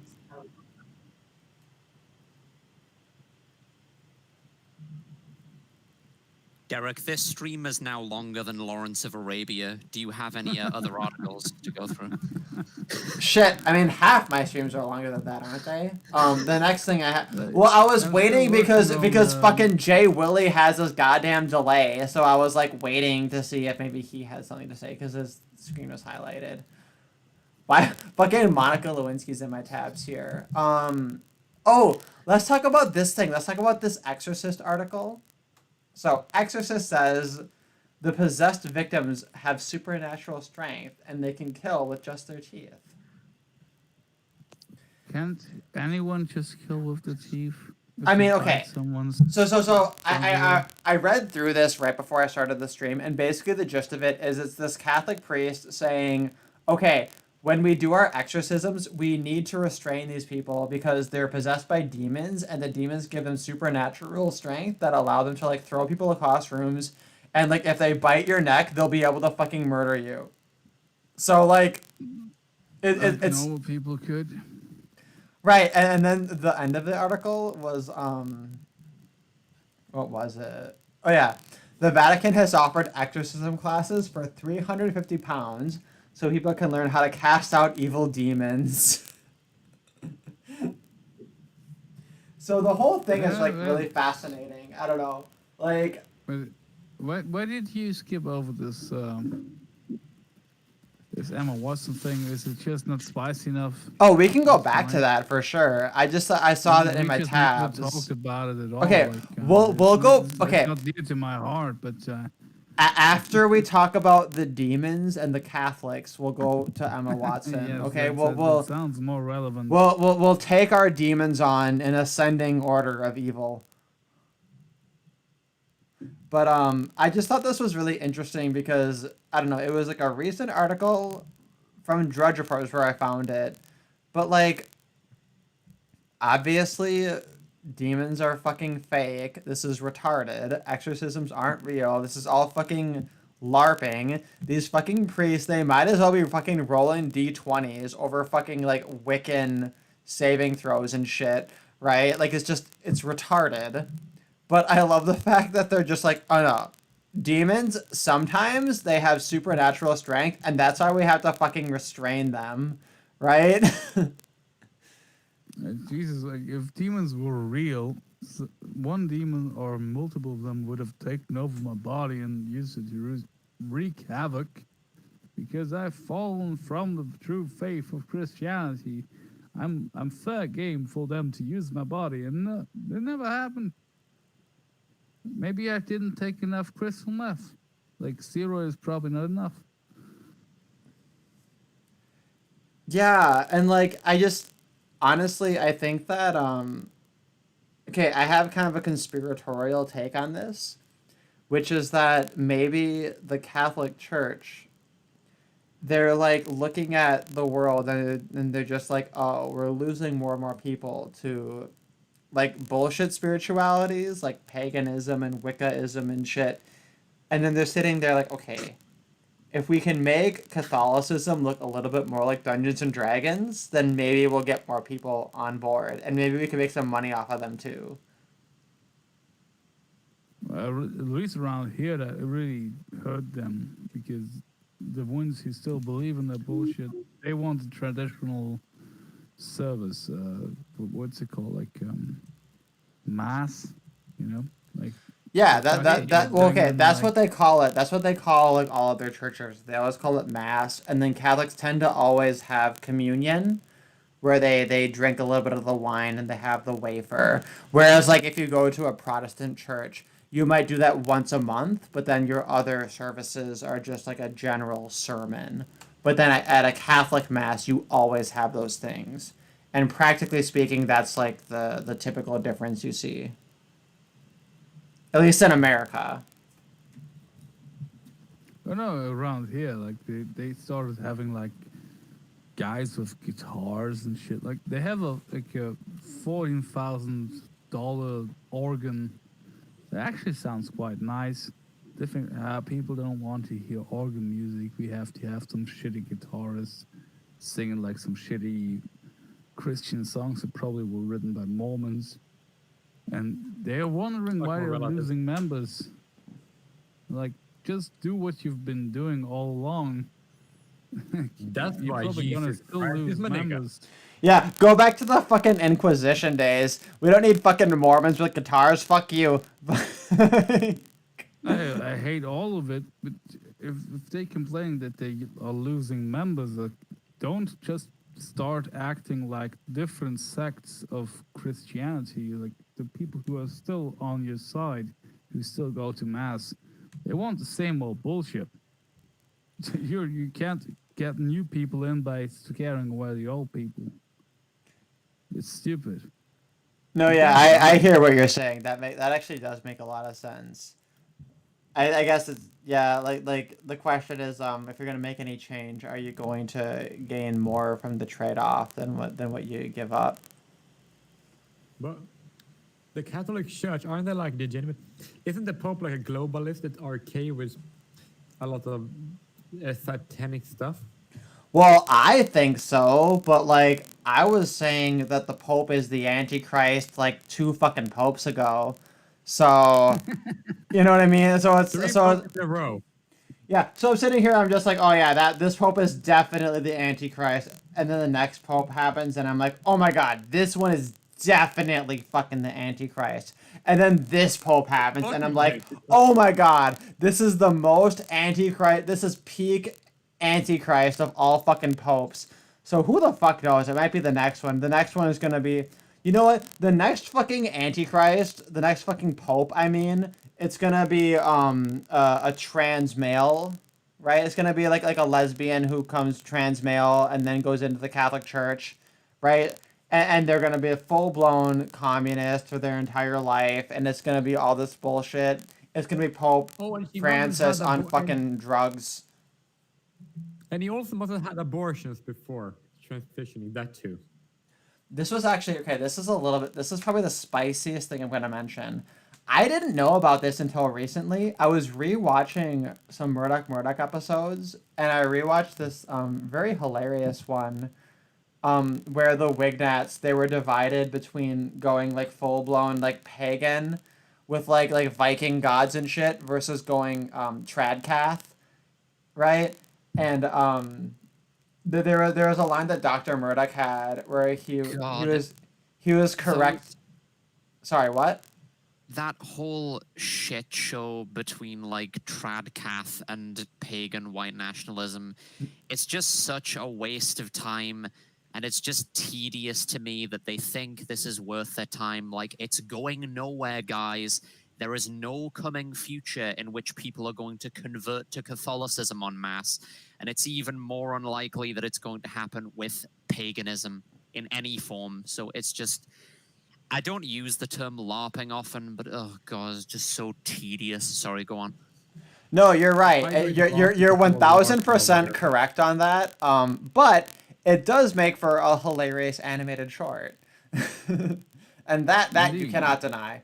And so it was very funny, right? They had like in the pagan camp, they had this like chick Bethany who has like Cheeto dust all around her mouth, and then there's a point where like they had all the Catholics fucking rounded up and they were gonna burn them at the stake, and then they find out they're not fucking tied, and she's like, Bethany, you're supposed to fucking tie them up, and she goes, I casted a binding spell, but they must have made the saving throws. Anyway, it was so goddamn so good. Show us that. Yeah, I'll link it to you. It's from so for Murdoch, you have to go to Cheeky Vids in order to find it. Cause They have them all. they get yeeted off of YouTube immediately because Susan is a goddamn Karen and needs to just stop. But anyway, the reason it was so funny is there's a point where Arlo Donald is in the Tradcath camp, right? And he's like, we're Judeo-Christian. And Dr. Murdoch is like, look up Martin Luther, right, on that. And then I looked it up and I was like, holy shit. Martin Luther wrote a treatise called The Lies of the Jews, or On the Jews and Their Lies. And I was like, holy shit, I had Wait, no you know that? fucking idea. I had no idea that was a I've known thing. it for decades. Juden und ihre Lügen. No, I was a Lutheran and I was like totally into that. And I was like a cunt. I was at a Catholic school in middle school as a Lutheran, and I'd pull out the fucking 95 Thesis, and I'm like, this is 95 fucking times when you fucking fake idolater pagan ass fucking fake Christians tried to fucking undermine Christianity with your Satanism and your fucking Mary worship. And then I'm sitting here like, how come they don't want to be my friend? Like that was like me in middle school, basically. But honestly, the Lutherans are right about that. Like Catholics are, they're totally like fake Christians. Like, why are you praying to the saints and praying to Mary and shit? Yeah, That's just like they it's use, unnatural. I'm sorry. Like this. they even Sorry. use stuff from the Talmud. Like, why? Like, Really? you're not Catholics draw on the supposed to. Talmud? That's there's fucking this- retarded. They also There's use- certain they Kabbalistic also use a lot of structures in the Catholic Church. Why? Like, aren't you supposed to reject that? But maybe someone influenced you back in the days. I don't know. Well, in theory. But I actually know a girl who is Jehovah's, and she basically also agree with the sentiment that the Catholics are like fake Christians. And she makes a lot of sense, actually. Okay, here's the episode I'm referring. It's called Sky Daddy's Being in Time. So I'll post the link in the chat there. But yeah, if you haven't watched Murdoch, like just like watch all of it. It's so goddamn funny. You don't even have to be like totally on board with it. It's just it's just so refreshing to see like a series that talks about issues that are kind of relevant to these circles from that Actually, they're perspective, just you know? fucking funny most of the time. They're like, so goddamn funny and so fucking well I done. don't agree with what is implied, but like, why Don't can't? say. Why No, can't yeah. the left have people like Murdoch? Why is it that they are incapable of being funny like that? That's the thing, is like it's like if you have a problem with it, it's like, you know what, just get it out there into the culture and let people have a free discussion of it. Instead, they're gonna push it underneath, and the people who are like most fanatical and most likely to be like radicalized by it, they're gonna get it either way. So like if you want to have it be like talked about in the social sphere and have it kind of get like diluted and get it talked about and get it criticized, the best way is to just get it fucking out there so we can have, I guess, herd immunity to it, right? But yeah, the last ones were really funny. In the Court of the Optics King and Mein Kampf, those two were like among two of the fucking funniest. So I hope we see more of them. It's so I just good. have to It's say just, it's so something really funny fucking about good. it.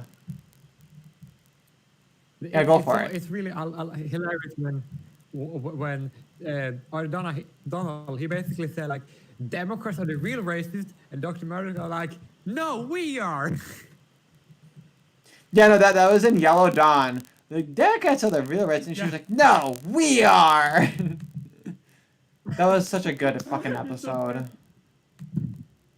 I was explaining that episode to my Asian friend, and it's like, I don't know, like in Asia, they don't have these same demographic problems, so it's like hard to put it into the right context and everything to like make it make sense. I showed my British coworker. I was like, here, you should watch this, and he was like, holy shit, this is insane, and I don't know, like, he was like conservative enough that I feel like he kind of gets it, but I don't hide my power level. I'm the same person in real life as I am like on my streams, because like if people are like too soft and retarded to deal with thinking about things and like get too offended by things, like I'd rather have them like distance from me than have to deal with them. So I just throw it all out there and then let them make the fucking judgment call.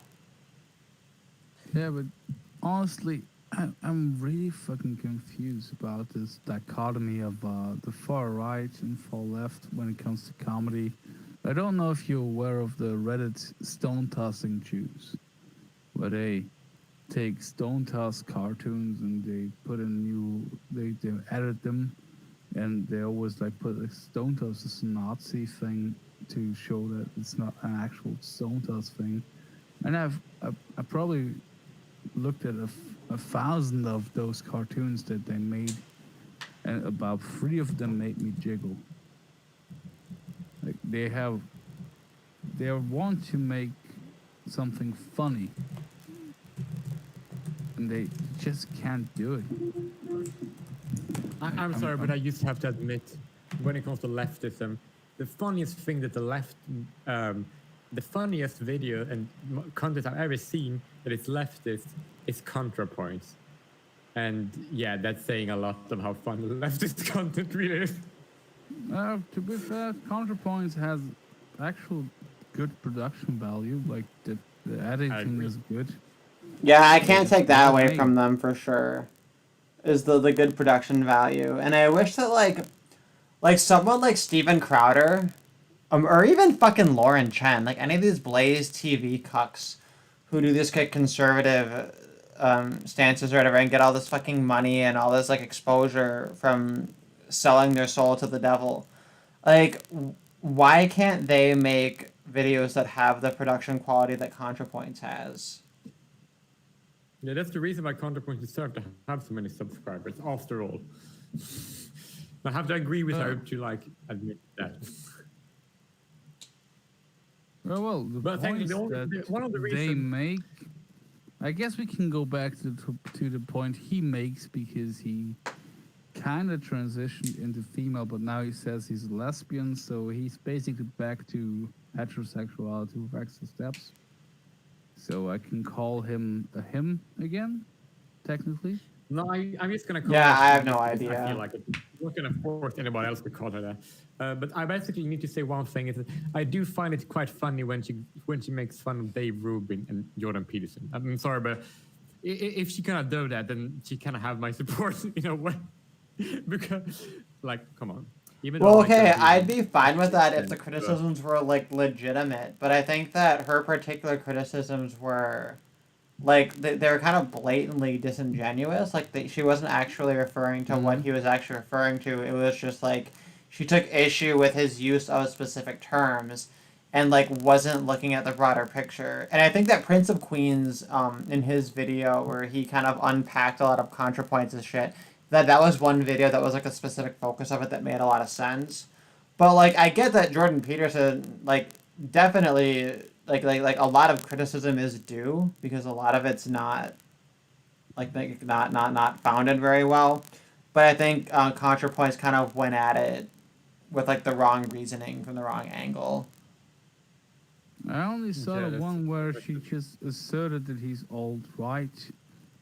Yeah, that was it. Yeah, that's the old one. She removed that one, and then she made a new one that was like more genuine. So it's like, but then she's like pretended that she never made the previous one. So it's like, okay. Was the second one where she was in the Right, bath and really- she kept calling him daddy? Was that the first one or the second one? Because that's the one I saw. That's the second one. That's the Okay, so second I one. guess I didn't see the first one then. But even the Neither did second one I think took some Owen issue explained with. it. But she Yeah, removed I that saw the one. first one like 2 years ago when someone I know that I still consider a friend who's an SJW was trying to convince me that Jordan Peterson was an alt-right activist.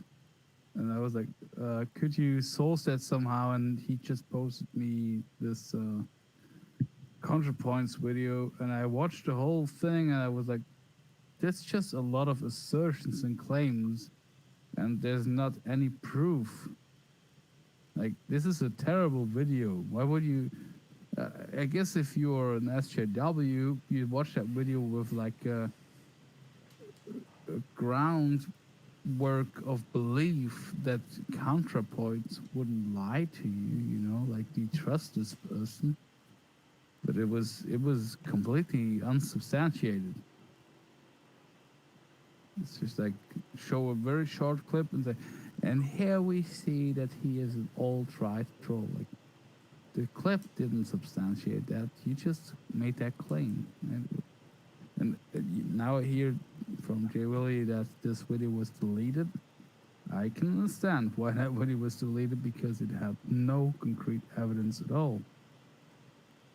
Yeah, probably she. But I do kind of like can see something about it, because at least she kind of like could admit that did admit, but it wasn't very good. But she didn't admit it to anybody else besides herself. But anyway, that's actually kind of Yeah, that's something I can give credit for almost. But I would say mainly I doesn't really watch her because I usually watch her because I want to be entertained, right? Because I find it to be a bit funny to a certain extent. But yeah, that's basically it. But I actually must commend her for that. She actually went after when she spoke about the West. She's because I kind of like if someone is going to make a critique of the West, like I'm all for that because I'm not really the biggest fan of the West. And she basically said the term Judeo-Christian West is mainly used by neocons rather than anybody else, rather than by any historians. And I was like, yeah, that's actually something that people need to say more often, actually. And I kind of like flabbergasted no one on the left actually make the criticism more often because it's kind of blatantly there. So I kind of like that. I do like that. So It is a the stupid same thing goes back to term. my original statement. If someone makes that I don't agree with, talks about something else, I make critique of something else that I dislike. I don't dislike her, but if she critiques, I don't agree with her, but if she goes after something that I disagree with as well, then as what I said initially, like who am I to complain? You get it? I'm looking at these comics from Stone Tossing Juice, and I just like I don't get any of them. This is just like a whole weird fucking world. That's what I was getting at. Like, I tried to find something funny there because they try to make funny edits, but none of them made me laugh so far. I don't get it at all. I'm like 1,000%. I don't get it. I don't know. Whatever. But yeah, I will say with ContraPoints, the one thing I'll give them credit for is I appreciate their take on like academic philosophy. Like I think that it is like a totally disjointed world that doesn't make any sense, and I kind of relate to this idea that they tried to like go into graduate philosophy and then found that it was like not a world that they could exist in because it's just like it's so fucking fake. And you'll actually hear that a lot from like Janice Fimenko. She had expressed like similar concerns over it, which I think make a lot of sense. So it's like that's like one weird, I guess, coincidence. But we can talk about this. Let's talk about this. Once you enter that sphere, you are like, I guess it's almost like if you're sitting in an audience with a applaud sign.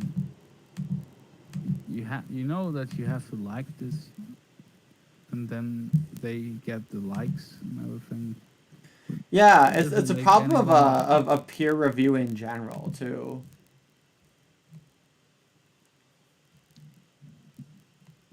It's just fucking weird. He was working as a police officer, right? And he had this his partner who was called Sanchez, and his face was like an Amerimat, right? And then when Sanchez got shot, the police chief, who was Alex Jones, he basically said, Sanchez was our best affirmative action hiree. And then it ended with the Murdochs, they're killing the Dreamers. And I managed to download the video before it got taken down. So I have it on my computer back in my parents' home. So I can't access it right now, but I still have it. So that's good, right? Wait, which video? I didn't catch the first part. It was the one about the embrownment.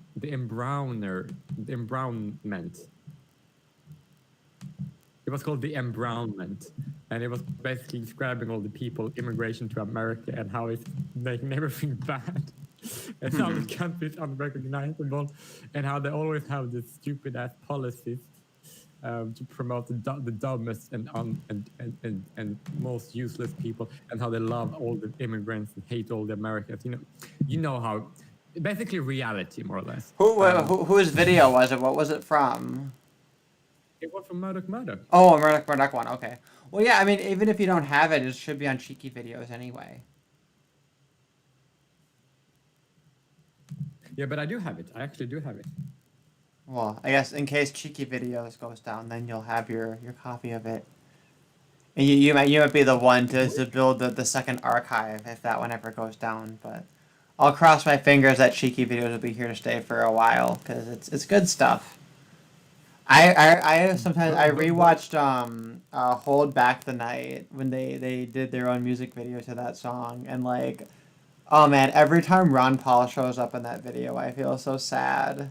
And I just think, oh, like, cause like that's like the point where we kind of like really definitely cross paths is like the support for Ron Paul in 2008, and so often I think, man, how different things would have been if Ron Paul had won in 2008. But we had to have a goddamn Republican Party, and the Republican Party fucking killed America in 2008.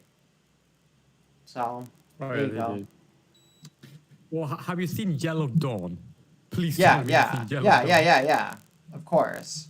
I'm sorry, but that's so beautiful. And they basically, when Murdoch-chan got to the forest, and then the tranny savage is there, and I basically, when she and Arthur Donald are with all the degenerates, I was like, oh, that's the West. Of I was like, oh, course. that's the West. They was like, oh my god, it's exactly why I don't like the West. Yeah, it all clicked. It's so perfect. I loved it.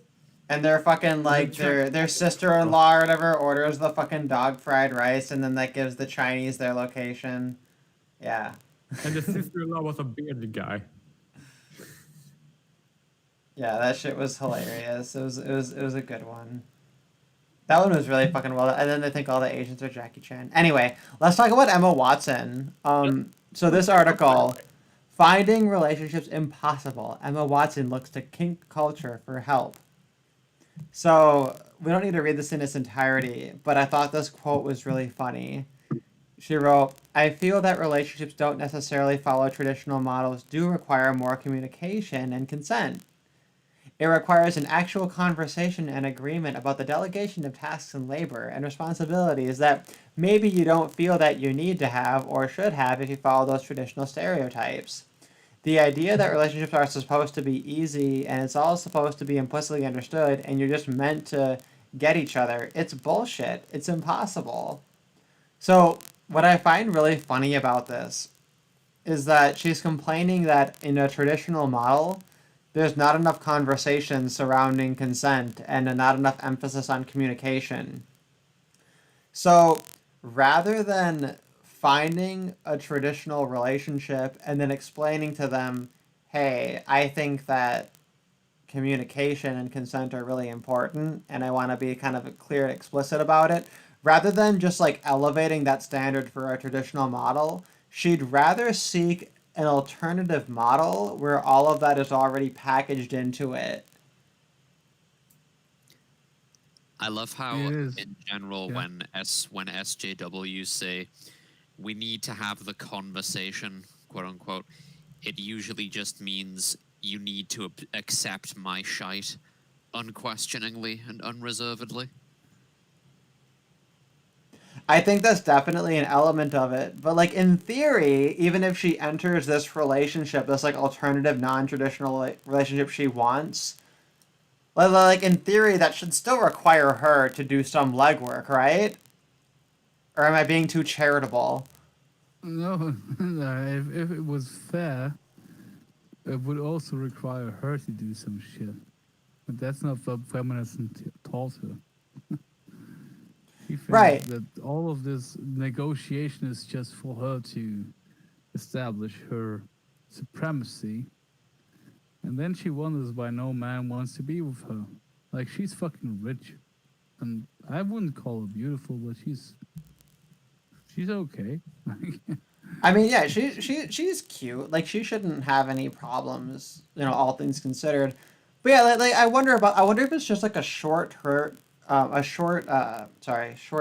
like emotional thing, where, like so she enters into this non-traditional relationship, and then there's this whole conversation about expectations and about consent and things like that, and she's having that conversation and she's doing the work in that context. But then somehow in a traditional model, she like doesn't think she's able to take that same level of effort, right? Like I feel like it's almost like from the outside, she looks at the non-traditional one, and because maybe somebody else or like the social expectation is such that that conversation happens, like that makes enough of a difference that she'd then be motivated to have the conversation. Like that's what I'm kind of expected to believe in order for this angle to make any fucking sense. Actually, when reading this the first time, I felt like she was completely negating the fact that traditional relationships have these conversations. Well, she said they don't necessarily follow traditional models to have. So, sorry, she said that relationships that don't necessarily follow traditional models do require more communication and consent. So that comes off as a I guess an implication here. But Yeah, it's the not language is weak specifically enough that stated, we but don't it really makes it know. sound like she assumes that a traditional relationship is just like this. Women is this, men is this, and that was maybe the case in some cases, but I can't recall any patterns of friends that I have who didn't have a conversation about how the relationship will work. Like she's reinventing the wheel here, and she's going far off the rails when you read further. Right. So actually, when I read further, there's a part of it that actually does make sense. She adds, Watson added that she looks to same-sex couples for a healthier relationship dynamic as well as kink culture. I've become slightly fascinated by kink culture because they are the best communicators ever. They know all about consent. They understand that stuff because they really have to get it. But we could all use those models. They're actually really helpful models. Now, what she's referring to is, I think, when you're in like a sadomasochistic kind of a culture and that sort of a kink culture, they'll actually have like a long list of things like a long list of like check boxes of like things that you're okay with or things that you're absolutely not okay with or maybe something in between, right? And like if you're going to do some kind of an S&M sort of a play, like you need to make sure that that's all like stated very very clearly. And that's something that like just because of the nature of it, they have to be clear about all those things. And I guess she's expecting that this will be made clear for all kinds of couples. And also, a lot of people might have safety words and like be clear because a lot of people, this is actually more common than what people might like the whole idea of a rape fetish. What I mean by that is that if there's some people, especially androsexual people of both genders, like some people, also mainly women, like the idea of having guys force themselves upon them, right? So therefore, they would enact a rape scene and have safety words if they really feel bad about it. So they like want to say no and still want their partner to do it. So they have other words to say no with rather than no because they will destroy the whole thing.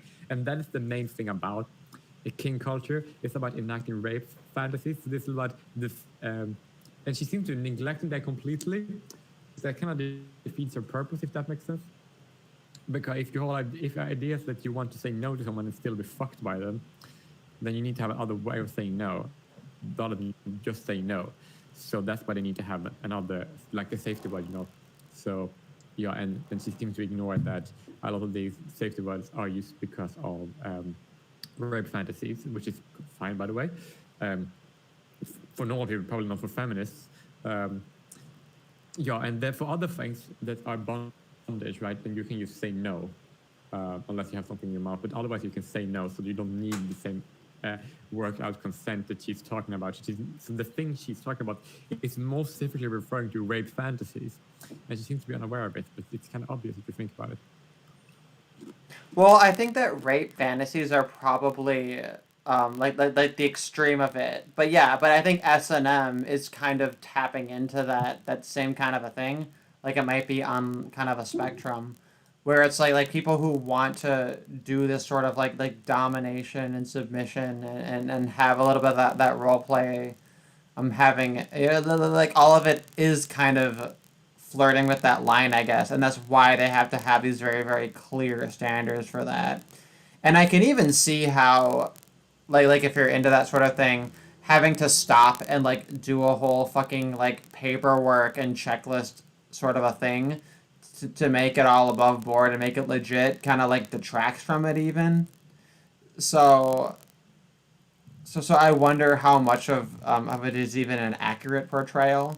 But I know that, for example, like back in the Twin Cities, there's a bar that sometimes we would all go to, like a club that like part of their thing was an area of it is where they'd have a dominatrix, and like people could sign up and then be like publicly like whipped or have like whatever happened to them in front of all the people in the club. And that was like part of it. And there was like a midget who liked to have women step on him while they were wearing stilettos. And just like weird shit like that. And it was kind of cool because that's like a fun, like different kind of theme for a club. So you could go there for that kind of a thing, and like obviously since they're like a big public venue that has that kind of a thing, anybody who wants to like do that and like have the femdom like whip them or spank them or whatever, like you'd have like your whole checklist of like, this is what I want you to do, this is what's not okay, this is what is okay, so that if somebody has a complaint later, you have documentation that says this is what they wanted to happen. I don't know. Terence Strong spoke about that.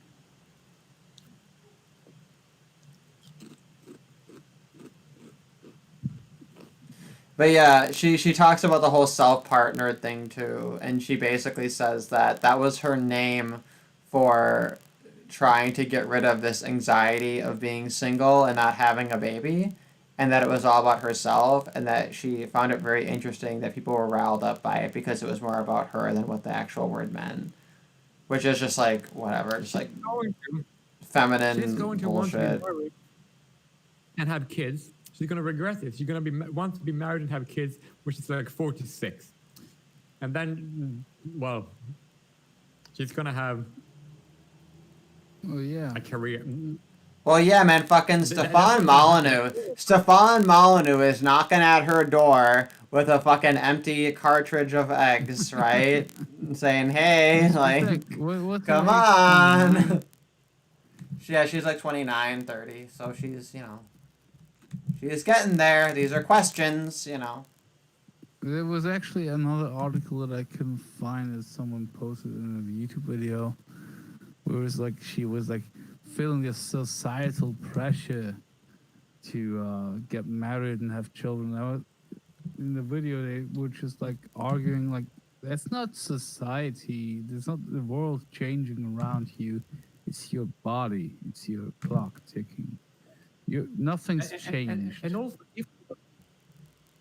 if we were to say, just for the sake of argument in society, a society that doesn't pressure women into getting married or having kids, that society is going to die. I'm sorry, that's just what's going to happen, obviously. And if you can't see that, then I mean, I guess in anybody- theory, we don't need to pressure people, right? In theory, people produce kids at enough of a rate.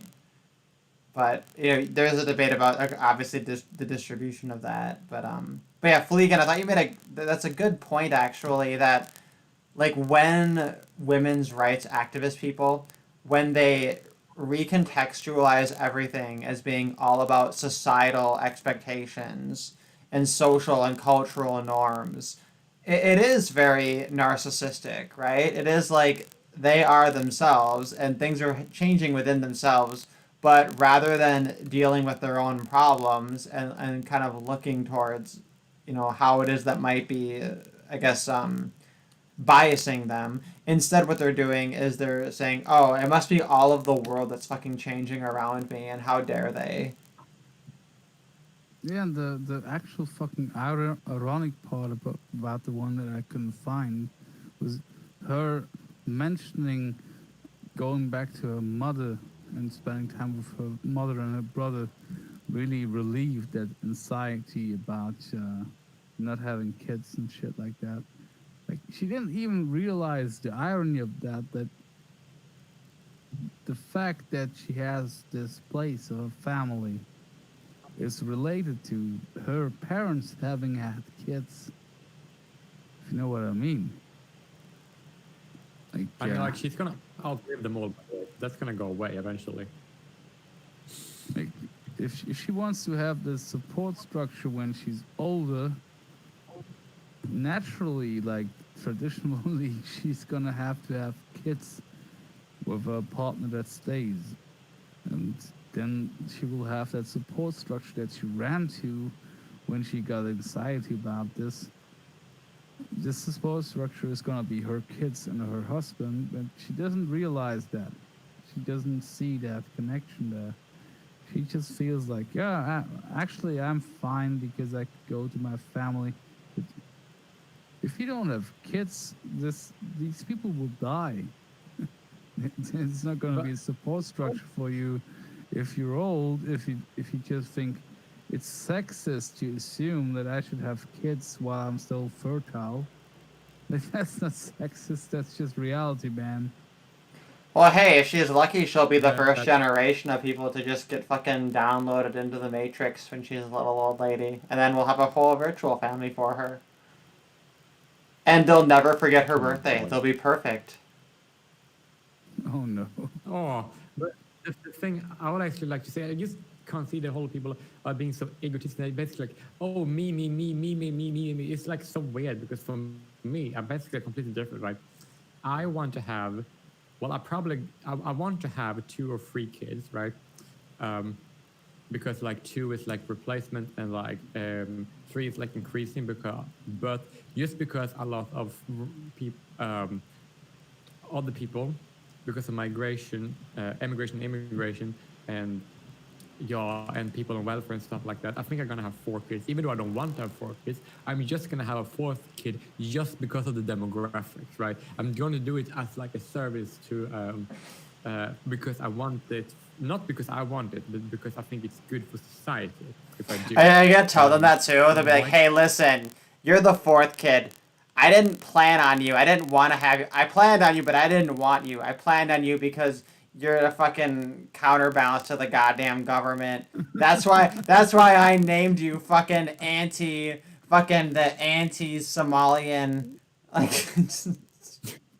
Hey, Quattro, your name actually means not 4, but it means anti-white replacement.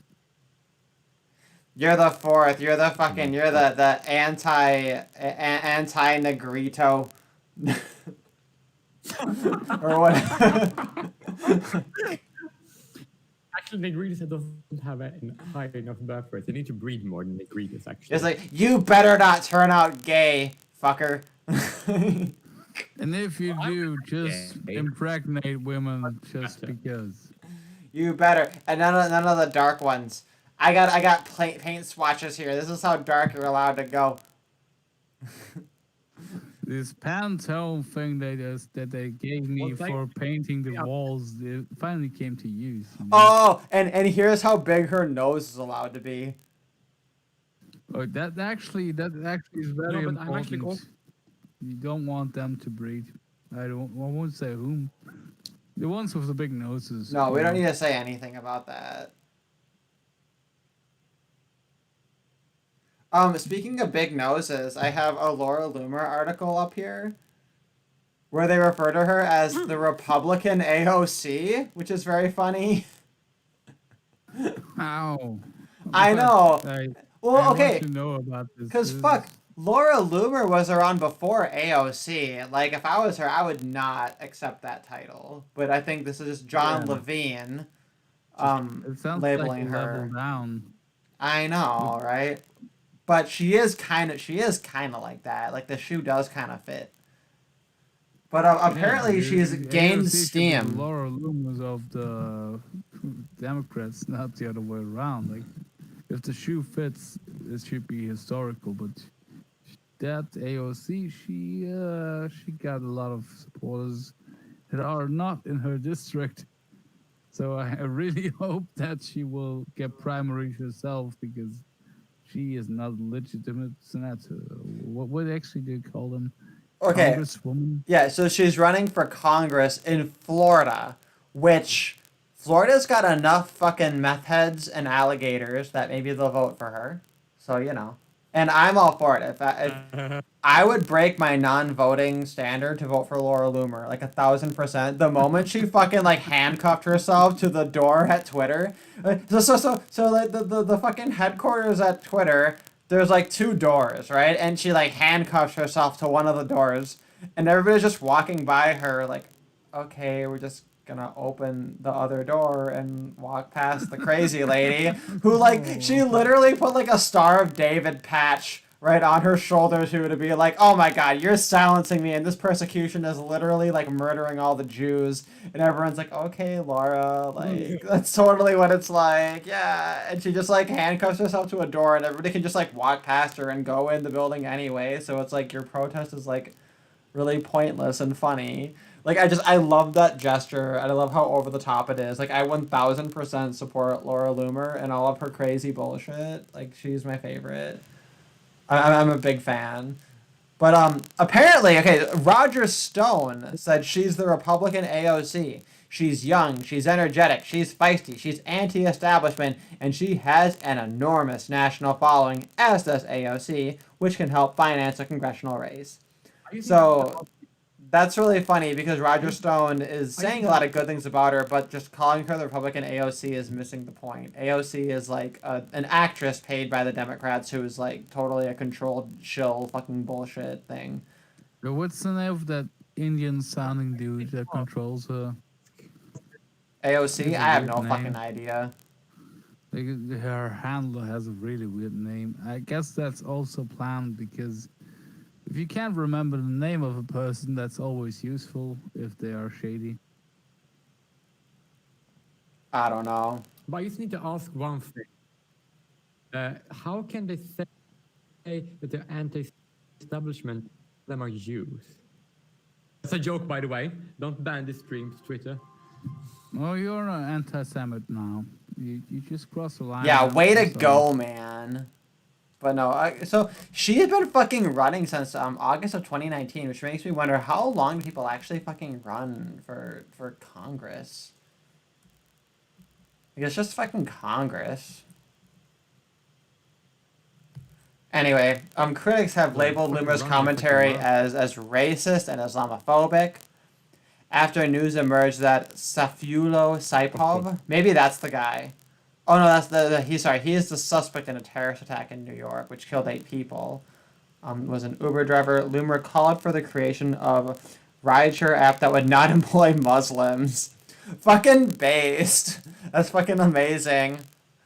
Like, I'm sorry. Like I support the right of association, and like maybe I want to have a rideshare app that doesn't employ Muslims just in case they try to blow up a building or rape me. You know. Like why is that not a right? Sorry. You're fucking. It is alright. You can discriminate. You don't like. This is the problem. I see a lot of not us, but a lot of other people. Right?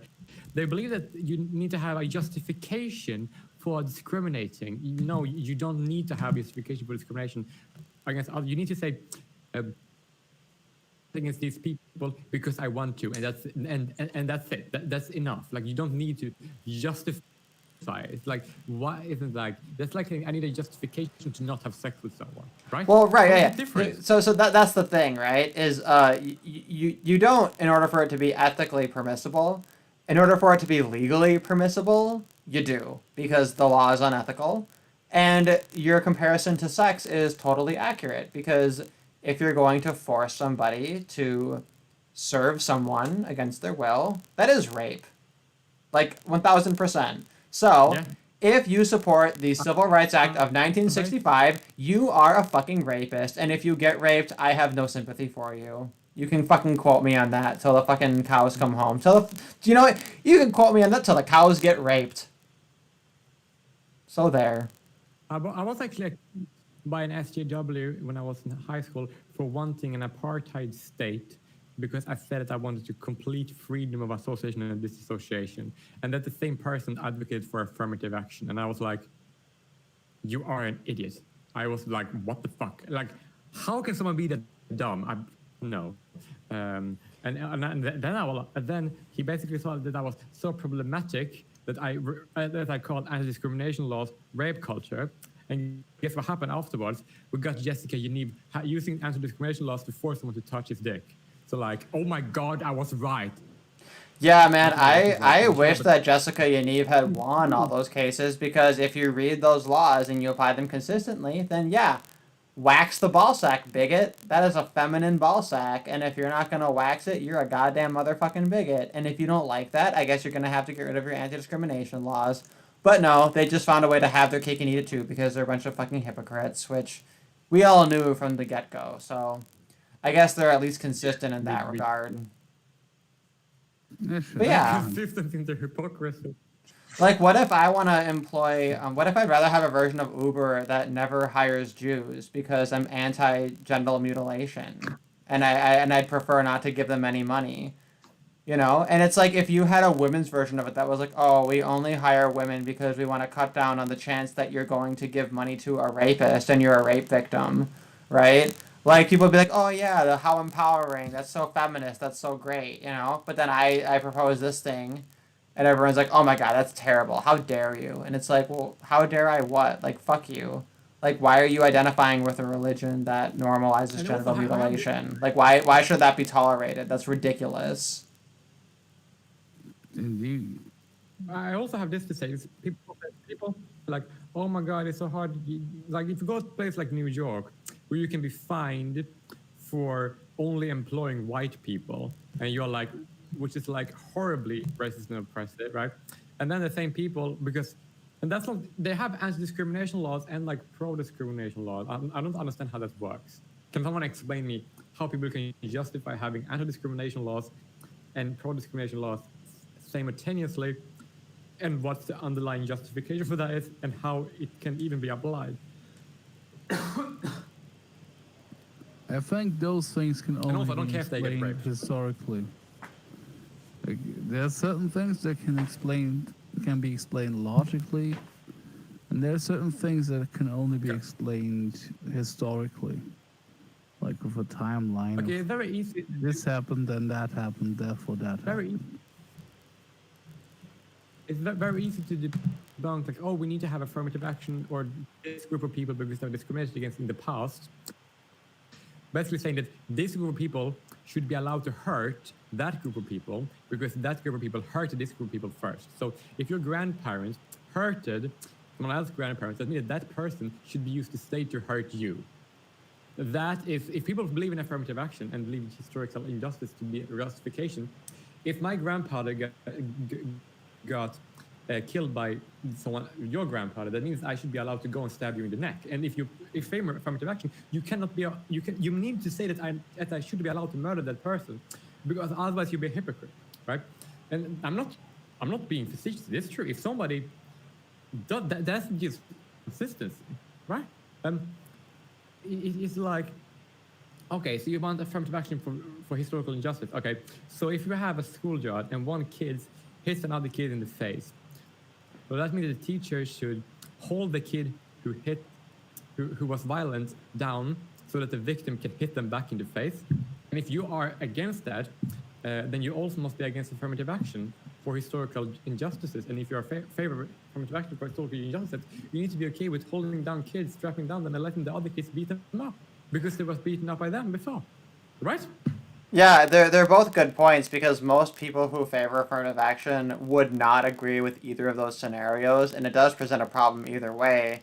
Because, like, with the murder example, what people will do is they'll try to quantify, like, here's the amount of money you would have lost, and therefore this is the amount you owe in reparations. But if you say, well, wait a minute, if we had a murder in the past and that doesn't justify a murder in the present, that means $1 in the past does not justify $1 in the present. So how do you factor that in? And then likewise with the children example, right? Of like, oh, this bully hit someone, then you're gonna hold down the other person and have them get their hit back. It's like, well, like you'll have this whole nuanced conception of justice where you say, oh no, this isn't really fixing the problem. This isn't like this sort of like basic retribution doesn't actually make the situation better. You know, violence begets violence, all that kind of shit, right? So then it's like, okay, if that's the case, then like you can't say that punishing people in the present is going to have like a practical application either. So yeah, I think both parts of that thought experiment make a lot of sense. Mm-hmm. But so I looked over the rest of this article, and the comparison to AOC. One other reason that it makes sense is that they're saying that like the reason AOC won is because she was up against a very very weak incumbent, and the argument that Laura Loomer is making is that her incumbent that she would be going against is extremely weak and even weaker than the one that AOC beat. So honestly, I hope that strategy works out. I would love to be hearing about fucking Congressman Loomer. And if we have fucking AOC and fucking Loomer in there as because if the Democrats get their hilarious cartoon who eats up all the media, I would love to see Laura Loomer as like our conservative reciprocal to that. I fully endorse that. I'd be very happy with it. Laura Loomer have been shit-talked by the Michelin Man on Twitter. Good for her. Fuck the Michelin Man. He's a cunt. Exactly. He needs to steal my friend's dad's tires when we were kids. I agree with her. Fuck the Michelin Man. And then my niece got allergic reaction. She was swollen and she looks like the Michelin Man. I remember my friend was trying to explain to me. He was like, "Oh, this restaurant, we should go to it. It's Michelin, like 4-star rated." And I was like, "Don't those fuckers make tires or some shit?" And he was like, "No, it's like the Michelin rating. Why don't you know that? You're a white person. You're supposed to know." And I was like, I only know Michelin because of tires. I don't know what these fucking Michelin ratings are. Like, why do they have the same name?" And I still don't get it. Like, why would I listen to them? I can fucking eat food. There wasn't a lawsuit from Michelin to the donut dude from the Ghostbusters movie. I have no idea. I'd like to get a real legal analysis on that because I won't even speculate. They just look the fucking same. Just one has like a hat. That's dumb. What was that in Ghostbusters that had a hat? Yeah, and Ghostbusters is like this donut thing. It's not the Michelin Man, Oh yeah, it's like a donut boy. but it looks like the Michelin Man. Like I don't know why I remember that even. it just struck my brain when you talked about it. Like, why is it not a copyright infringement to have like the same fucking character, but if it has like a hat, then it's okay. What the fuck? America is weird. Yeah, America is anything but consistent. It's the last thing it is consistent on things like that. Like I remember as a kid, I thought it was the Michelin Man, but now I know he had a hat on, so it can't be because he had a hat. You know. Honestly, I think the whole fact that the Michelin star rating has the same name, I think that's more pressing because that's far more confusing. That confuses me as an adult. If I was a children looking for 5-star restaurants and one of them had the fucking Michelin Man's face next to it, I'd be even more confused, I think. That is true. But yeah, it looks like I've gotten through all of the articles in what looks like under 5 hours. Barely under 5 hours. I've gotten through it all. Very, very bad people with the tangents. Like I think we did pretty good. We were pretty topical. Our tangents were fairly meaty, not too meandering, I hope. But yeah, it's whatever. I think I feel like I'm gonna probably take a nap now because I've been up for several hours and everything.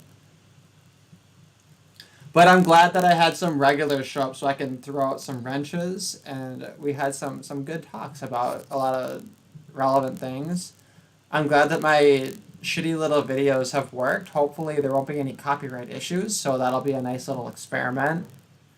Any last thoughts? Was there anything we had talked about, anything that we wanted to make sure we mention before I end the stream here? I think I'm good. We're all good. We do a pretty good job letting each other talk or whatever, so I think we're all good. Yep. Okay. The fact that this fucking song is still in the back of my head is not relevant. Oh, because I mentioned Eurovision, and now everybody is a fan of Eurovision because I was totally right about it not being cancer, and everybody's going to concede that the women and gays are right about something, finally. The song that's stuck in the Are back of my head right. when I talk to you is Yes. stop.